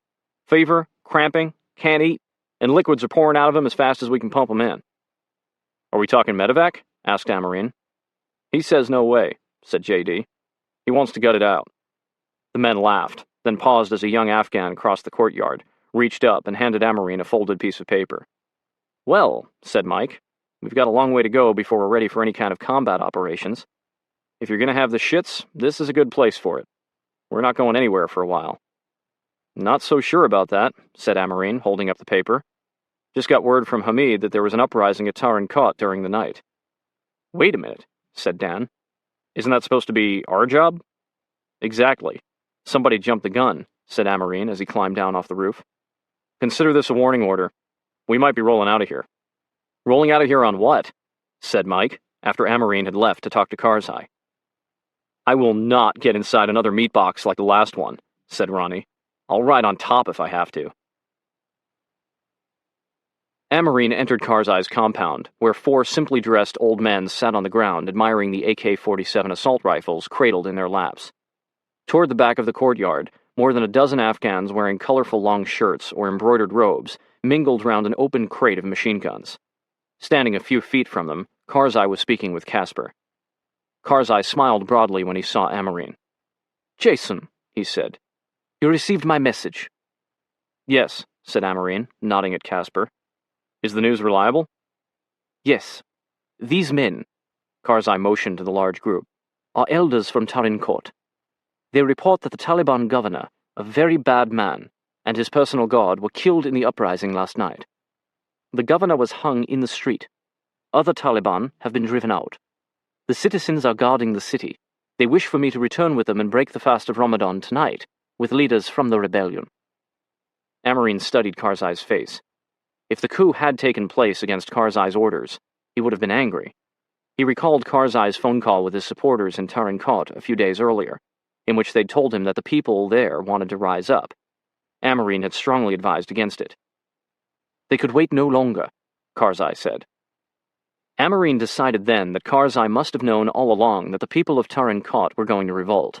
He must not have understood the repercussions, that the Taliban would send forces to recapture the town and likely increase their presence in Uruzgan. Or perhaps he was alarmed at the Northern Alliance's succession of victories in the north and feared they would beat him to Kandahar. Regardless, the more dire issue was that ODA 574's long-range plan to take Tarin Kot themselves, once the team had built up and trained a guerrilla force of hundreds, was now back to the drawing board. All Amarine could read when he made eye contact with Karzai were good intentions. Still, he thought, he has no idea how fucked we could be because of this. "What do you intend to do?" he asked Karzai. "I must join them in Tarin Kot." Amarine had expected to maintain a low profile for weeks, if not months, during which time ODA 574 would arm, organize, and train Karzai's followers. Did Karzai not understand that a battle was imminent in Tarin Kot? He asked to speak to Karzai in private. Casper followed them into the house. "There will be a counterattack," Amarine said, away from the other Afghans. "Yes," said Karzai, "but I must go to the governor's palace and meet with the leaders of the uprising right away." Amarine understood that Karzai had, after all, been lobbying for the anti-Taliban Pashtun to rise up. What kind of a message would it send if he now left them to face the Taliban's reprisals alone? "Okay," Amarine said. "Do we have vehicles?" "Not at this time," said Karzai, "but we will have transportation." "How many men can we expect to join us?" "Those who took weapons today return to their homes. There are a few remaining, but Haji Bado's men will accompany us on the drive. We will have many men in Tarin Kot." "Translators?" "Not yet," said Karzai, "but in Tarin Kot that will not be a problem. I will translate in the meantime." After nearly an hour of planning, Casper leaned into the conversation. "Skipper," he said to Amarine, "we have to get moving." Since the spook wouldn't be involved in the fight, Amarine didn't even acknowledge the comment. He did, however, note the paradox. Risk-averse throughout planning, Casper seemed suddenly gung-ho about engaging the enemy. "Gather around," J.D. bellowed to ODA 574 when Amarine returned to the compound. "Captain has some information to put out." The men stopped what they were doing and formed a circle around Amarine. "All right," said Amarine. "I know we were just getting settled here, but we're leaving in 3 hours. The people of Tarin Kot killed their Taliban governor last night, so that speeds things up for us. We're going to help the locals hold the town. Karzai is getting vehicles. It's a 4-hour drive, and there are some 20 villages on our route that should be on Hamid's side. That said, Alex, let's get some air to escort us. Question, sir, said Alex. What is the route? Unbuttoning the flap of a cargo pocket on his pants, Amarine pulled out his survival map, which he'd folded so that Uruzgan province was on one side and Kandahar province on the other. He traced the route with his finger for the team to see. Hamid says we'll head north along the river to Dehrawud, and then cut east through these mountains to Tarin Kot. All our maps are fucked. We don't know if these roads still exist, so we'll play it by ear, but this is the basic route. I expect a counterattack in Tarin Kot within 24 hours. Hopefully we'll get there before that happens. Mike said, What happened to the hundreds of guys who picked up weapons today? They disappeared back into the mountains, said Amarine. It was understood that some of them were being armed to protect their villages, but it appears that Hamid is still lacking credibility, or there would be some guys hanging around looking for something to do. Hamid says he's been promised all the men we need in Tarin Kot once we get there. That sounds familiar, said Dan. Amarine checked his watch. Okay, it's 1500. Hamid says he'll have vehicles at 1700. While the men got to work, Amarine huddled with JD and Mike to look over the proposed route. With a mechanical pencil, Amarine drew a circle around Haji Badr's Cove and wrote K in the center for Karzai. This is where we fall back to, said Amarine. Right now it's the only place that we're sure is backing Hamid. The rest of the south is a question mark. They looked at the dime-sized circle. Damn, said JD. Pretty lonely down here. By sunset, a 10-vehicle convoy of 1970s-style station wagons, 1980s minivans, and modern Toyota trucks, plus one small shuttle bus, lined up on the main street of Haji Badr's Cove. 2 pickup trucks that had arrived from Tarin Kot and were full of guerrillas armed with RPGs and assault rifles would lead the convoy back to the capital of Uruzgan. Amarine, Mike, and Alex piled into a Toyota King Cab pickup behind the guide trucks. Behind them, Karzai and the CIA team, including Miles, who was kitted out for combat while hooked to an IV, boarded the bus. And Ronnie climbed on top of it. Behind them, the rest of ODA 574 crammed into another King Cab. Karzai told Amarine that the Afghans talking in a group nearby owned the vehicles and intended to drive them, a detail that didn't bode well with the Americans. Nobody trusted the drivers to react calmly if they drove into an ambush or were stopped at a Taliban checkpoint. Amarine balked, but Karzai explained that there was no other option. In Uruzgan, vehicles are hard to come by, and the Afghans would not relinquish theirs. The team could have bought its own trucks in Pakistan and had them airlifted with the weapons the night before, but Karzai had wanted to be as inconspicuous as possible and promised to acquire trucks for ODA 574 in-country. Now, with no choice but to take what were essentially taxis, and without time to recon the route, the team drew up a plan. In the event of an attack, the Green Berets would commandeer these vehicles, fight off the enemy, then retreat with Karzai back to the last rally point. After regrouping, they would retreat to the relative sanctuary of Haji Badr's Cove, which they suspected would eventually be overrun by a large enemy force. They would call in air power to defend the village while preparing to be extracted from the country. While going over this plan, the men reminded each other of the agreement they'd made back in Uzbekistan regarding the never leave a fallen comrade creed. In JD's words, if I'm killed and we're going to be overrun, don't die trying to bring back my body. Save yourselves and tell the story. To avoid that outcome, ODA 574 had enlisted the help of a pair of F-18s to fly the road ahead of the convoy. At 30,000 feet, the planes were invisible from the ground, but their advanced optics could identify approaching vehicles and roadblocks. The route followed the Helmand River 15 miles north to Mullah Omar's hometown of Dehrawud. There the convoy would turn east and drive for another 30 miles across a small mountain range to Tarin Kot. Karzai estimated that it would take them 4 or 5 hours to travel this distance, an indication that the roads in Uruzgan would live up to their reputation as the worst in Afghanistan. Once underway, Amarine began to identify rally points. A hill, a wadi, a ravine or channel that is dry except in the rainy season, a stone hut, every mile or so, relaying the information to the other team members via radio and entering their coordinates into his GPS. For the first hour, just as Karzai had told them, there were no checkpoints or traffic. The recon jets spotted nothing up ahead, and the convoy advanced unimpeded over the narrow, spine-jarring roads. Soon after dark, they followed the river past the rusted-out remains of a Soviet tank that had been pushed onto its side and was now part of the earthen wall flanking the dirt road. "Mines," muttered the driver of Amarine's truck in a rare use of English as they pulled off and drove next to the road for a quarter of a mile. They passed other remnants from the Soviet army, detoured around landslides, and dodged loitering goats that didn't flinch at car horns or the sound of bullets fired into the air. After 2 hours, the road took them into Deira Wood, past neighborhoods, shops, and restaurants, with small wooden tables and chairs stacked in front. It was early in the night, yet the town was almost completely dark, as though windows had been covered to black them out. Scanning the road ahead with their nods, the men saw no one, not even a dog or a goat.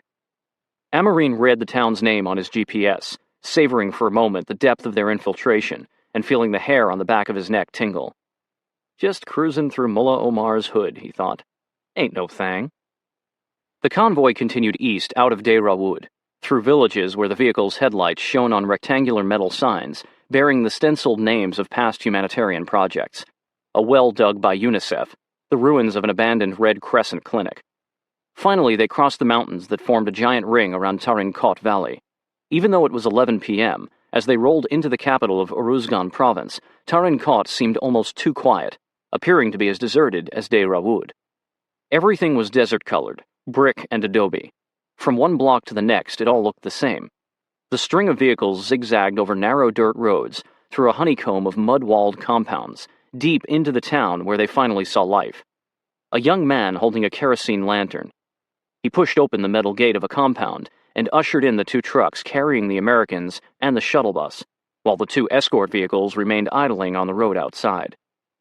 Ronnie slid off the top of the bus and, with the rest of ODA 574, formed a perimeter around it, weapons at the ready. JD had Mike and Mag check the place out, as they'd done their first night in Haji Badr's Cove. But in this case, they were near the center of a much more populated area, with blocks and blocks of neighborhoods linked by a maze of roads. They couldn't just toss a grenade over a wall and run into the mountains. Karzai said a few words to one of the 4 armed men in the compound, then led Casper and Amarine into the dwelling. He quickly showed them the 2 rooms their teams would stay in. Then the 3 men returned to the driveway, where the Americans were unloading their gear from the trucks. "Now I must leave you to go to the former Taliban governor's palace to meet with the local resistance," Karzai told Amarine. "When can I meet them?" "I must go to this meeting alone, Jason. I will send for you." Not at all comfortable in their new surroundings, Amarine said, "Please keep me informed immediately of any developments." "Of course," said Karzai, as he got into a truck and was driven away. By the light of kerosene lamps, ODA 574 and the spooks lugged the gear into their rooms, the mood remaining tense as the Green Berets settled into the claustrophobic space. Rolling a wire out the window, Dan and Wes set up the antenna for their radio. "I'm going to send up a sitrep," said Dan to Amarine. "Anything special you want me to say, other than a massive Taliban force is on its way to try to kill us, be ready to help?" "You might want to tone it down a bit," said Amarine. "But I think that sums it up quite well." 45 minutes after Karzai left, 2 guerrillas arrived at the compound with instructions to bring Amarine and Casper to Karzai. "We'll be back in an hour," Amarine told JD, holding up his radio. "I'll update you once I know what's going on."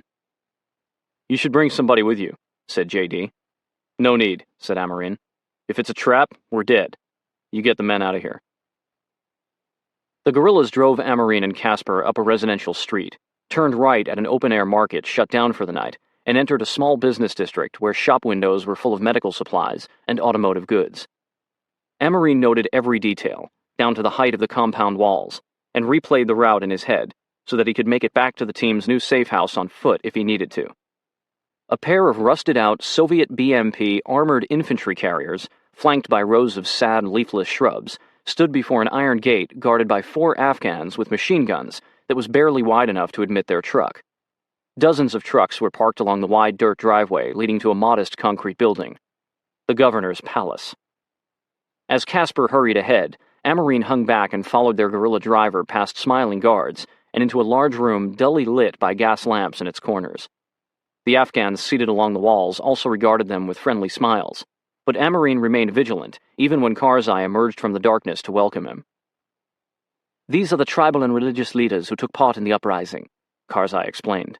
"And I have news from them." These men looked more like well-manicured diplomats than revolutionaries, more polished than the tribal leaders Karzai had brought with him to Pakistan. A large convoy of Pakistani Taliban is on its way from Kandahar to retake Tarin Kot, Karzai continued. There are reports of 100 trucks carrying 1,000 men. When will they arrive? Said Amarin. They left this morning, said Karzai. The roads are difficult, like what you saw today, so they could arrive any time tomorrow. Kandahar was only 75 miles away across wide deserts and over mountains that would take some time to cross. Still, there was much to do in order to create the initiative Amarin's small team would require to make a stand against such a large force, and Amarin had to assume the attack could occur before tomorrow. He glanced at the door. The infantryman in him had already begun to plan their defense. So we must eat, said Karzai, smiling. They waited for us to arrive before breaking their fast for Ramadan. Sit down and eat, then we can discuss this further. Please thank them, but I have to return to my team and make preparations immediately, Amarin said. I need you to ask them to send us every man they can to defend the town. Karzai's brow furrowed. Are you certain there is not time to eat? Yes. Then I will have men with trucks at your compound in 2 hours. Amarin paused in the doorway of ODA 574's makeshift command post, feeling safe in the presence of his team. It was almost 12:30 a.m., and in his absence, the men had lined up their rucksacks along one wall of the 10 by 12-foot room. In one corner, Dan was using his go-to-hell pack as a low desk for his laptop, and Wes was running a second antenna wire outside through a small window. Standing just inside the door beside Ken, J.D. was testing the flame on one of the 2 hissing gas lamps hanging from metal hooks in the wall, while Mike, Mag, and Ronnie were taking inventory of the grenades, claymore mines, and ammo clips piled on the cement floor. J.D. glanced at Amarin, who gestured for him to step outside. We've reportedly got 1,000 Taliban and 100 trucks coming to retake Tarin Kot, Amarin told him. J.D. smiled.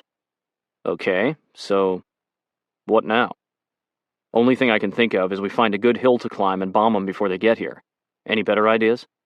When J.D. shook his head, Amarin said, It's going to be a long night and a longer day. They went back into the room. Listen up, J.D. shouted. The captain has some info to put out. Every member of ODA 574 immediately stopped what he was doing. The ensuing silence unsettled Amarin, who would have preferred the usual banter to calm his nerves about the terrible odds they faced. Hamid's people have reports that the Taliban launched a counterattack from Kandahar to retake this town, as many as 1,000 men, Amarin said. After what these people did to their governor, we can count on them sacking the town if we can't stop them. We have to be in position to defend Tarin Kot before dawn. I need Mag, Mike, Ronnie, and Brent to do some quick terrain analysis and look for likely enemy avenues of approach. Then find us some high ground with a good view to direct airstrikes on the most likely route. Dan and Wes, get Camo with Task Force Dagger, and tell them that we'll probably be in the shit tomorrow, if not sooner. Alex, get us some aircraft and let's look for the bad guys. JD, figure out a timeline. Hamid is sending as many guerrillas as he can to help us, so we need to have a solid plan in about 75 minutes. We'll have a status brief at 0130. We depart at 0300. Every inch of available floor space was soon covered with maps, with half of the men on their hands and knees studying them. Alex got out his radio, laptop, and cipher book, and within minutes announced the 2 F-18 fighter planes were inbound for reconnaissance. Amarin went next door to brief the CIA team on ODA 574's plan, telling them to be prepared to evacuate Karzai if the Taliban couldn't be stopped. If that happened, they would regroup at Haji Butter's Cove. Good luck, Jason, Charlie said. Make sure you take the car keys from those guerrillas so they don't leave you behind. Amarin returned to his team's room, laid out his map on a small wooden table, and attempted to visualize the coming battle. Even though he had no appetite, he forced down an MRE, not knowing when he would next be able to eat. His eyes were drawn to that small circle he'd drawn around Haji Butter's Cove. They'd driven through several villages on the way to Tarin Kot, but they still didn't know whether their inhabitants backed Karzai or had merely allowed them passage. With his pencil, he circled Tarin Kot Valley and put a question mark in its center. He glanced at his team. J.D. was listening in on Mike, Ronnie, Brent, and Mag, who were kneeling over their maps in the center of the room, bouncing back and forth opinions of the positions they might occupy. Dan, Wes, and Alex were seated on the ground along one wall, leaned over their radios and laptops, sending up spot reports to Task Force Dagger on their situation and talking to aircraft overhead. Ken sat against another wall drinking coffee and observing the men, his aid bag packed beside him. After almost an hour, Amarin stepped out into the courtyard, hoping to see a group of armed men awaiting instructions, but it was just the same smiling guards. At the 0130 status update meeting, Mike indicated on the map the only major route into the valley, tracing it through a narrow mountain pass. The high ground beside this pass looked like the best place to establish an observation post, from which to direct airstrikes on the enemy. Mike's description was interrupted by Alex. "Sir, the F-18 spotted 8 trucks heading north from Kandahar. Are they cleared to engage?" Immediately, Dan and Wes plotted the location of the convoy on the map, while Amarine looked over their shoulders. The trucks were 20 miles away, and the team agreed that this must be the lead element of a larger force. The room went quiet. Every man looked at Amarine. He visualized the valleys and roads, pictured the mountains, and what the pilots were seeing. According to Karzai, a force like this coming north could only be Taliban. If 1,000 men were closing in, they had to slow them down to gain time for Karzai to rally his men. These airstrikes would also be crucial to defending Tarin Kot. Without further consideration, he gave the order. "Smoke 'em."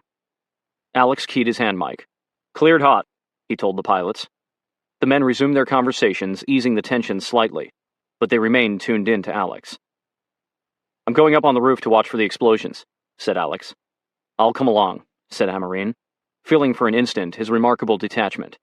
He'd just ordered his first kill, probably dozens of deaths, and the words he had chosen were as casual as if he was telling his men to swat flies. Outside, Amarine steadied a ladder for Alex as he climbed up onto the roof. 1,000 men are coming for this place, Amarine thought. Horrible odds, just as there had been during Operation Safe Haven when he was a second lieutenant fresh out of West Point, stationed in Panama on the first assignment of his career. On December 8, 1994, Amarine's superiors had sent 5 25-man infantry platoons, plus 50 Air Force security police, to quell a riot in a Cuban refugee camp in Panama. In spite of his and other platoon leaders' objections, his commanders had denied their request to bring shotguns and tear gas, and provided them instead with batons and face and body shields. Once the platoons were inside the fenced camp, approximately 1,000 refugees attacked the 175 soldiers with softball-sized cobblestones that rained down on the Americans, breaking shields and bones with a never-ending supply of projectiles. Reinforcements were sent in, but by day's end, more than 200 U.S. servicemen, including Amarine and his men, had been wounded, some critically. Though the incident would never be recognized by the Army as combat, the level of violence was far worse than anything most of the men had experienced. The United States closed the camps 2 months later. Amarine vowed that never again would he let men under his command bleed for nothing.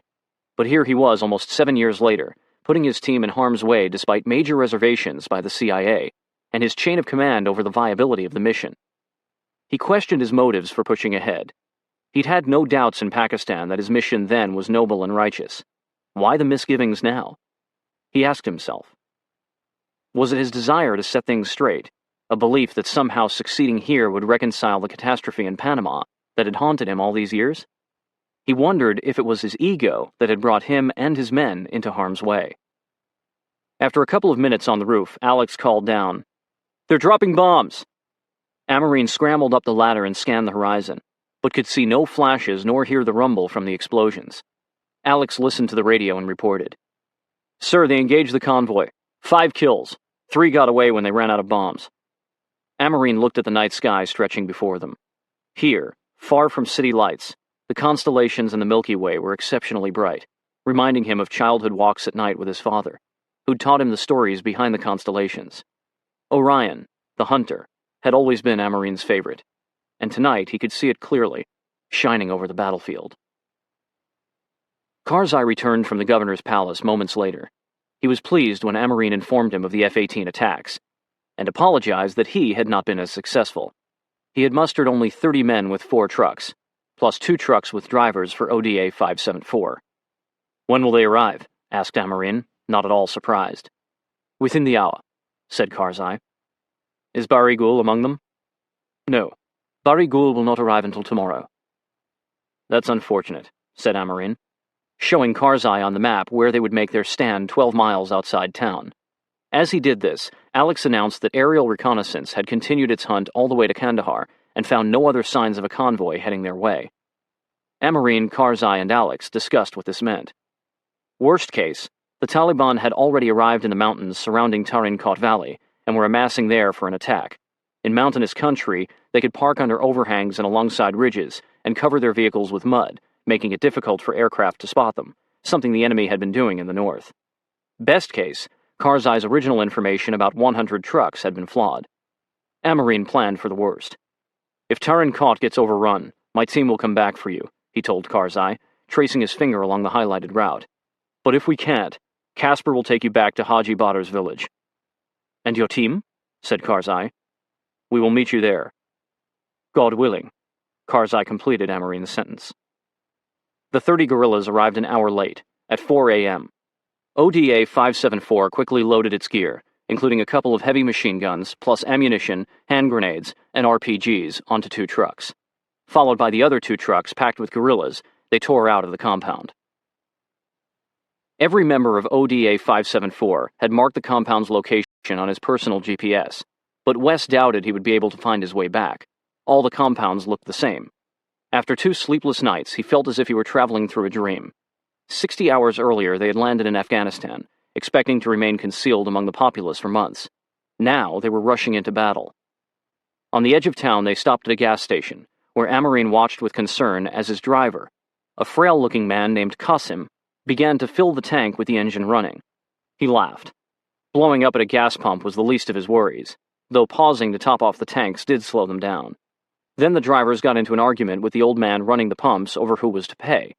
They invoked the name Hamid Karzai multiple times, but the man would not relent, and Amarine surmised that Karzai's name didn't hold enough clout to act as credit. Begrudgingly, the drivers paid with cash from their own pockets. Just past the gas station, a twisted metal pole blocked the road. 2 armed Afghans asleep beside it. Qasim honked his horn.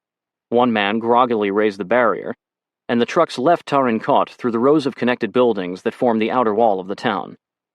Like exiting a protective reef into the open ocean, thought Amarine.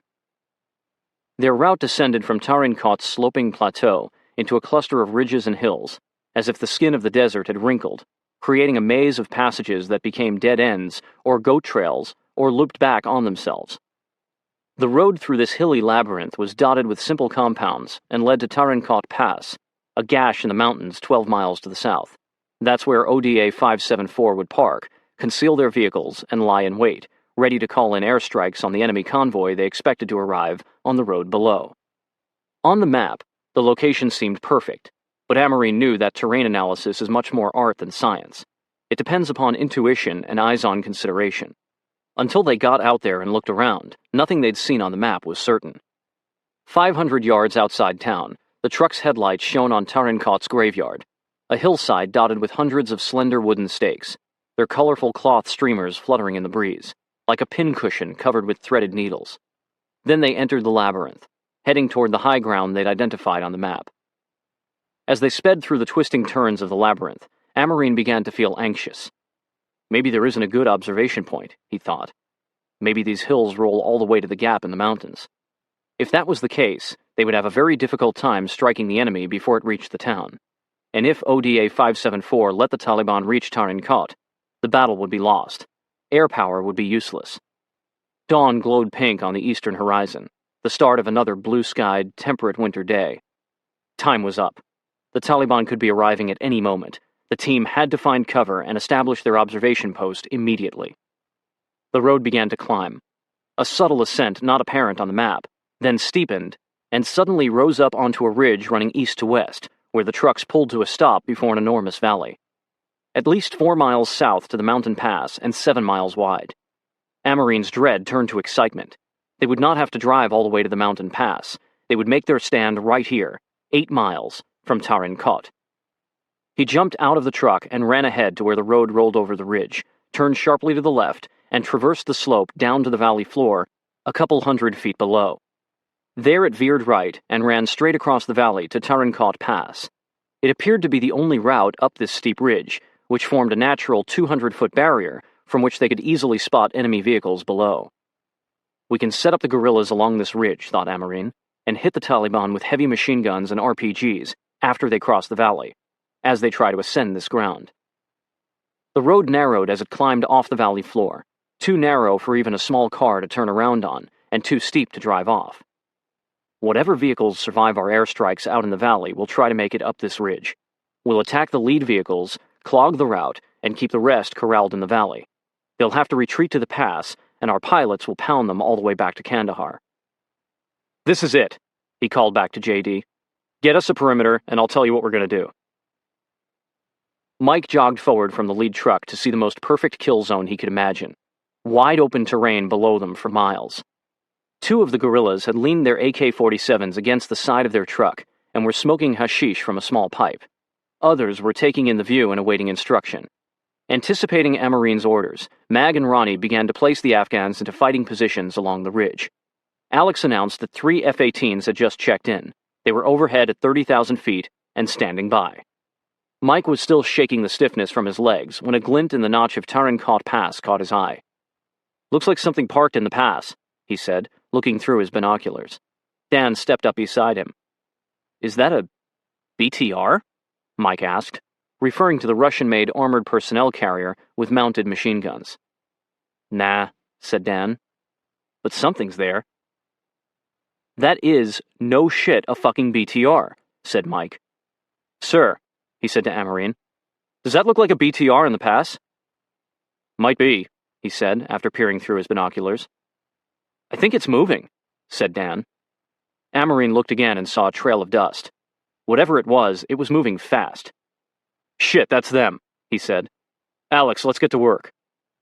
The 8 trucks the F-18s had engaged a few hours earlier must have been the tail of the convoy, not its head. The lead element had already arrived in the mountains and prepared for a morning attack. We're in deep shit, Amarine thought. If there are 100 trucks on the other side of the pass, we don't have enough bombs to stop them all. Once they reach our ridgeline, we'll either stop them here or we'll have to retreat back toward Tarin-Kot. Are they cleared hot? Alex called to Amarine. Roger, Amarine answered. Clear them all. The convoy looked like a snake slithering out of the pass.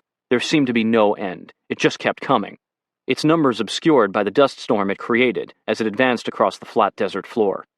100 yards into the valley, the column of dust became 3 when some of the vehicles veered out into the open desert from behind the lead trucks and pressed forward on opposite sides of the road in an arrowhead formation. Bombs away, said Alex. A large explosion kicked up dust and flame a few hundred yards ahead of the vehicle at the front, the sound reaching ODA 574 a couple of seconds later. Almost immediately, the same vehicle exploded as a second bomb found its mark. The team let out a cheer. JD noticed that the guerrillas had gone silent. In fact, they were no longer on the ridge. After the first bomb had missed, they'd run. The G's are getting in the trucks, yelled JD. Amarine turned to see the few guerrillas not already sitting in the trucks facing off with Mag and Ken, who had blocked their retreat but weren't able to turn them around. The trucks were slowly rolling back toward Tarin-Kot, their drivers gesturing emphatically to the Americans to get in. There was no interpreter to explain to the guerrillas what was going on. They had never witnessed American air power, but they knew all about the atrocities the Taliban were capable of committing. For them, it was an easy decision. Yet the people of Tarin-Kot would be slaughtered if ODA 574 didn't stop the convoy. What do you want to do? JD shouted to Amarine. We cannot stay without trucks, Amarine thought, tightly gripping his M4 carbine. The only way to stop them is to kill the drivers. I would kill them to prevent a massacre in Tarin-Kot, but that would be the end of Hamid's movement. We would never be trusted again. This position is lost. Get everyone loaded, Amarine ordered. Alex had to be pulled up from kneeling beside his rucksack as he continued to direct aircraft. What the fuck is going on? He yelled. We're just getting started. They're running, said Amarine. Get in the truck. Amarine's pickup was the last to leave. The driver looked at him with panic as he pinned the accelerator to the floorboard and hit a rut that almost threw Wes out of the back. Slow the fuck down, Wes shouted, pounding on the roof with his fist. He continued to pound, frustrated that they'd just been forced to give up front-row seats to the Super Bowl of aerial ambushes. When the first bombs hit the lead trucks, the Taliban drivers might have considered the explosions to be lucky hits from old Soviet mortars the townspeople were firing from somewhere up ahead. They did not know they were being targeted by American soldiers. The first contingent of F-18s had dropped its small complement of bombs and left to rearm, creating the illusion that the artillery barrage had ceased.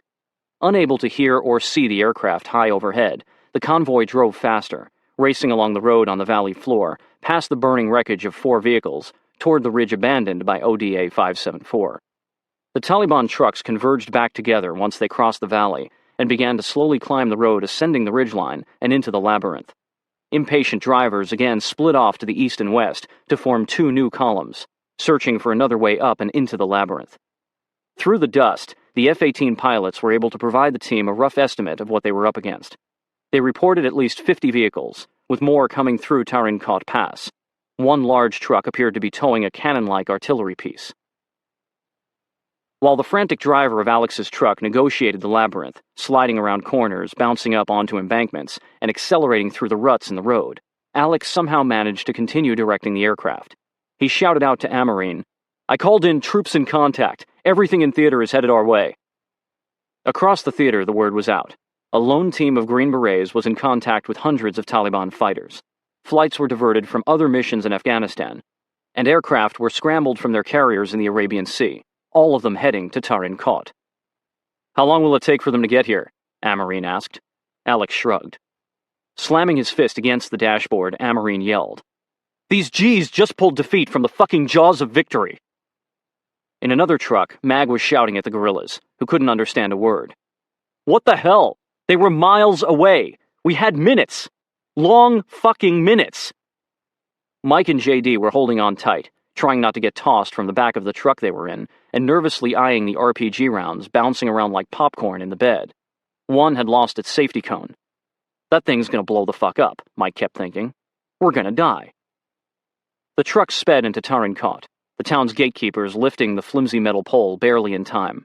Men, women, and children bolted to the sides of the road and pressed up against buildings as the trucks flew past, not slowing down till they screeched to a stop in front of the team's compound.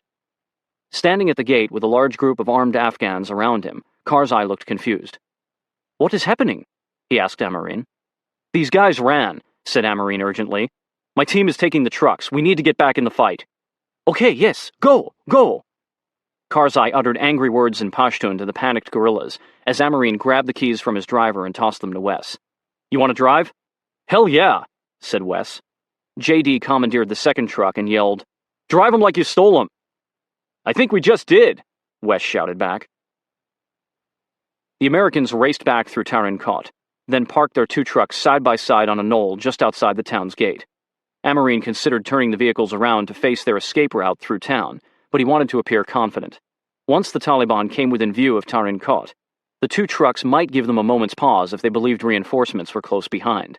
Alex, perched on top of gear in the bed of one truck, continued to direct the U.S. aircraft arriving from all over the country. F-14 Tomcats, in their final months of military service, joined their replacements, F-18 Hornets, all staying above 30,000 feet. Below them, the pilots saw dust clouds from the Taliban convoy approaching Tarin Kot along 3 roads through the labyrinth. They appeared to be converging on the pair of trucks sitting just outside town. "Roger, I see 2 friendly Victors, vehicles." One pilot radioed to Alex. "That's us," Alex replied. "You mean, that's all you've got?" The pilots described to Alex what they were seeing. The smaller western and eastern columns of the Taliban attack were moving at a slower pace than the main force approaching in the middle. "Put it all on the center column for now," ordered Amarine. "That's the immediate threat." Alex noted the number of planes as they checked in, via radio, when they arrived overhead. Amarine calculated how much firepower they had available. 3 aircraft carrying a total of 18 bombs to take out at least 50 vehicles coming their way. Not enough. Explosions echoed in the distance, and a few plumes of black smoke rose into the blue sky. Alex cleared another flight for the center column, marking the location of the airstrikes on the map. The Taliban were halfway through the labyrinth, still coming on strong. "Can you get an estimate on how many Taliban are left?" asked Amarine. After conversing briefly with a pilot, Alex turned to Amarine. "Lots." They exchanged grim smiles. As more planes arrived, an F-18 pilot informed Alex that he was airborne forward air control qualified and could help direct aircraft from the sky. Directing one airplane from the ground is relatively easy. Directing dozens of aircraft attacking scores of moving vehicles is extremely difficult. Aided by the AFAC, Alex was able to coordinate multiple simultaneous airstrikes, yet the center column continued forward relentlessly. Each time the lead vehicle was hit by a bomb, the trucks behind it would pass the wreckage and continue to advance, while the outer columns, moving more slowly than the center, proceeded unchecked. If the outer elements flanked Tarin Kot, ODA 574's escape route would be cut off. "When you get a chance," Amarine told Alex, Get a sitrep on the progress of the western and eastern elements. Dan was helping Alex direct aircraft, and Wes was firing off sitreps to Task Force Dagger. The rest of the team could do little more than scan the ridges to the south and listen to the crosstalk between the pilots, Alex, and Amarine. They began to tally the black clouds rising above the labyrinth, 12 and counting, each representing a truck packed with up to 12 men, which might mean 100 dead, but still the Taliban pressed forward. And then the people of Tarin Kot began to arrive. It started with 4 townsmen, who timidly joined the team to listen to the bombing. More followed, speaking a language no one on ODA 574 understood. Soon 20 men had gathered, then small children and women ventured out, and a mob of 40 people was pressing up against the trucks, shouting their approval with every distant explosion. The AFAC told Alex that, in spite of the multitude of burning trucks littering the labyrinth, the 3 prongs of the attack were continuing to close in on Tarin Kot. Worse, the aircraft were out of bombs. The AFAC had remained until he was fuel critical. Now he had to return to base. Alex relayed the news to Amarine, who looked at his men. Mag and Ronnie, strapped with triple loads of grenades and ammo, had been putting the few locals carrying weapons into a rough defensive line on opposite sides of the trucks. The majority of the crowd was unarmed, and they would be the first gunned down by the Taliban if ODA 574 retreated. "We gotta get these people out of the streets," Amarine said to JD. JD had heard Alex's latest report, and he understood what Amarine was saying. The two glanced around at the Afghans, focusing on the children. "We still have some time," JD said. "Yep. We'll stay as long as we can, then we have to get Hamid out of here." "Mag, grab Ronnie and Mike and clear the crowd out of here," JD shouted, moving the hand of a teenager playing with the pockets of his go-to-hell pack. As the 3 Green Berets politely but firmly pushed the crowd back from the trucks, they realized that there were more than just a few armed men among them. "We got a lot of guys with guns here," Mag called out. "Well, put them to work," said JD. More people arrived, carrying everything from AK-47s to bolt-action rifles that likely predated World War II, and Mag grabbed them by their shirt collars and put them in the defensive line. Ronnie was doing the same, spreading the men out on either side of the trucks, when Mag said to him, "Brother, you're gonna have to cover me because I've got a jumper at the door." Ronnie said, "Brother, you can cover me while I cover you." They ran to the nearest compound door, knocked, and when there was no answer, Mag said, "Sorry about this," and kicked the door in. Hurrying to a back corner of the deserted compound, they faced each other and dropped their drawers. Meanwhile, Mike watched 2 Afghans pull a canvas tarp off a rusty Soviet anti-tank weapon set back between 2 buildings. To his amazement, it appeared to have been maintained.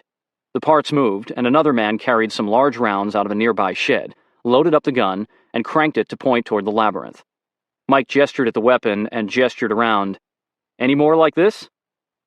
The men shook their heads and held up one finger. This was the extent of the town's heavy defenses. 3 or 4 men showed up with RPGs, and Mag and Ronnie, now back at the trucks, sent them to the rooftops on either side of the main street, pantomiming that they should stay there and fire at anything that came toward them on the road.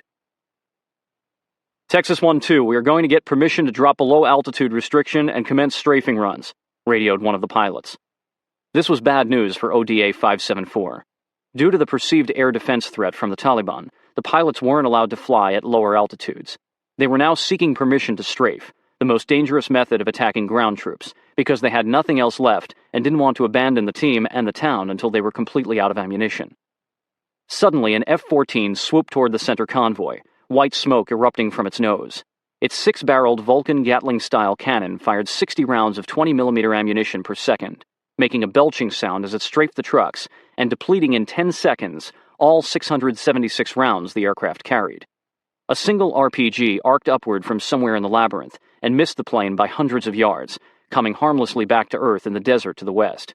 One by one, jets dived down over the labyrinth, firing the last of their ammunition before returning to their ships to refuel and rearm. For several minutes, the men watched the smoke from smoldering wrecks in the labyrinth, aware that their enemies were getting closer, and they had nothing to throw at them. "We may be in trouble," Dan said under his breath. As if on cue, a second wave of fully armed aircraft checked in. Alex quickly directed them to strike the middle column. After their first run, marked by a rumble of explosions, the pilots radioed some welcome news. "The victors in the middle group are starting to turn around. Let's work the western column, then the eastern one," Amarine said. The smaller eastern column had stopped when the strafing began, and the lead vehicles were retreating back through the maze. Alex told the pilots to let them run and focus instead on the larger western column, which was still advancing. "You're cleared hot," said Alex. "Give them whatever you've got." As the 500-pound bombs began to explode on the western column, more fighters announced their arrival to Alex, who was controlling so many aircraft that he had to keep them in a holding pattern high overhead. "I got one truck trying to hide in a draw," radioed a pilot. "Not anymore." An explosion echoed across the valley. Now under attack, the western convoy pressed forward, some of the trucks breaking away and speeding past the burning wreckage of their cohorts. "I see 'em," shouted Mike, pointing at a truck a mile to the west, the first of the Taliban to have made it through the labyrinth. Amarine grabbed JD and whispered in his ear, "Get all the guys close to the trucks." Machine gun fire erupted at the western edge of town. "Can we go over there?" asked Ronnie. "No, stay here," said JD. It soon became evident that the gunfire was coming from townsmen shooting at the lone Taliban truck, which abruptly turned around and sped away to the south. Sporadic gunfire persisted in the west, but the team couldn't see what was happening. "The western column is turning around," said Alex. "Let's get as many as we can before they escape," said Amarine. The aircraft continued their runs, dropping bombs on the retreating trucks. The sky had gone brown, hazy from dust and smoke from the destroyed vehicles. The columns of black smoke reminded the Gulf War veterans, JD, Mag, and Ken, of the burning oil fields in the Kuwaiti desert. The rest of the men had seen those same scenes on television and the covers of Time and Newsweek. But this was their war, and ODA 574 had just won its first battle. Chapter 7. Credibility. The giants he sees are nothing but windmills, but only a man who sees giants can ever stand upon their shoulders. Ian Caldwell and Dustin Thomason, The Rule of Four. As the aircraft pursued the fleeing convoy down the valley, the now exuberant crowd of locals moved back in closer to the team. "Look at that," Ronnie shouted, pointing into the boisterous throng of Afghans.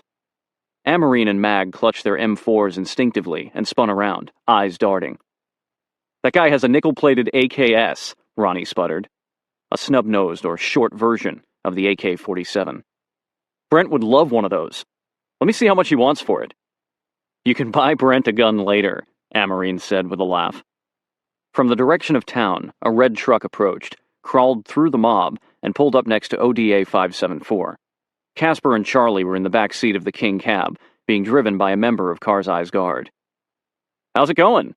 asked Casper, gazing out at the black smoke in the distance. "Convoy is retreating," said Amarine. "I'm going to push the team out and get ready for a second attack." "I'll send up a report briefing what your team did, what happened here today," said Casper. Amarine nodded, then turned to Charlie and said, "You were right. We should have taken the keys."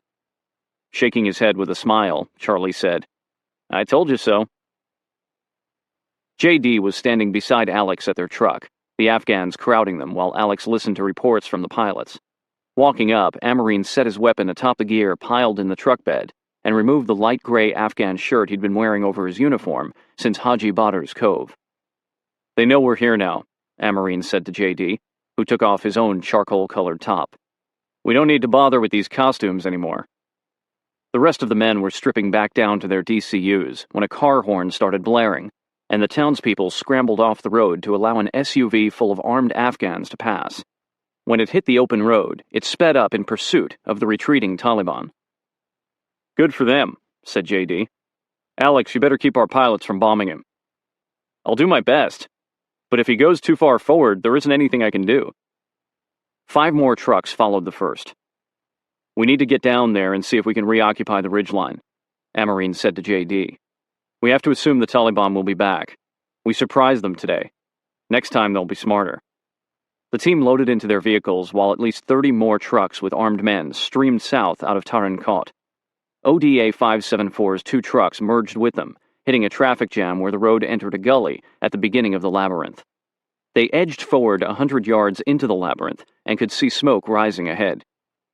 "They almost made it to Tarin Kot," Amarine said to Wes, pointing at the remains of a Taliban truck. The truck bed was gone and the cab torn in half. A smoldering body slumped over the steering wheel. Body parts and charred clothing were scattered on the ground. A Taliban soldier, his intestines spilling from his abdomen, lay moaning in the ditch beside the road.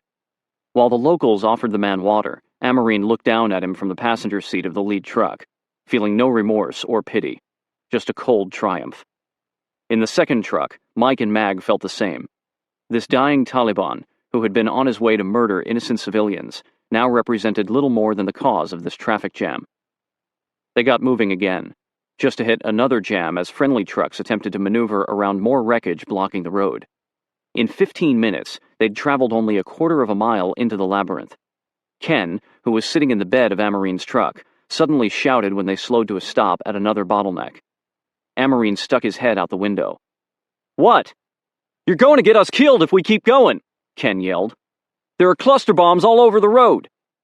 Cluster bombs release dozens of mini-bombs that cover a large area and are used to clear minefields and large concentrations of ground troops. A small percentage of the mini-bombs fail to explode on impact and are notorious for blowing up as personnel move through the aftermath of a bombing raid. "We didn't drop any cluster bombs," Amarine snapped, swinging open the cab door. He had never seen a Green Beret lose his cool this way, and he approached his medic with a mixture of anger and disbelief. In the same truck as Amarine and Ken, Wes, who respected both men, felt like a kid listening to his parents bicker. From the truck behind, Mag and JD watched Amarine step toward the rear of the truck and get in Ken's face. "Looks like the captain is about to go at it with Ken," said Mag. "This is not the time or place for this bullshit. We gotta roll." "I'm on it," JD said. He jumped out and ran forward. "Get in my fucking truck, Sergeant," he ordered, and Ken hopped from the truck's bed and walked to the other vehicle, shaking his head. "What's going on?" JD asked Amarine. "Ken is losing it. Says we're all going to get killed if we push forward." The dirt road ahead of them was congested with trucks from Tarinkot. Armed townsmen were creeping up embankments, searching for surviving Taliban. "Looks like it might get nasty," said JD. "I don't think we should push forward with a scared medic and all these townsfolk confusing things. Why don't we let them do the initial sweep, and we'll get a translator and some guerrillas to clean up tomorrow. We can lay up somewhere around here tonight." "Let's pull up onto that ridge and set up an observation post," said Amarine. "That will give us a decent perspective of the approach from the pass." With a nod, JD returned to his vehicle. The two trucks drove off the road heading east and climbed the highest ridge, about a mile and a half into the labyrinth. Though ODA 574 had an unobstructed view back to Tarinkot, their view to the south, where the Taliban had entered the valley through Tarinkot Pass, was limited by the rolling hills. With Alex monitoring hourly recon flights, however, this would do as an observation post for the night. While Mike, Ronnie, and Mag took up positions at the 3 points of a triangular perimeter with the trucks at the center, JD and Amarine sat down away from the rest of the team to discuss Ken. "We can try to have him medevaced," Amarine said. "Do you want to risk an air crew to get him out of here?" Amarine shook his head. "I just don't know." "It could be PTSD," said JD. "I heard him tell a story once about helping a Saudi unit that was hit by friendly fire in the Gulf War." "They were hit by cluster bombs?" "Yeah," said JD. "Let me talk to him. You stay out of it for now. I'll keep him close to me. Any of this shit happens again, we'll send him home." "That means you would have to double as team sergeant and team medic." "It's okay," JD said, smiling. "I'm a damn good medic." "We'll be fine here for tonight, but I want to push out to our original observation post, with the view of Tarinkot Pass tomorrow. I'm going to grab Mike and Wes and ride into town to talk to Hamid about getting us some men." Back in Tarinkot, the streets were packed with pedestrians, many waving Afghan flags in lieu of the white flags of the Taliban. Shops were open. An old man stood in the center of an intersection wearing a tattered police uniform, directing traffic with a whistle and animated hand signals. Parked vehicles lined the streets outside Karzai's headquarters when Amarine, Mike, and Wes pulled up. Inside the compound courtyard were groups of Afghan men, all in conversation, their voices echoing off the walls. A very tall teenager, dressed in a bright aqua robe, greeted the Americans. "I am Selab," he said, carefully and loudly enunciating each word. "You want to see Hamid Karzai?" "Yes," said Amarine. "Are you our translator?" "No. I am Mr. Karzai's assistant. Rahim will translate for you. He is a pharmacist from this town. You will meet him later." Leaving Wes and Mike near the entrance, Amarine followed Selab across the courtyard, ascended 2 concrete steps, and entered the compound's guest room, the room designated in Afghan homes, where visitors are received by the head of the house, take their meals, and sleep.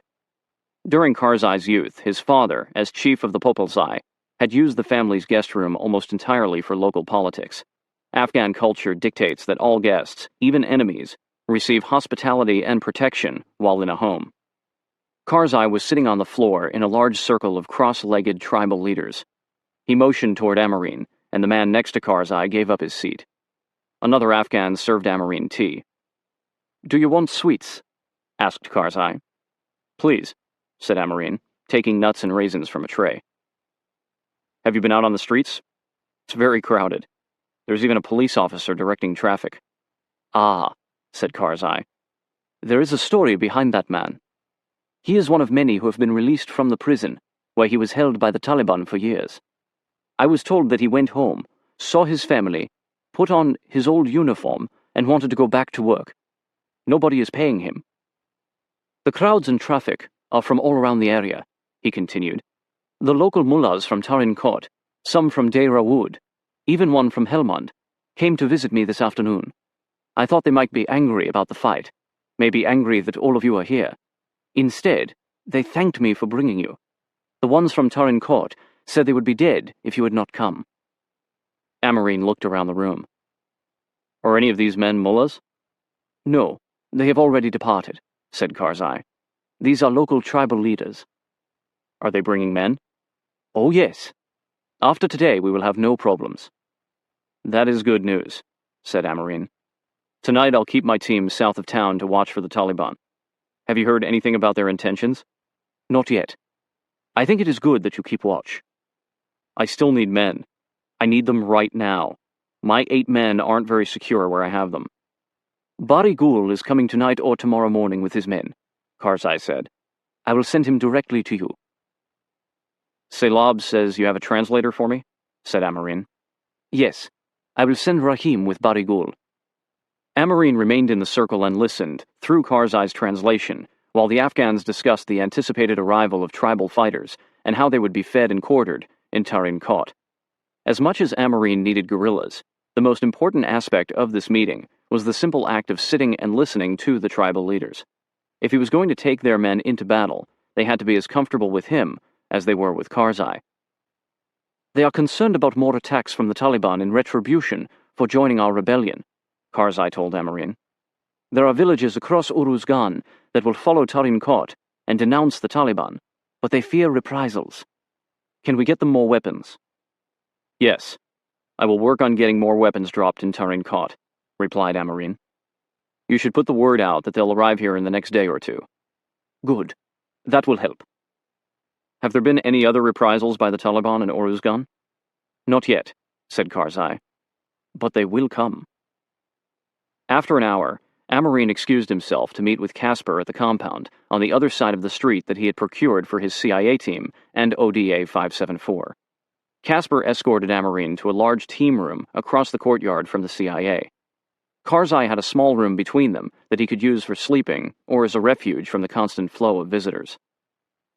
"We have a helicopter arriving tonight with our 3 men, said Casper, referring to one of his spooks and to Victor and Brent, ODA 574's engineer and junior weapons sergeant.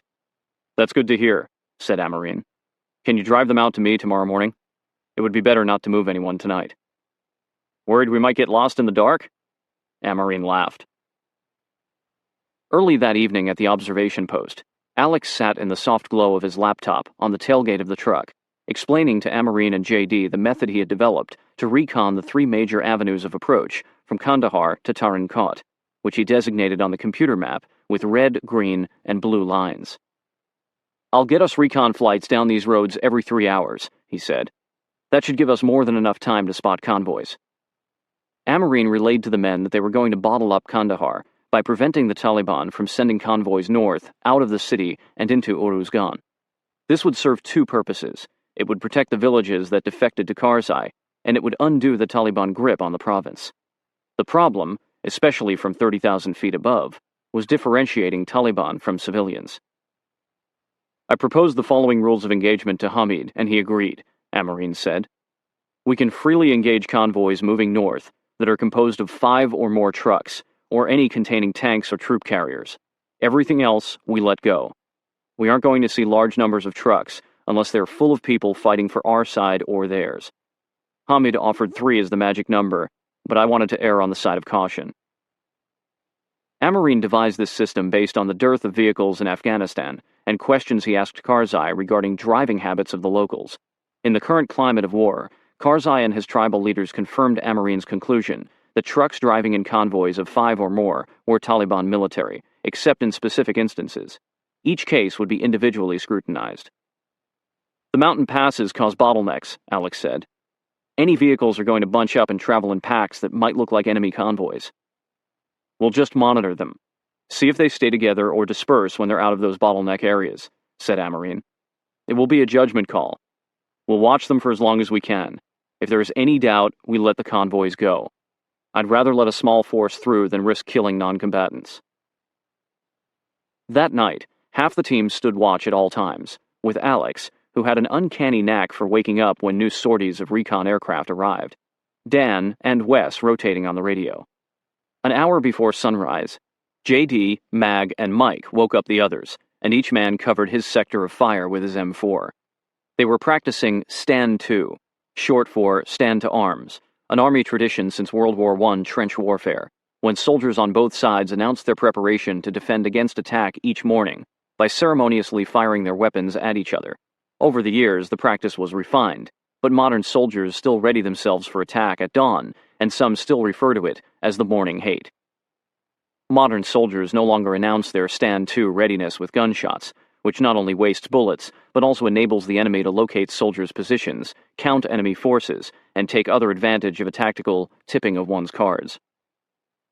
It was Sunday, November 18, their 4th day in country. After sunrise, the team reduced security to 30% and ate an MRE. At 6 a.m., a recon flight reported 12 trucks bumper to bumper in a mountain pass on the Blue Route, halfway from Kandahar. Alex estimated that if the trucks were headed for Tarin Kot, they would be there in 7 hours, and Amarine considered whether to order a strike. Being too conservative risked allowing a Taliban force to attack Karzai's allies along the way. Being too trigger-happy could kill civilians.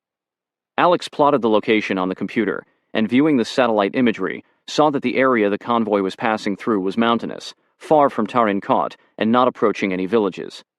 The tension knotting in his stomach, Amarine continued to monitor the recon reports. One word, and everyone in those vehicles would be incinerated. After nearly 2 hours, the bottleneck dissipated, and the trucks began to pass one another, spread out, and turn onto side roads. Amarine then made an announcement to ODA 574. I'm the only one authorizing airstrikes from here on out. I know we usually delegate that responsibility among the team, but I'm not appointing anyone unless I'm completely out of the net for some reason, or you're under fire and need close air support. I apologize for micromanaging this, but I want to be the only one who has to live with killing a truckload of innocents if any mistakes are made. He knew from the expressions on his men's faces that they didn't like this order, but no one protested. He assumed that JD would hear the complaints later. C'est la guerre. The sound of engines laboring uphill broke the morning silence as 3 trucks arrived at the top of the ridge, and Bari Gul stepped out of the lead vehicle, followed by an older man in a white robe. Walking over, Amarine greeted them in Pashto. Salam alaikum. Bari Gul's scowl broadened into a wide grin, and he returned the greeting. The other man, who introduced himself as Rahim, translated Bari Gul's next words. He says that they heard all about the battle yesterday. He says that they are here to fight with you. Tell him that it is good to see him again, and we are honored to be joined by him and his men, Amarine said. Bari Gul's 19 guerrillas spread out around the Americans as an outer layer of security, concealing themselves behind rocks or sitting on the ground, their weapons at the ready. Feeling confident that these men knew what they were doing, Amarine, along with Wes and Mike, went back to Tarin Kot, where he received a warm greeting from both Karzai and the now familiar faces in the circle of elders. Sit, Jason, said Karzai. We can talk. Did your friend Bari Gul find you? He did, replied Amarine. Can you tell me more about him? He is a Popalzai chief, from Deir Wood. Very reliable.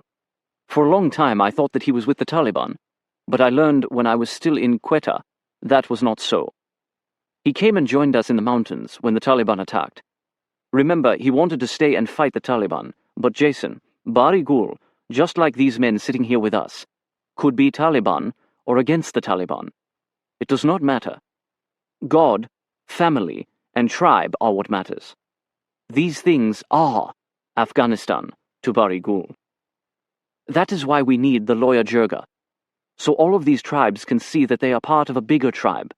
So the Pashtun, the Uzbek, the Tajik, all the tribes will call themselves Afghans, as readily as you call yourself an American.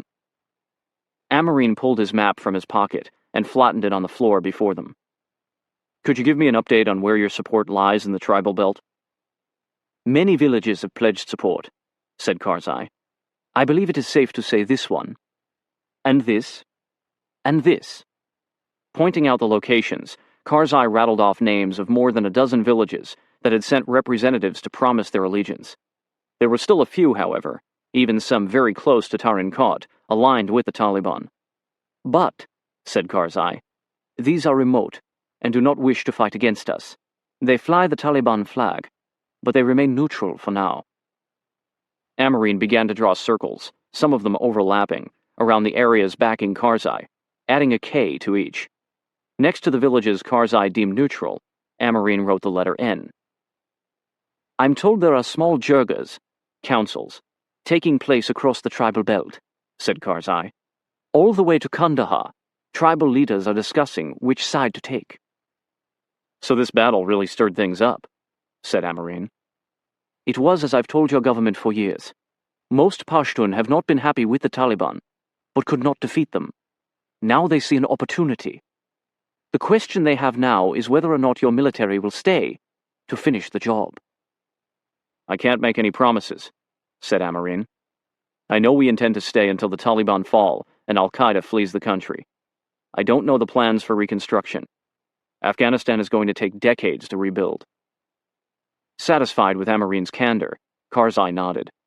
3 Afghans approached, each handing him a few sheets of paper, and he glanced at the writing, then signed the documents with a flourish. The men thanked Karzai and left the room.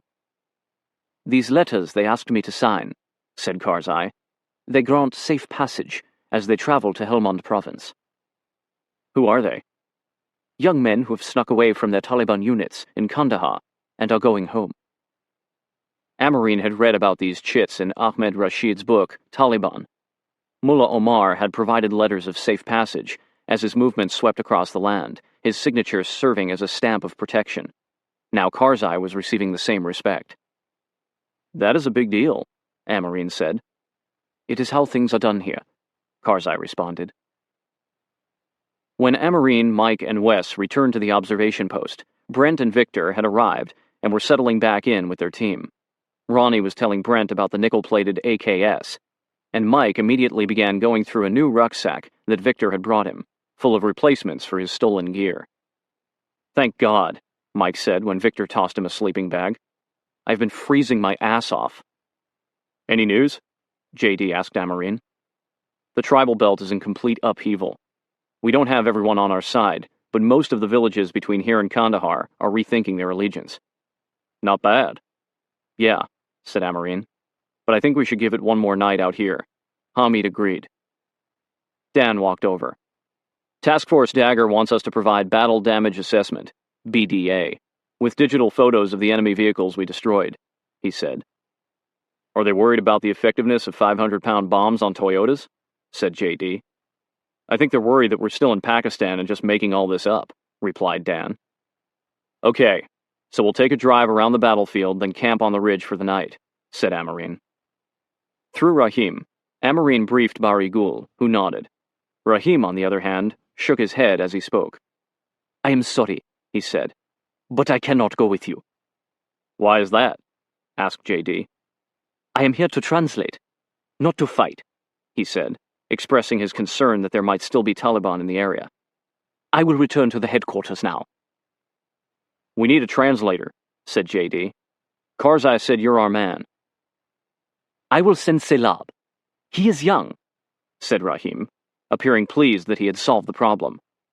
He climbed into the passenger seat of one of Bari Ghul's trucks, closed the door, and stared through the windshield. A guerrilla climbed behind the wheel, and the truck headed back toward Tarin Kot. Amarine looked at Bari Ghul. Despite the language barrier, as long as this warrior was around, Amarine felt that ODA 574 was in good hands. It was an hour before the truck returned, and the 6'4" Selab, still wearing his aqua robe, stepped out. He was carrying an AK-47 upside down, one hand gripping it awkwardly by the barrel. "He's all yours, sir," said JD. The team laughed as Selab hurried to Amarine's side. "Mr. Jason, I was told that I am to assist you." Amarine nodded to Bari Ghul, who walked to his truck, which was packed with his men. Selab lingered, awaiting his next order. "Hop in, Selab," said Amarine. "We have to go." Dashing ahead, Selab held open the door to Amarine's truck. "You don't have to do that," said Amarine. "Just get in." "Yes," said Selab. "Yes, Mr. Jason." The 5 trucks moved slowly in single file along the same dirt road that had been gridlocked the day before. They had traveled no more than 50 yards south into the labyrinth when Bari Ghul's lead vehicle turned off-road and ascended a ridgeline a short distance to the west. At the top, Bari Ghul, Amarine, and Selab got out of their trucks. Staring across the labyrinth, Amarine realized that this piece of high ground, just across the road from the one they currently occupied, was a far better observation post. "He knows what he's doing," thought Amarine. Bari Ghul spoke, looking at Amarine, not Selab. "He says the people are angry here," said Selab. "At us?" Amarine asked. "Or the Taliban?" Unable to explain in English, Selab shrugged. "He says the people came and buried all the bodies yesterday. There are still angry people here. We must be careful." "They are angry at us?" Amarine motioned to himself and his men. "Yes," said Selab. "All of us." Selab could not put into words the difference in sentiment between Tarin Kot, where the Americans and Karzai's supporters were welcome, and the area just outside the town. But Amarine determined that the locals must have been sympathetic to the Taliban. From the ridge, he could see 2 dwellings in the distance, one with a truck parked beside it, but no people. "Did the people of Tarin Kot search the homes in the area for Taliban yesterday?" asked Amarine. "Yes, maybe." Selab translated for Bari Ghul. "Yes, or maybe," said Amarine. "Yes," Selab grinned. "Maybe." Amarine laughed. They would remain vigilant. Back on the main road, they continued south, but their route was soon blocked by the burned-out hull of a truck, with 2 others smashed up against it, as though they had rear-ended the lead vehicle as it was hit by a bomb. The team dismounted to take a look. Everyone but Ken, who sat stone-faced in the back of JD's truck. In a single day, scavengers had picked these trucks clean of salvageable parts, leaving behind only their molten, twisted skeletons. Beneath each blackened pile of metal was the brown stain of burned gasoline. RPGs were incinerated in the remains and scattered on the ground. Mag took out his camera and started photographing the wreckage. "The graves are there," said Selab, pointing to piles of rocks beside the road. Sticks, burned-up ammo clips, and wreckage were planted among the piles as headstones, and pieces of ammo vests were draped over them in lieu of the iconic upside-down rifle stuck into the ground. Functioning weapons were too valuable a commodity to leave with the dead. The rock piles varied in size, the larger ones marking whole bodies, and the smaller piles, Bari Ghul pantomimed, holding only pieces. "How many pictures do we need?" asked Mag. "I don't know," said Amarine. "I've never done this before." After taking 2 or 3 shots of each destroyed vehicle they encountered, as well as a panoramic of the graves, the men got back in their trucks and rode silently past the wreckage. "We did this," was the collective realization. The shallow burials and the efficiency with which the locals had cleared the battlefield unnerved many of the Americans. Amarine experienced a sort of warrior's remorse. Even though he had been responsible for the deaths of those buried here, he had not fought them in direct combat. In retrospect, the battle seemed unfair, the antithesis of the more noble face-to-face combat he both dreaded and desired. They rose out of the labyrinth and parked on the same ridge from which they had spotted the convoy the day before. As they stared out across the enormous valley toward Tarin Kot Pass, most of the wreckage was not discernible. With binoculars, though, the black specks on the desert floor became the remains of Taliban trucks. "I think I see something," said Brent, looking east through binoculars. "There's a large truck pointing some kind of gun this way." About a mile away, the vehicle appeared intact and definitely carried some sort of artillery piece. The men continued to drive along the back side of the ridge, remaining out of sight in order to get to a closer vantage point, and then patrolled ahead on foot to peer over the edge. This overview provided a side profile of the vehicle, a quarter of a mile distant, and the team could now tell that it was a flatbed truck, destroyed by a bomb, with a massive cannon-like anti-aircraft gun mounted on the back that had remained intact. "One last picture for the BDA," said Dan. "Team photo?" They drove down to the valley floor and walked through the charred debris littering the sand toward the flatbed, crowding in close to the gun. Bari Ghul and his guerrillas looked on until JD waved them over to get in the second photo. The only one not joining them was Ken, who refused to leave the truck. Returning to their vehicles, the men headed back up the ridgeline to their observation post, where JD set up a defensive perimeter with the weapons sergeants and Bari Ghul's men. To the west, the setting sun turned the horizon red, while the eastern sky was an encroaching pool of inky blackness. While Mike, Brent, and Ronnie fortified the team's perimeter with claymore mines, Alex caught Amarine's attention and said, "Pilots spotted 6 trucks heading north from Kandahar." He indicated the position on the map. "Open road, no bottlenecks anywhere. Looks clean." Alex waited as Amarine studied the map. "Clear them hot," Amarine said in a low voice. A minute passed. Then Alex said, "Convoy destroyed. BDA is 6 burning vehicles." Amarine's stomach tightened.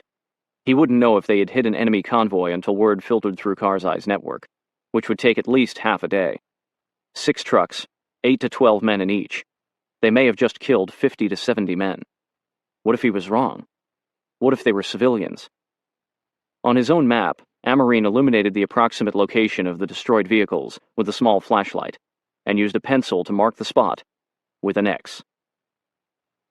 Like the rest of ODA 574, he had been too busy to notice the meteors streaking across the sky. November 18 marked the beginning of the greatest show the Leonid meteor shower had put on in 35 years, and now there were dozens blazing across the sky simultaneously. As the night wore on, the men on guard duty were mesmerized by the spectacle, forgetting for a time that they were deep in Afghanistan, defending a town against a force of thousands, and attempting to defend an entire province with a handful of guerrillas and a few reconnaissance aircraft. Overnight, Hamid Karzai's credibility in the Pashtun tribal belt was established. Reports came in of villages throughout the south taking down the white flag of the Taliban and replacing it with a black, red, and green vertically striped Afghan flag, now recognized as Karzai's battle flag. The stories were spreading too, tall tales that put Karzai in the middle of the action, defending Tarin Kot from annihilation. A local tribal leader claimed that Karzai had beaten back the Taliban with a 1,000-strong Pashtun militia. In Pakistan, Ahmed Karzai told reporters that his brother's 800 loyal soldiers were engaged in heavy fighting with the Taliban along a main road to Kandahar. Most villages in the south were without modern communications equipment, and Afghans often replied disproportionately on such rumors. The Taliban estimated Karzai's troop strength by his support in the tribal belt and his ability to rebuff their own fighters. According to deserters, after the battle at Tarin Kot, the Taliban believed that Karzai was as mighty as any of the Northern Alliance generals. The morning after the meteor shower, the team returned to Tarin Kot and moved into their new compound, where they immediately noticed that some of the guards had shaved their beards off in defiance of the Taliban. Amarine joined Karzai in his meeting room, had tea, and then pulled out his survival map. "Last night we hit a convoy of 6 trucks in this area here," Amarine said. Karzai stared silently at the X on the map. "Have you heard anything from your people about it?" asked Amarine. "Nothing yet," said Karzai. "Would you hear if there was a problem?" "I believe yes." "Good," said Amarine, feeling slightly relieved. "Please let me know whatever you learn. In the meantime, we need men as quickly as you can get them to man all the checkpoints around Tarin Kot in these locations," he said, pointing them out on the hand-drawn map that Karzai kept. "I have recon planes flying operations 24 hours a day to spot for enemy convoys, but a single miss could be disastrous." "How many convoys have you hit?" Only that one so far. Now that I'm back in town, I'll be talking to you before we engage anything. I will run the air operations from our compound across the street."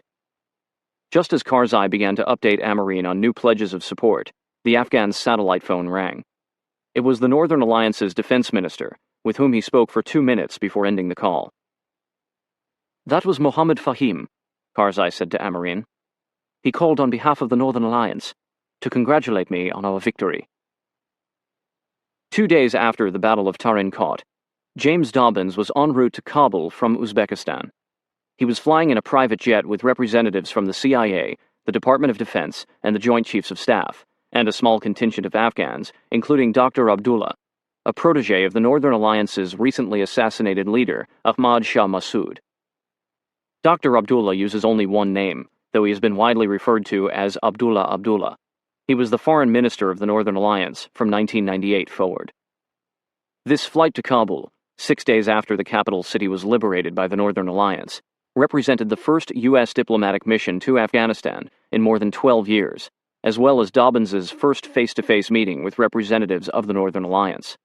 He was hoping to make strides toward the 3 goals he'd identified 2 weeks earlier as being paramount to the success of a post-Taliban government: the cooperation of the 6 neighboring countries, the identification of Pashtun leaders not tainted by ongoing Taliban affiliation, and the Northern Alliance's willingness to cooperate with those individuals in the successor Afghan government. In the past week, Dobbins had made contact with envoys from all of Afghanistan's neighboring countries, as well as Turkey. The Turkish emissary was the first to suggest, on November 14, that Hamid Karzai might be a good candidate to head the new Afghan government. The day after, a representative from Pakistan also suggested that Karzai would be an acceptable choice. Before Dobbins had been named envoy, he'd never heard of Hamid Karzai, but now he was heartened that the name had come up twice, and without prompting.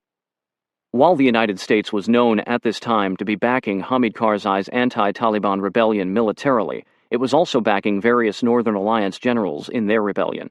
Thus, Dobbins considered these genuine votes of confidence for Karzai.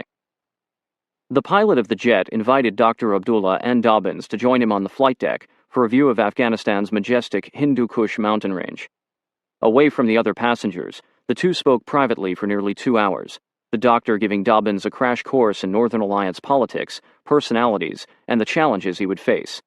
Abdullah also surprised Dobbins when he suggested that Afghanistan's next leader should be a Pashtun from outside the Northern Alliance, but not the aging King Zahir Shah. "We need more than a figurehead," said Abdullah. "We need someone who will be able to deal with the terrible challenges Afghanistan now faces." "Do you have anyone in mind?" asked Dobbins. Without hesitation, Abdullah replied, "Hamid Karzai." It was more than 48 hours since the battle, and the Taliban still had not retaliated against Tarin Kot. Amarine had authorized the bombing of one more convoy of 6 trucks, but these small, probing efforts appeared to be the extent of Taliban intrusions into Uruzgan province. ODA 574 used this time to receive another weapons drop, to set up an early warning system of security checkpoints on all routes coming into the town, and to nest, a process ingrained from basic training. Assign a soldier a tent, a bunk, or a 3-by-7-foot section of dirt in a mud-walled compound in Afghanistan, and he or she will make it a home. The men had turned their central courtyard into an open-air living dining room, using boxes of MREs, ammo, and other supplies as furniture. Each evening, a young Afghan man prepared a stew of potatoes, onions, goat or mutton, and a cube of the animal's fat, boiled in a cauldron over an open fire, and served it to the Americans with rice and flat bread. The team had seen locals foraging through the garbage for their half-eaten MRE packages, and they understood the significance of these simple but hearty meals. Frequently, the men converged in the courtyard, sipping away Ken's stores of coffee. On occasion, Karzai would join them, as he did on the morning of the 19th when he asked Amarine, "What is next? What of Kandahar?" "What of vehicles and men?" Amarine said. "And translators." Before they could discuss the topic, Karzai's phone rang, and he stepped away from the team to answer. "I'm sorry," he said to Amarine when he returned. "May we discuss this later?" "What of Kandahar?" said Dan after Karzai had left. "Hamid doesn't look tough, but he's got the spirit. You watch. He's going to be running this joint before he's finished." After an hour, Amarine decided to follow up with Karzai, who was, as usual, in a large circle of Afghans, sipping tea. "Jason," he said as Amarine entered the room, "come, sit. I was just going to send for you. I would like you to meet this gentleman." Karzai gestured to a darkly tanned and deeply wrinkled man of perhaps 50 sitting beside him. "He walked here from his village in Kandahar province. A 2-day walk, after learning of our victory. He came to meet you."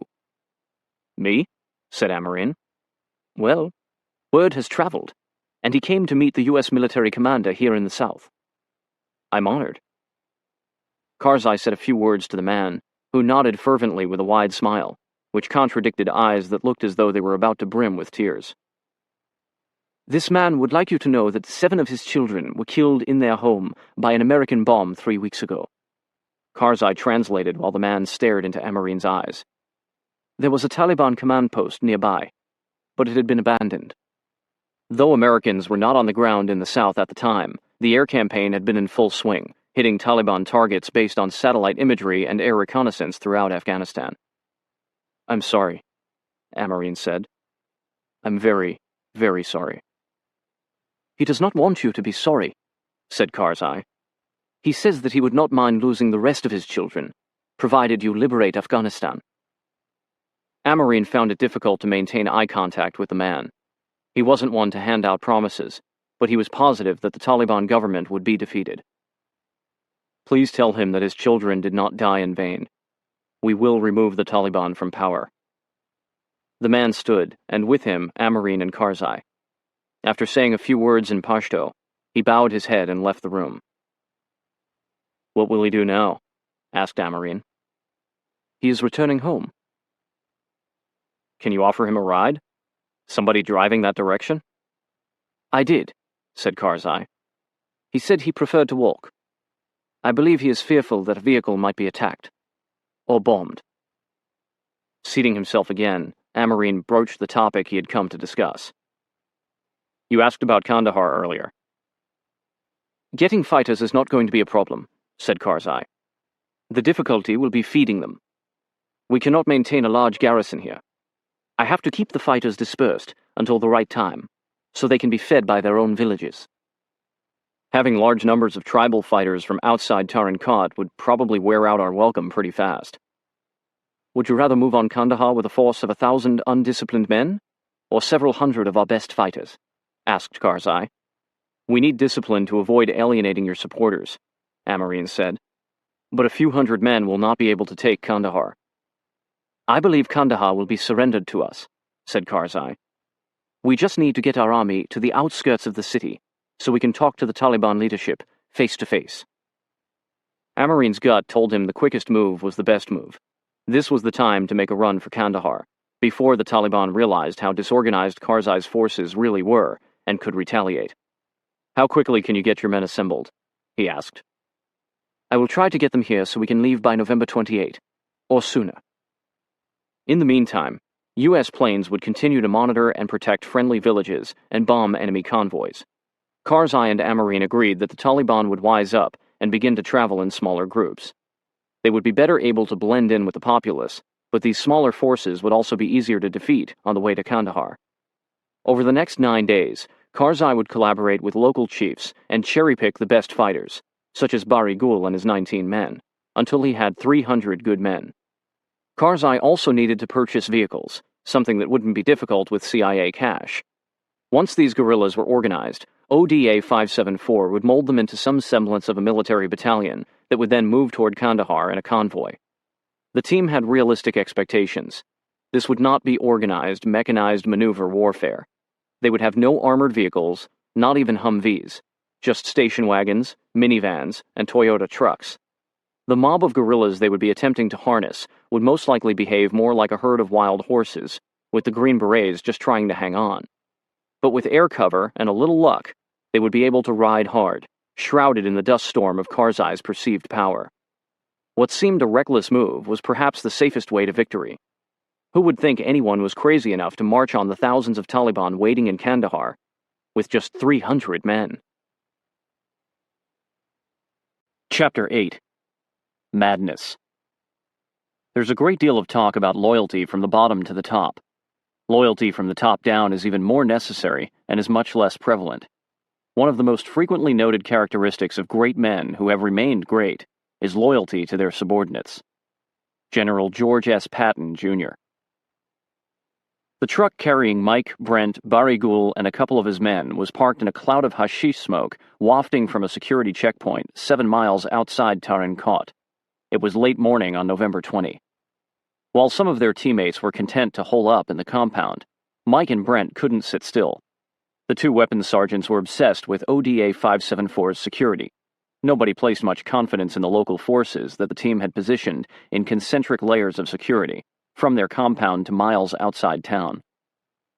With Alex, Dan, and Wes monitoring the reconnaissance aircraft's non-stop pinging of the countryside, a large force wasn't likely to sneak up on them.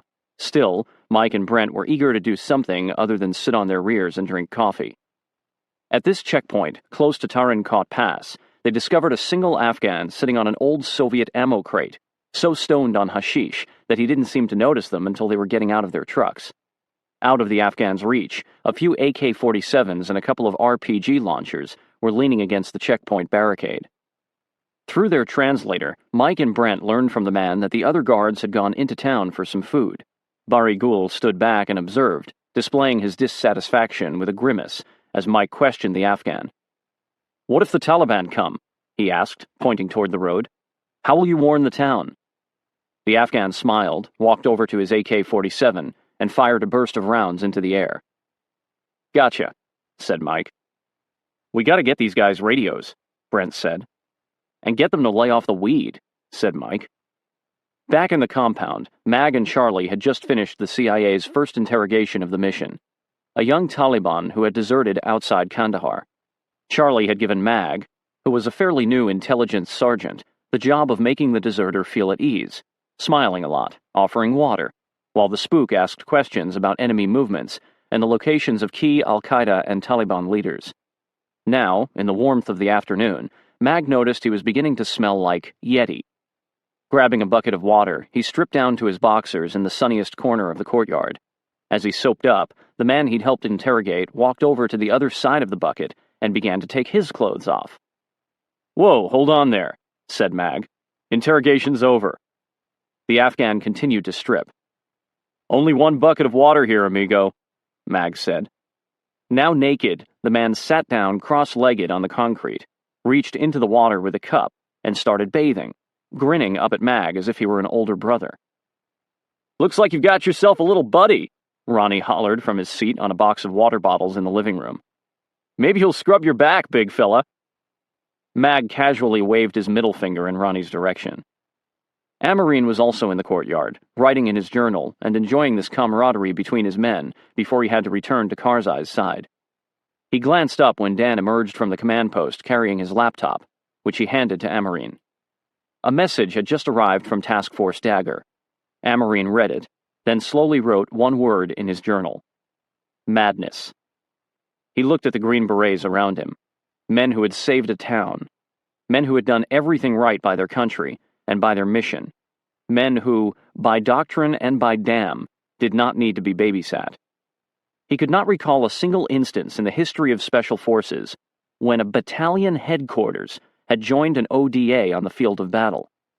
Now, Colonel Mulholland was doing just that, sending a 15-man battalion headquarters staff called a C-team, which normally commanded 3 company B teams who themselves oversaw 6 A teams each, to co-locate with ODA 574. 15 headquarters guys to oversee a team of 11, thought Amarine. He envisioned senior officers tripping over each other, fighting for a way into the war, and shook his head in disgust. Madness. The 2 pickup trucks Amarine had in his possession were barely enough to move his team, Karzai, and the CIA if they ditched all their equipment. Bringing in the C-team meant they would all have to stay and fight and die if the Taliban was able to overrun Tarin Kot's pitiful defenses. He hoped Task Force Dagger would pay close attention to his return message. Acknowledge intent to infiltrate 15-man Battalion HQ SOCSI, Special Operations Command and Control Element. Request delay of infiltration for the following reasons. 1. ODA does not possess sufficient vehicles to transport ODA, CIA, and additional packs, passengers, from Soxy. 2. Tarin-Kot defense is precarious. As per previous sitreps, Karzai's usable forces number fewer than 100, and counterattack is likely. In the event of retreat, we would not be able to transport all personnel. 3. ODA 574 is doctrinally capable of conducting operations without additional personnel at this time. 4. Karzai does not want any more Americans on the ground because it might jeopardize his credibility among the tribal leaders whom he is negotiating with. ODA 574 requests delay until additional vehicles are acquired and defenses better established, and Karzai's credibility is further established. Mag was looking over Dan's shoulder when the response from Task Force Dagger came in a few minutes later. Soxy will infiltrate as planned. The captain is taking care of this situation just fine, said Mag. We don't need the brass in here. They're just going to get in the way. The men of ODA 574 were unaware that Colonel Mulholland had been pressured by his superiors to get higher-ranked officers on the ground in Afghanistan. On October 23, only 3 days into the ground campaign, General Franks had received a phone call from Secretary of Defense Rumsfeld. "Are you sure those Special Forces teams have senior enough officers in command?" Rumsfeld had asked him. "It seems to me the Northern Alliance generals won't really listen to young captains and majors." "Mr. Secretary," said Franks, "in a few weeks the warlords will think of those captains and majors as their sons. Our youngsters are very good at what they do." "You are the commander," Rumsfeld said, "but keep an eye on it." General Franks had immediately leaned on Colonel Mulholland, telling him to infiltrate higher-ranked officers into the ODA's positions, with the most important leaders of the Northern Alliance, or Franks would bring in generals from the conventional army. Placing higher-ranked officers on the ground with the important leaders of the Northern Alliance and Karzai was at best symbolic, a political ploy. There was not a single report of an anti-Taliban leader complaining about either the performance or rank of the captains assigned to work with them, nor about the NCOs on the ODAs. For example, Northern Alliance General Dostum raved about the ODA assigned to him, telling National Geographic adventure reporter Robert Young Pelton, quote, "I asked for a few Americans. They brought with them the courage of a whole army." Mulholland knew it would be a disaster if conventional army generals started getting in the way of his A-teams, so he appeased Franks by sending in 5th Group's 3 battalion commanders, with one significant caveat. Though called Special Operations Command and Control elements, these Soxy headquarters elements would act primarily as liaisons and military advisors to the guerrilla leaders, while Mulholland, still in Uzbekistan, would retain ultimate control over the A-teams. Mulholland did grant the Soxys tactical control, TACON, over the ODAs, which meant that the Soxy lieutenant colonels could adjust the physical locations of teams to prevent battle space issues, such as 2 teams ending up in the same valley or attacking the same target. They did not, however, have the authority to intervene in the team's missions. Thus, the ODAs would continue to operate semi-independently. Regardless, placing a battalion headquarters element with an A-team upset a time-honored Special Forces doctrine and went against its very purpose. ODAs are composed of experienced, mature operators sanctioned to run campaigns far from the flagpole, with minimal bureaucracy injected only when absolutely necessary. When Amarine learned of this novel command structure an hour after his request for delay had been denied, he couldn't decide whether it was genius or lunacy. At the very least, the presence of a lieutenant colonel who outranked him but had no operational control over his team would be very awkward. Dan carried his laptop back over to Amarine, who was sitting on a crate across from JD, musing over this turn of events and dreading the possibility that it would be Lieutenant Colonel Queeg joining them. "There's more," Dan said. "We're getting 2nd Battalion's HQ. Lieutenant Colonel Fox." "At least it's not Queeg," thought Amarine. "Fox will assume the role as Hamid's senior military advisor," Dan said. "Looks like you can take off one of the hats you've been wearing. They want you to focus on organizing the guerrillas and doing the fighting. No offense, sir, but no more sipping tea with the tribal leaders. It's back to instant coffee and dirty water with the rest of us." Amarine laughed, but he also felt a pang of sadness. In the past month, he and Karzai had become friends. They trusted each other. Together they had risked their lives and the lives of their men, and, thus far, they had succeeded. Amarine would continue to come to Karzai for clearance on airstrikes and to discuss ongoing guerrilla operations, allowing him to maintain the momentum of the mission, which was paramount not only for Karzai, but also for the war. And he had always known that additional A-teams and a B-team would arrive after Tarin Kot fell, yet this still felt like a premature end to their partnership. Amarine sat down on the floor of Karzai's modest receiving room and, borrowing one of Karzai's favorite lines, said, "I have news." He briefed him on the new command structure and told him a little about Lieutenant Colonel Fox, who would take over as Karzai's military advisor. "What does this mean, Jason?" asked Karzai. "Are you leaving? Is there a problem?" "No, I'm not leaving, and this is a very good thing," said Amarine, keeping his reservations to himself. "Task Force Dagger is increasing its support to our campaign in the South. It means we'll get all the resources we need to end the Taliban." "What will your role be?" "I will focus on my team and your guerrilla fighters, but I'll consult with you regularly on all airstrikes and guerrilla operations. We will maintain this momentum."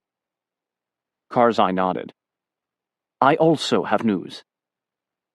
Karzai's spies had told him that Mullah Biradar, the Taliban military chief overseeing operations in 5 of Afghanistan's southern provinces, including Uruzgan, Herat, and Kandahar, had dispatched assassins from Kandahar to kill Karzai and his U.S. supporters.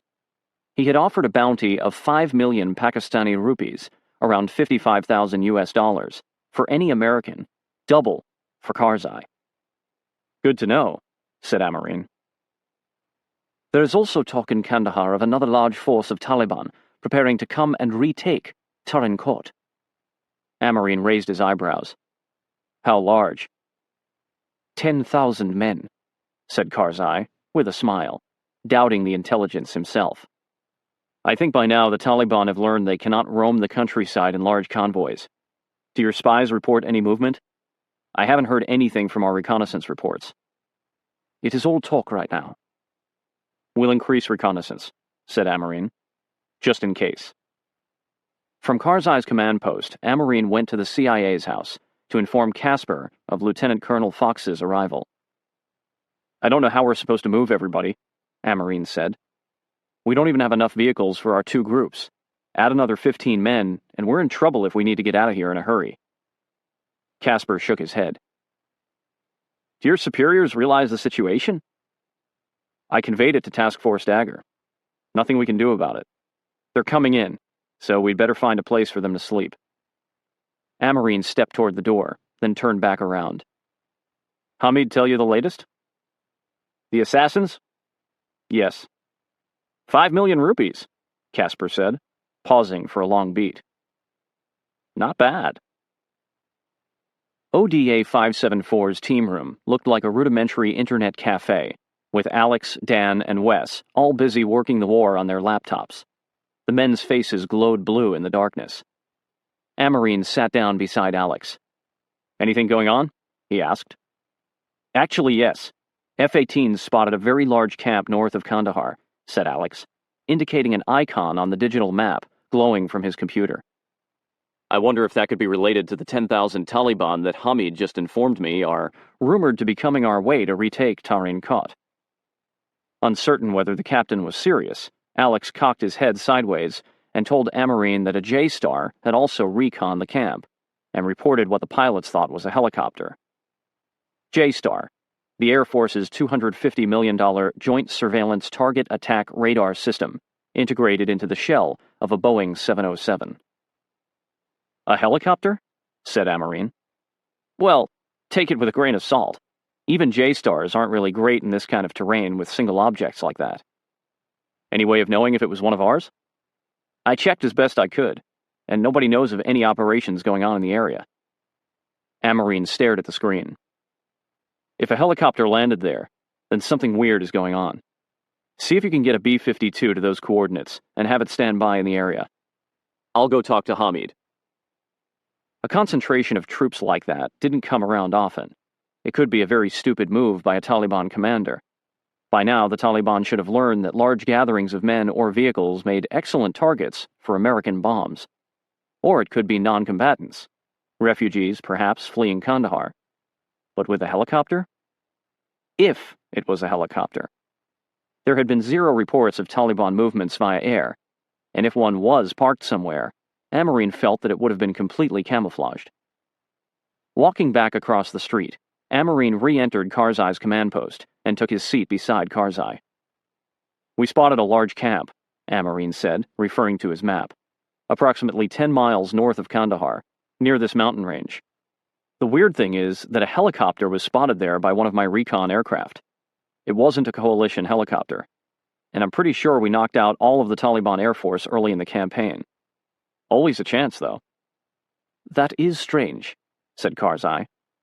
"I will send men to find out what is there." He issued a series of commands to a messenger sitting near the door, who jumped up and left the room. It was nearing dusk when Karzai summoned Amarine back to his compound. "I sent 2 men with a satellite phone, and they spotted nothing."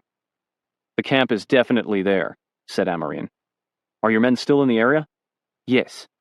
"Have them look around some more." Alex had located a B-52 that had been on the way to bomb a cave complex in the north, not an urgent mission, and diverted it to a holding pattern over the camp, where the plane had been circling for over 2 hours. Back with Alex, Amarine told the airman, "Release that B-52. Karzai's people couldn't find the area, and we need better confirmation." Alex nodded, and the bomber continued on its previous mission. Early the following day, Karzai showed up at ODA 574's compound. He seemed concerned. "I received word from my men north of Kandahar," he told Amarine. "They did not reach me until just now." "Yes," said Amarine. "They found the camp. They reported no helicopter, just refugees, mostly families from Kandahar, running from the bombing and anticipated fighting in the city.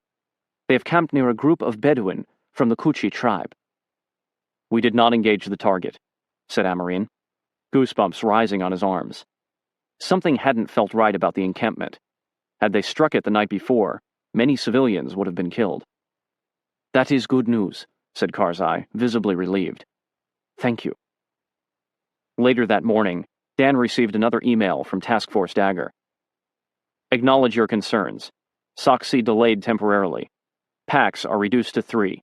Commander +2. Stand by for infill date." Said Amarine. "I wonder why the change of heart."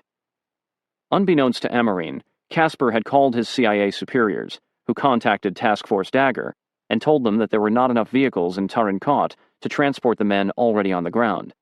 By sending a headquarters staff, they were putting Americans at unnecessary risk unless they could bring along their own vehicles. The message apparently had more bite when it came from the upper echelons of the CIA. The SOCSI had been scaled back from 15 men to 3, with Fox's arrival now scheduled for November 26. The remainder of the SOCSI had to procure vehicles and coordinate an airlift, which would take more time.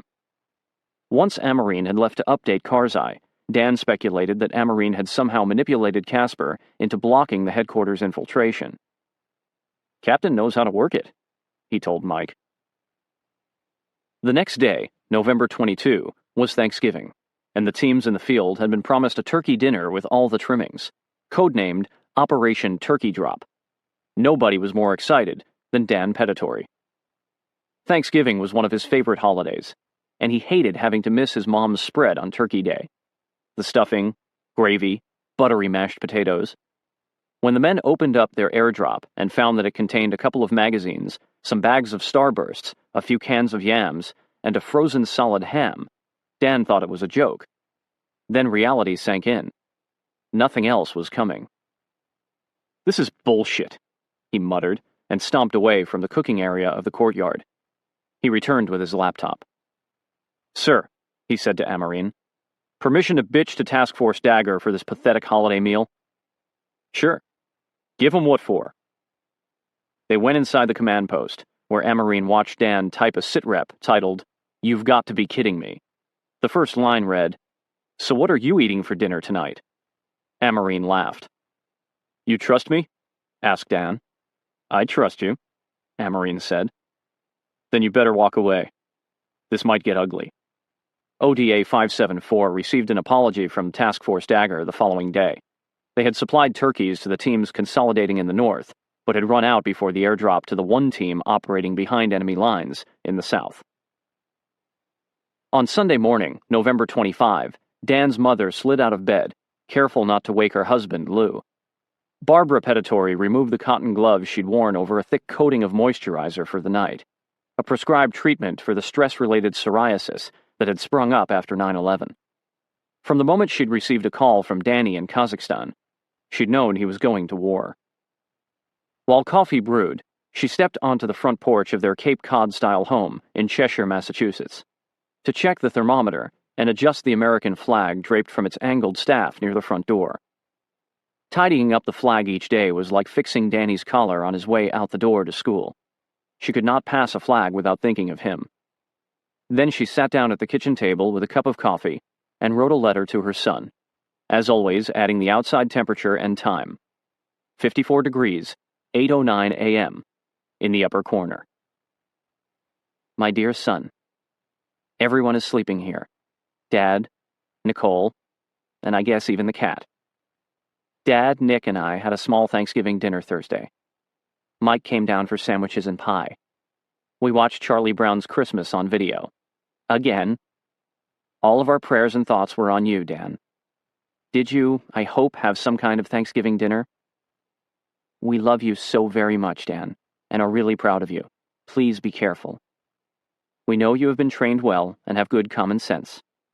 I guess it's like driving a car. You gotta watch out for the other guy. I'll write again soon. XXXXXOOOOO. Love, Ma. The same day, at Mazar-e-Sharif, 300 miles north of Tarin-Kot, Taliban and al-Qaeda prisoners had seized control of the Kala-i-Jangi prison. The men of ODA 574 didn't yet know it, but the headquarters staff of their battalion commander, Lieutenant Colonel Queeg, had responded to the uprising and were in combat with the prisoners, who had overpowered the guards and accessed a huge cache of weapons. Casper and his men monitored the situation, receiving word of one of the first American casualties in the War on Terror. CIA case officer Mike Spann had been killed. It was a somber evening for the Americans sequestered in Tarin-Kot, and an especially dark night for the spooks. 5 Special Forces soldiers had been wounded during the uprising, Dan heard over the radio a short time later, but none were from ODAs. They were all staff personnel. So what happened? Amarine asked him. Could you figure out how all these staff guys got hurt? I couldn't tell, said Dan. But I got some other weird news for you. Sir, the Marines are here. What? Remember the airfield the Rangers raided last month? Rhino? Yeah. The United States Marine Corps just seized it with 700 men in order to establish a base there. They want to know what our intentions are for Kandahar, and how they can be integrated into our plan. What the fuck? Said Amarine. With each new development, another military convention was tossed out the window. I'm sure it took a while to plan, Dan said. Task Force Dagger should have told us this was coming. If they even knew about it. This kind of cowboy shit can get someone killed. 2 friendly armies running around without talking to each other. The Marines flew almost 400 miles overland from ships in the northern Arabian Sea to land at what they dubbed Camp Rhino, an event they later touted to the media as historic, because it was the longest recorded amphibious assault landing in naval history. The lone airstrip was deserted at the time of the assault. Another thing? There is an Afghan named Shirzai coming northeast from Pakistan, with several hundred Pashtun fighters accompanied by an ODA. They seem to be following the Marines north toward Kandahar. I gotta see this on the map, said Amarine. The 2 men stood over the captain's map, plotting locations. Then Amarine studied it in silence. He noted that Karzai and all of the towns, villages, and districts he was courting to join him were north of Kandahar. Camp Rhino was 50 miles south of Kandahar, but as far as Amarine was concerned, that was too close. He wondered if the massing American Marines at the doorstep of the Taliban's spiritual capital would rally the Pashtun to fight off the invaders. The one thing Afghanistan's tribes seemed to hate more than each other was an invading army. The 700 Marines at Rhino could put Karzai's plan of driving to Kandahar and negotiating surrender at serious risk. "I have to go talk to Hamid," said Amarin. "We could really be fucked if we don't rein these guys in." He found Karzai seated on a wooden chair on the sunny side of his courtyard, satellite phone to his ear. Once he was off the phone, Amarin informed him of the situation. "The Marines? Outside Kandahar?" Karzai said. They discussed the implications. Karzai and his guerrillas were achieving what all the Marines on the planet couldn't do, persuading moderate Pashtun to leave the Taliban and join his revolt. While ODA 574 was essential to Karzai's success, this foreign army of Marines could actually help Mullah Omar rally his remaining Taliban troops. "What do you suggest?" asked Karzai. "We weren't advised they were coming," said Amarin. "But they are requesting guidance. You can request that they stay in place well south of the city, while we continue to work things coming in from our position here in the north." "Okay. Then please tell your commanders to have them stay in place. Let them know that the Pashtun are on the verge of collapsing the Taliban." "What about Shirzai?" "I will be in touch with him over the phone," said Karzai. "Gul Aga Shirzai was the governor of Kandahar province before the Taliban. He should be helpful." While the Marines were digging in at Camp Rhino, Major Chris Miller was in Uzbekistan trying to get his B team, ODB 570, which included ODA 574's former Chief Warrant Officer Lloyd Allard and medic Cubby Wojciechowski, out of isolation at K2 and into the war. Cubby had to laugh when he recalled Dan's parting words, that ODA 574's mission would be boring. ODA 574's boring would be a marked improvement over rotting away in Uzbekistan, where they had been for the past 3 weeks. To kill time, he'd learned to juggle with grenades. ODB 570 had watched as the Army's 10th Mountain Division prepared to leave K2 to back up the Green Berets and help evacuate the wounded at Mazar-e-Sharif. "Green Berets should be helping Green Berets," Allard said to Miller. "Let's make ourselves a quick reaction force.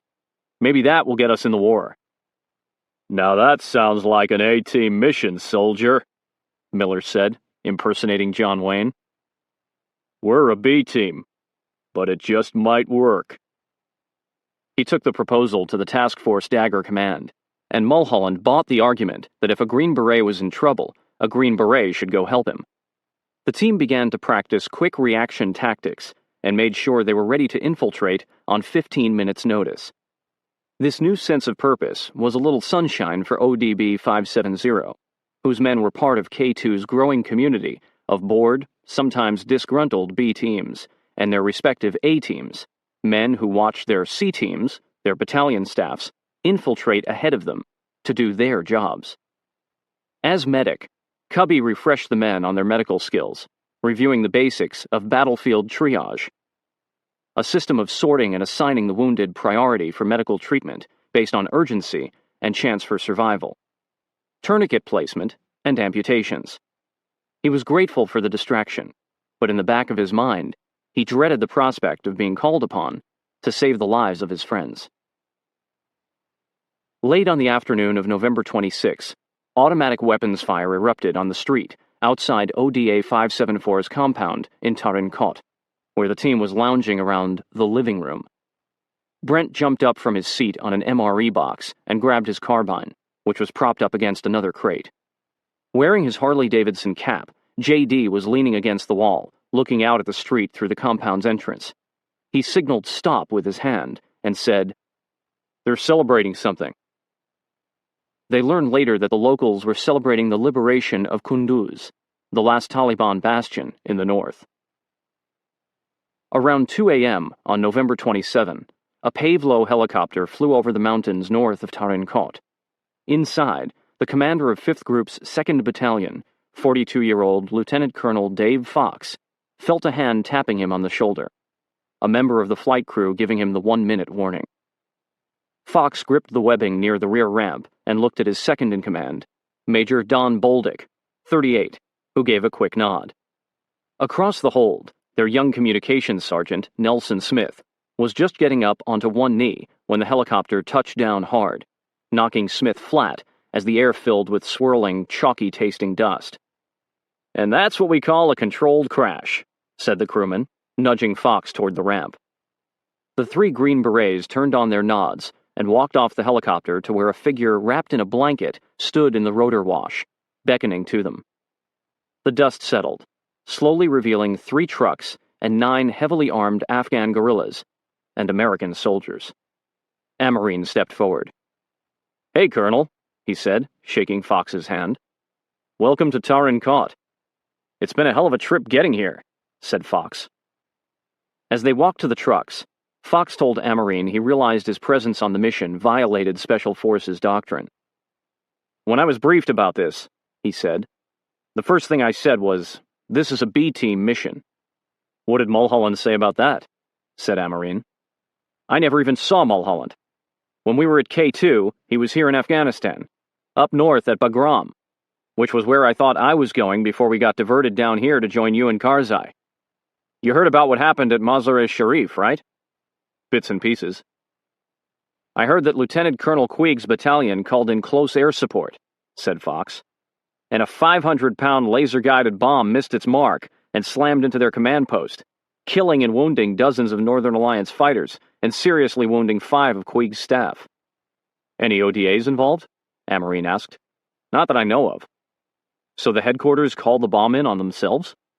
"Looks like it," confirmed Fox. By 9 a.m., Amarine had briefed Fox and Bolduc on the events of the past 2 weeks, including insights into Karzai's character, his background, and his strengths and weaknesses, respectively, diplomacy and understanding of military affairs. He detailed the complicated but highly successful aerial reconnaissance system Alex had developed to protect the friendly villages and to scout their route to Kandahar. He told them about the untested and untrained guerrilla fighting force, as well as the team's plan for moving south, scheduled to begin the next day. Fox left the brief satisfied with the way ODA 574 was performing its job. Now everybody was hanging out in the living room, drinking coffee. "Is everybody here, Sergeant?" Bolduc asked JD. "We're up," said JD, confirming that all of ODA 574 was present. "Okay. Major Bolduc has a few announcements." Nelson Smith winced inwardly while his superior spoke to the casual gathering in loud bursts, as though he were formally addressing a battalion. "The commander and I understand that our being here has deviated from doctrine. I'm here to tell you that this all came as much as a surprise to us as to you. Our main function is to militarily advise Hamid Karzai. What this means is that we are here to give you top cover. We are here to facilitate. We are here to advise and assist and relieve some of that burden from you so you can focus on small unit tactics, organizing, advising, and assisting the anti-Taliban forces. We'll hold meetings to update the commander daily at 16:30 while we're here in Tarin Kot. Any questions?" There were none. After the meeting, Fox and Bolduc followed Amarine across the street into the courtyard of Karzai's compound, where Amarine nodded at the 2 guards, both holding AK-47s. Up on the roof, another guerrilla with an RPG leaning against his shoulder was scanning the street. On their way to Karzai's guest room, the 3 Americans wove around small circles of Afghans sitting on the ground and talking quietly.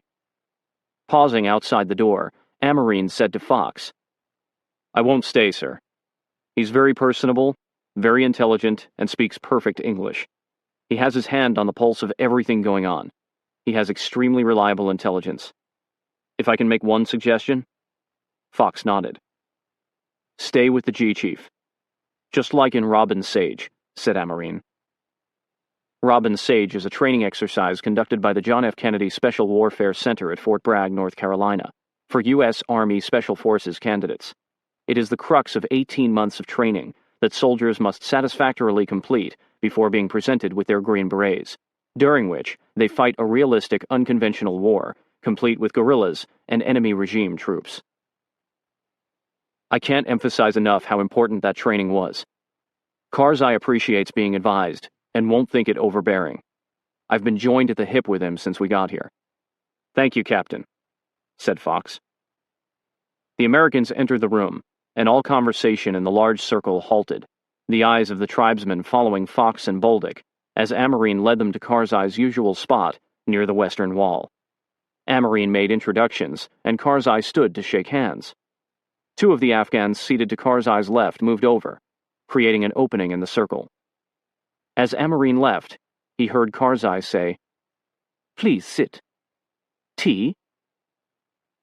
While Fox and Bolduc spent their first hours with Karzai and his tribal leaders, 16 delegates, representing the four major Afghan tribes, Uzbek, Tajik, Hazara, and Pashtun, gathered at a luxury hotel outside Bonn, Germany. This historic meeting of traditionally hostile groups had been convened by the United Nations to discuss the future of Afghanistan. They'd been brought together by their common hatred for the Taliban and a desire to replace the regime with what the UN called a broadly based government representing Afghanistan's diversity. The lofty goal of this consortium was to let the Afghan people decide their own democratic government, one that would satisfy all the ethnic factions, or at least keep them from fighting another civil war. Those in attendance included representatives from the Northern Alliance, which at the time controlled most of Afghanistan, and the Rome Group, a delegation of exiles loyal to former King Zahir Shah, of which Karzai was part. Diplomats from Russia, the European Union, all 6 of Afghanistan's neighboring countries, and the United States, represented by James Dobbins, were not allowed in the meeting itself, but had flocked to the hotel in order to meet with the delegates and each other. Following opening remarks from Germany's Minister of Foreign Affairs, the UN Special Representative to Afghanistan, Lakhdar Brahimi, explained that each representative group present would have the opportunity to make a statement. But first, they would hear from Hamid Karzai, who was in Tarin Kot sitting beside Lieutenant Colonel Fox when the expected call came through. "Excuse me," Karzai said to Fox as he answered the phone. He spoke in Pashto, his words coming in clear over the speaker in Bonn. "We are one nation, one culture. We are united, not divided. We all believe in an Islam that is a religion of tolerance." For nearly 5 minutes, Fox listened to Karzai's melodic voice as the tribal leaders present nodded repeatedly in affirmation. "This meeting is the path towards salvation," Karzai concluded. "The interim authority you seek to organize there in Germany is a means of getting to a lawyer Jirga." Dobbins was in his suite at the hotel in Bonn. He had yet to speak with Karzai, but in his meetings with the regional players, Karzai was the only name that was consistently mentioned as someone capable of bringing the country together.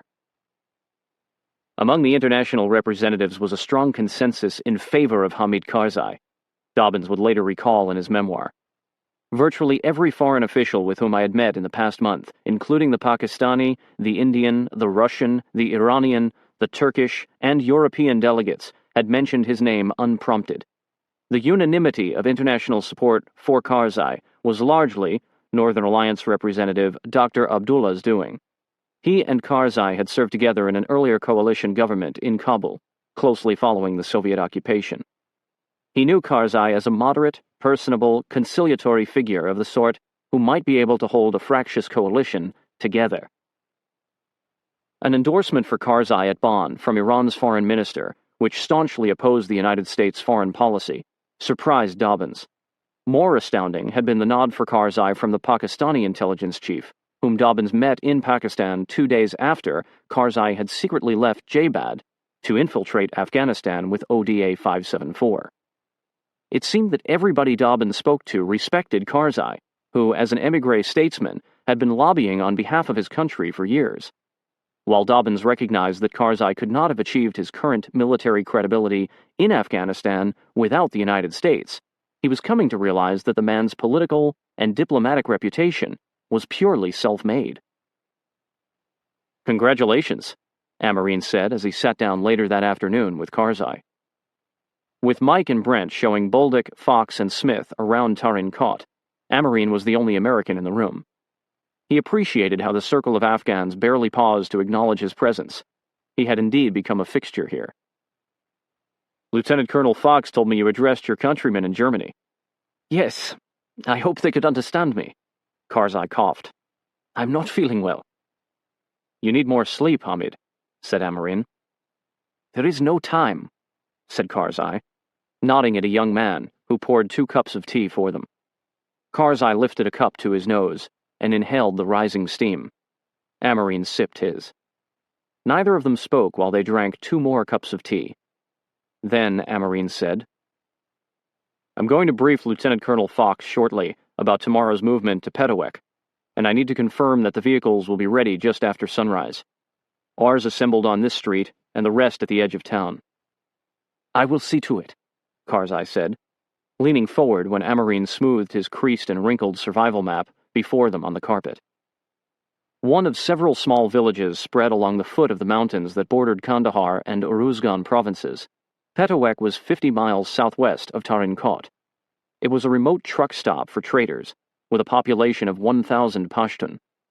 The drive to Petowek would take them over multiple mountain ranges, across deserts and high valleys, and through deep canyons, extremely rough and wild country that Karzai said the Soviets had learned to avoid after a few devastating ambushes. Karzai had been negotiating with the tribal leaders of the districts, towns, and villages along their intended route. On Amarine's map, these were represented by a swath of circles, like stepping stones all the way to Petowek. If they could safely connect those dots, and Karzai had assured them a clear drive, they would reach Petowek within 10 hours. "Do you still feel the time is right to move?" Amarine asked. "Yes. From what I know today, tomorrow is a good day." "Then tomorrow it is," said Amarine, folding up the map. "Oh, something funny," said Karzai. "One of your men, the one who calls me Mr. K." "Sergeant Magallanes? Mag?" "Yes, Mag. He asked me earlier if I would sign Afghan money for him, as gifts for his children. He said, 'You're going down in history, Mr. K, and I'd like some proof that I was there for the ride.' Something like that." The 2 men laughed. "So does this mean you're an official candidate?" asked Amarine. "There is still nothing official in Afghanistan," Karzai said. "But the invitation to speak today..." He changed the subject. "How many children does Mag have, Jason?" "How many Afghanis did he have you sign?" 40, said Karzai. "Not that many," Amarine chuckled. "If you become the leader of Afghanistan, Hamid, what will we call you?" "Let's not talk of such titles," Karzai said. He shivered and pulled his blanket up around his shoulders. "Today, we are just friends." "Stay warm then, my friend," said Amarine, getting up to leave.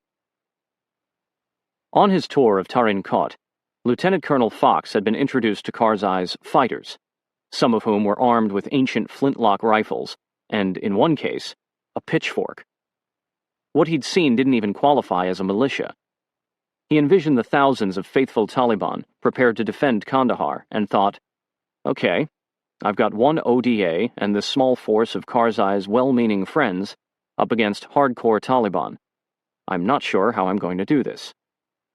Toward the end of his first day in Afghanistan, Fox returned from Karzai's compound and joined Amarine and JD, who were discussing the convoy they were set to lead toward Kandahar the following morning. "I'm delaying things a day or 2, Fox said. "Just talked it over with Hamid. And what I'm going to do is have him send an advance recon, 3-man element, to drive our route to Petowek 24 hours ahead of our main party to make sure it's clear. Obstacles, mines, that kind of thing." Amarine noticed JD raise his eyebrows. They were both thinking the same thing. Fox has been on the ground for less than 24 hours, and he's already making decisions without bothering to consult with us? "Sir, we need to get the guerrillas moving south," said Amarine. "Hamid has to mass them just in time to move, since the town can't support a large force. Delays like this can cause the whole machine to seize up, and we aren't going south without more recon and a more solid plan," Fox said definitively. Once Fox had left, JD said, "Guess he didn't like our plan." "I guess not. He wants things tight in an environment that is all about controlled chaos. On the other hand, I might be too comfortable playing it loose with our guys." JD smiled. "We made it this far by playing it loose." That night, an F-18 recon flight picked up 7 vehicles heading north from Kandahar. It fit their definition of an enemy convoy. But when Alex plotted the location on the map, he saw that they were moving along a mountainous segment of the road. Amarine told Alex to hold off bombing and to continue monitoring the convoy, saying, "This one feels like it might be another bottleneck." JD and Bolduc were in the room when Amarine made his decision. "Civilians are always at risk in war," Bolduc said, coming over to peer at the map. "You can't let that dictate your operations. You still have to be aggressive." Not including the Battle of Tarin Kot, Amarine had authorized the bombing of at least 47 vehicles over the previous 9 days. He had refrained from bombing 12 vehicles and one encampment of refugees during the same period. Using conservative estimates, 8 men per vehicle, they'd killed at least 376 enemy combatants. "We've been bombing convoys every day since we got here and haven't killed any civilians yet," said Amarine. "I'm not going to start being a cowboy now." After a moment of uncomfortable silence, Bolduc walked out of the room. "Water off your back, sir," said JD. "If something doesn't feel right, that's the beauty of this command structure. Bolduc said it himself this morning. They are here to advise Hamid and provide top cover for us. Mulholland is leaving the fighting to us." The convoy ultimately passed through the bottleneck, but remained in tight formation, continuing across the desert as a unit. As it approached Uruzgan province, Amarine cleared the pilot to engage. All 7 vehicles were destroyed. Shortly after noon, 3 days later, a light rain was falling while the Americans loaded weapons and gear into 4 trucks parked in a row across the street from their compound, preparing to move to Petawek. The low cloud cover currently made aerial reconnaissance of their route almost impossible. "Are we going to have any problem getting air?" Amarine asked Alex, who was setting up his radio in the back of their truck. "Too early to tell," said Alex. The fact that the advance recon Fox had insisted upon had driven through Uruzgan province without incident 2 days before meant little for today. In order for the movement to be as simple as possible, Amarine had wanted to condense their forces into a single convoy that would have a small footprint and allow him tighter control of the guerrillas. Fox saw things differently, adjusting Amarine's plan so that the convoy would move in 2 separate units. The first, smaller section, acting as forward security, would be led by an Afghan named Bashir, whom Barigul had vouched for, and 3 trucks full of his men, followed closely by Amarine's vehicle, carrying Mike, Alex, and Selab. Mag's truck, with Wes, Ken, and Victor, would trail 5 minutes behind Amarine with 3 more trucks of guerrillas.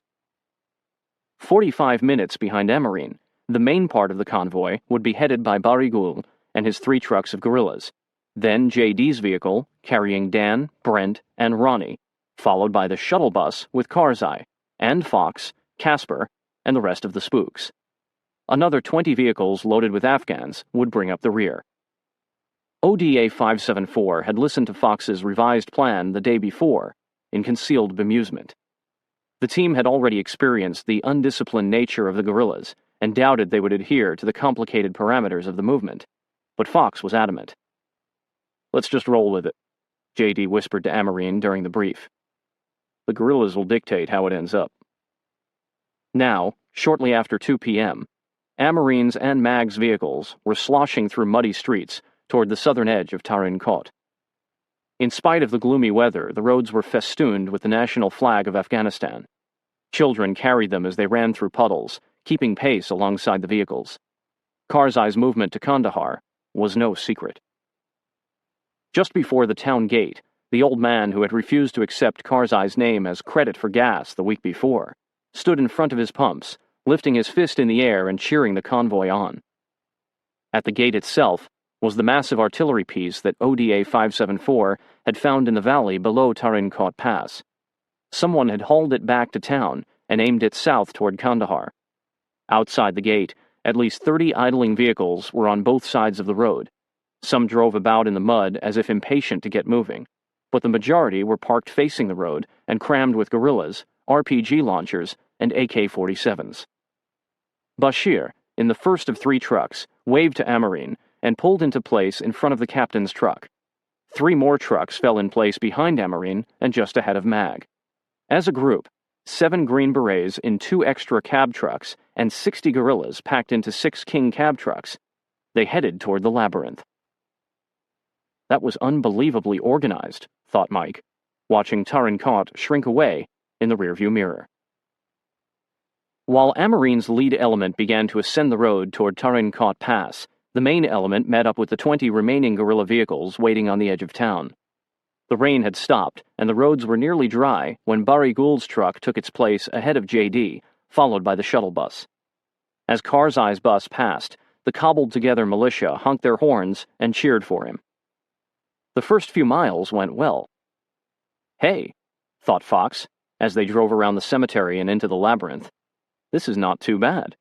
We're moving, the skies are clearing, air cover will be back up shortly. We're heading south. They traveled past ODA 574's original position overlooking Tarinkot Valley, down the long traverse, and onto the valley floor. Then, as if someone had waved a green flag, cars and trucks veered out into the desert and swooped back, falling into place alongside Karzai's shuttle bus to wave at him.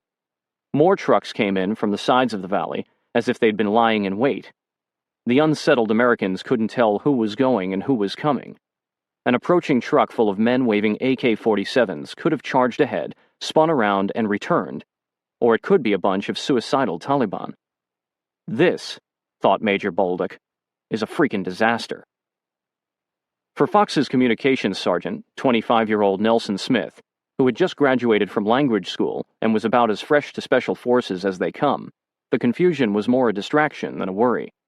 This was his first look at the countryside beyond Tarinkot, where Bedouins and goat herders roam the land. He saw steel-armored wreckage of modern warfare rusting near the ruins of ancient earthen fortresses.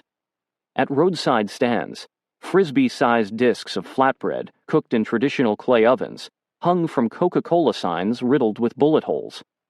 On long sections of road, if it weren't for the smell of exhaust, the sounds of laboring engines, and occasional gunfire from the exuberant Afghans, he imagined the country looked as it did when Alexander the Great fought his way through these very mountains and deserts. Beyond Tarinkot Pass, villages appeared out of nowhere, like rest stops along an interstate highway. "Here comes another Cracker Barrel," Bolduc proclaimed to Smith, as these choke points forced the guerrillas' vehicles to briefly converge. At dusk, the main group approached the lead group, now parked haphazardly on the shrubby, rolling terrain. At this unplanned stop, the dust settled while guerrillas from both elements of the convoy got out of their trucks, unfurled carpets, and knelt down to pray, their only synchronized movement of the entire day. "So much for our 45-minute lead," said Alex. From the bed of the same truck, Mike coined what would become a regular saying for the men of ODA 574. "Fucked up as an Afghan convoy." The Americans waited as the Afghans prayed, rolled up their carpets, and returned to their vehicles. "Okay, let's roll," Amarine said to Bashir, who was walking toward him. Selab translated Bashir's response as the guerrilla handed a stack of flatbread to Amarine. "No, we will leave soon.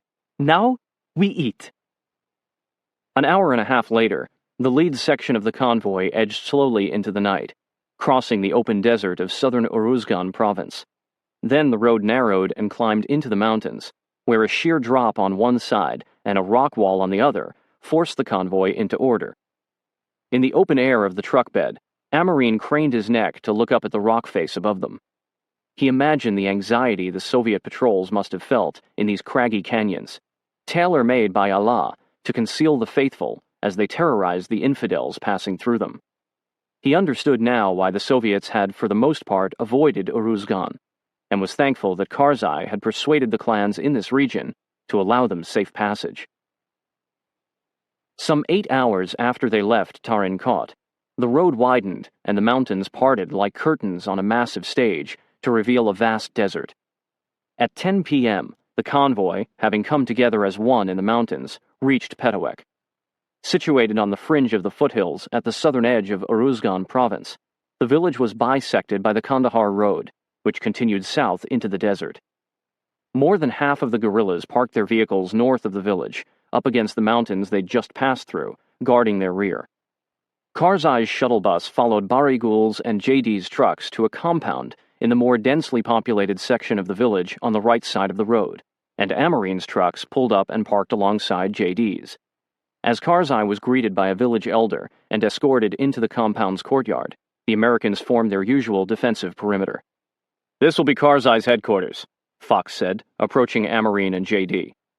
"He's going to meet with the locals and bed down. We'll discuss the movement tomorrow. I want your team on the hill over there to guard the town."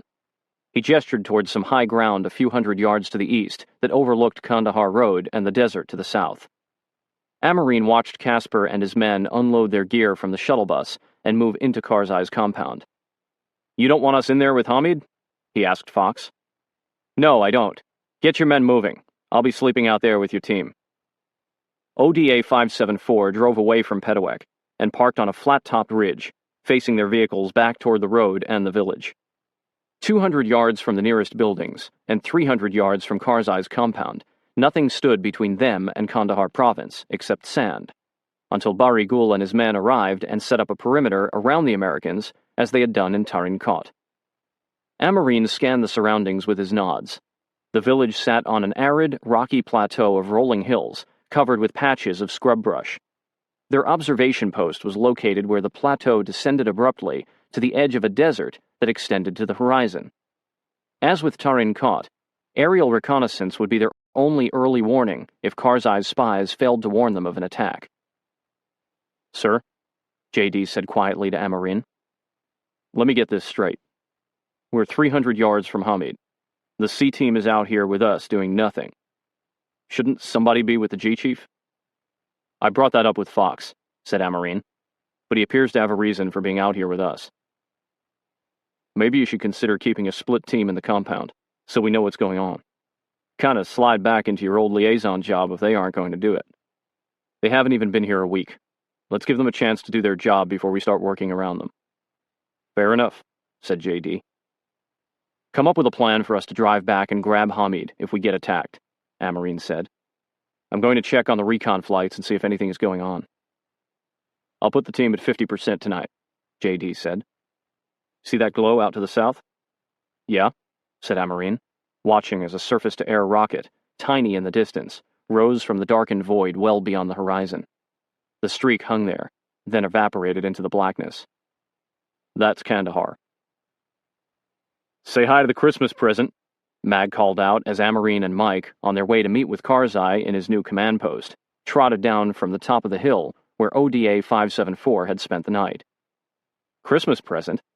Amarine turned, looking back up the slope at Mag. "It's December 1st, sir. Right now, we're Santa Claus. Mr. K's the Christmas present. We gotta deliver him to Kandahar before Christmas." "Where do you come up with this stuff?" said Amarine, shaking his head. "Sir, it's just how my mind works," said Mag. "You always have to have a goal." Mag's singing followed them down the hill. "Feliz Navidad. Feliz Navidad. I want to wish you a Merry Christmas." An hour later, Amarine and Mike returned to the team's perimeter with Fox and Bolduc, who had met with Karzai earlier, in tow. "We'll be here another night," Amarine told JD. "Hamid refuses to move forward until we get another lethal aid drop and some humanitarian aid for this village and his men." "I'll get Dan on it," said JD. Amarine gestured toward Fox. "The Colonel is putting together the list for Santa Claus right now." He winked at Mag. "He'll run it past you." They were out of earshot of Fox and Bolduc when JD said, "Have you figured out why the Lieutenant Colonel has us all the way out here?" "I don't know," said Amarine. "But Casper has got to be happier than a pig in shit since Fox is apparently staying with us." "So what's the plan for today?" asked JD. "You want to take a recon element out?" "I'm afraid I got some of what Miles had. I'll be fine, but if you don't mind, I'll stay here to make sure this hill doesn't go anywhere." "Okay," said Amarine. "I'll grab Selab, have him get Bari Gul's men moving. Then I'll take Alex and Mike south and recon to that ridgeline out on the horizon." Amarine indicated a dark streak in the distance, where hills could be seen rising above the cream-colored desert. "You get the guys organized for the supply drop tonight. Once we get all that sorted out, we'll plan the next push forward." 4 trucks headed south on the main road out of Petawek, the first 3 carrying Bari Gul and his men, while Mike drove Amarine, Alex, and Selab in the 4th. The recon route descended from an arcing line of leafless trees that marked the outskirts of Petawek and into a broad expanse of desert. Here the road was barely discernible, beneath a layer of powdery sand that had been swept smooth by the wind. About 10 miles away, the hills that were their destination crouched in front of distant mountains. Halfway across the valley, the Americans looked back toward Petowek. Set against the mountains, with only north and south avenues of approach, the village would be easy to defend.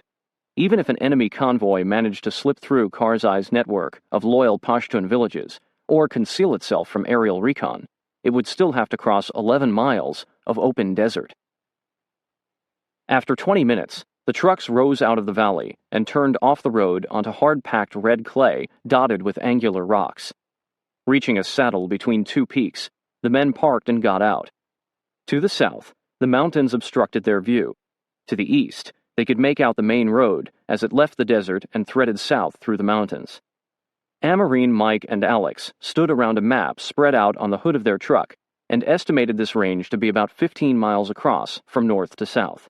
Beyond, the terrain sloped down gentle foothills that fanned out onto a vast high desert plain on which sat Damana, their next destination. The farming community was still under the control of the Taliban, owing to its proximity to Kandahar, 15 miles farther south. "These mountains are where Hamid expects to encounter Taliban patrols," said Amarine. "But the larger forces are right on the outskirts of the city." "Do we have any idea how many?" asked Mike. "Tens of thousands, down from the hundreds of thousands thought to be in Afghanistan when we started." "Which means we don't have a clue," said Alex. "I'll get more recon up tonight. Really have them work these mountains, so we don't get surprised by anything." "Shit," said Mike, looking at a puddle forming on the ground. "Radiator's leaking." "Call AAA," Amarine said with a grin. Bari Ghul walked over, crouched down, and peered under their vehicle. He beckoned over one of his men, who raised the hood, uncapped the radiator, and poured in a pouch of chewing tobacco. "He says this will close the leak," said Selab. "It should get you back to town, but then you will need a better repair. Or a new truck." "Tashakur," said Amarine, thanking the man in Pashto. Mike was scanning the desert to the east, between them and the road back to Petowek. "Is that what I think it is?" he said, lowering his binoculars and pointing to two parallel indentations traversing below a ridgeline. Amarine could see the marks without binoculars. "Tank tracks," he said. "The ground is rock hard," Mike said. "No telling how old they are, but there certainly weren't any tanks in Petowek."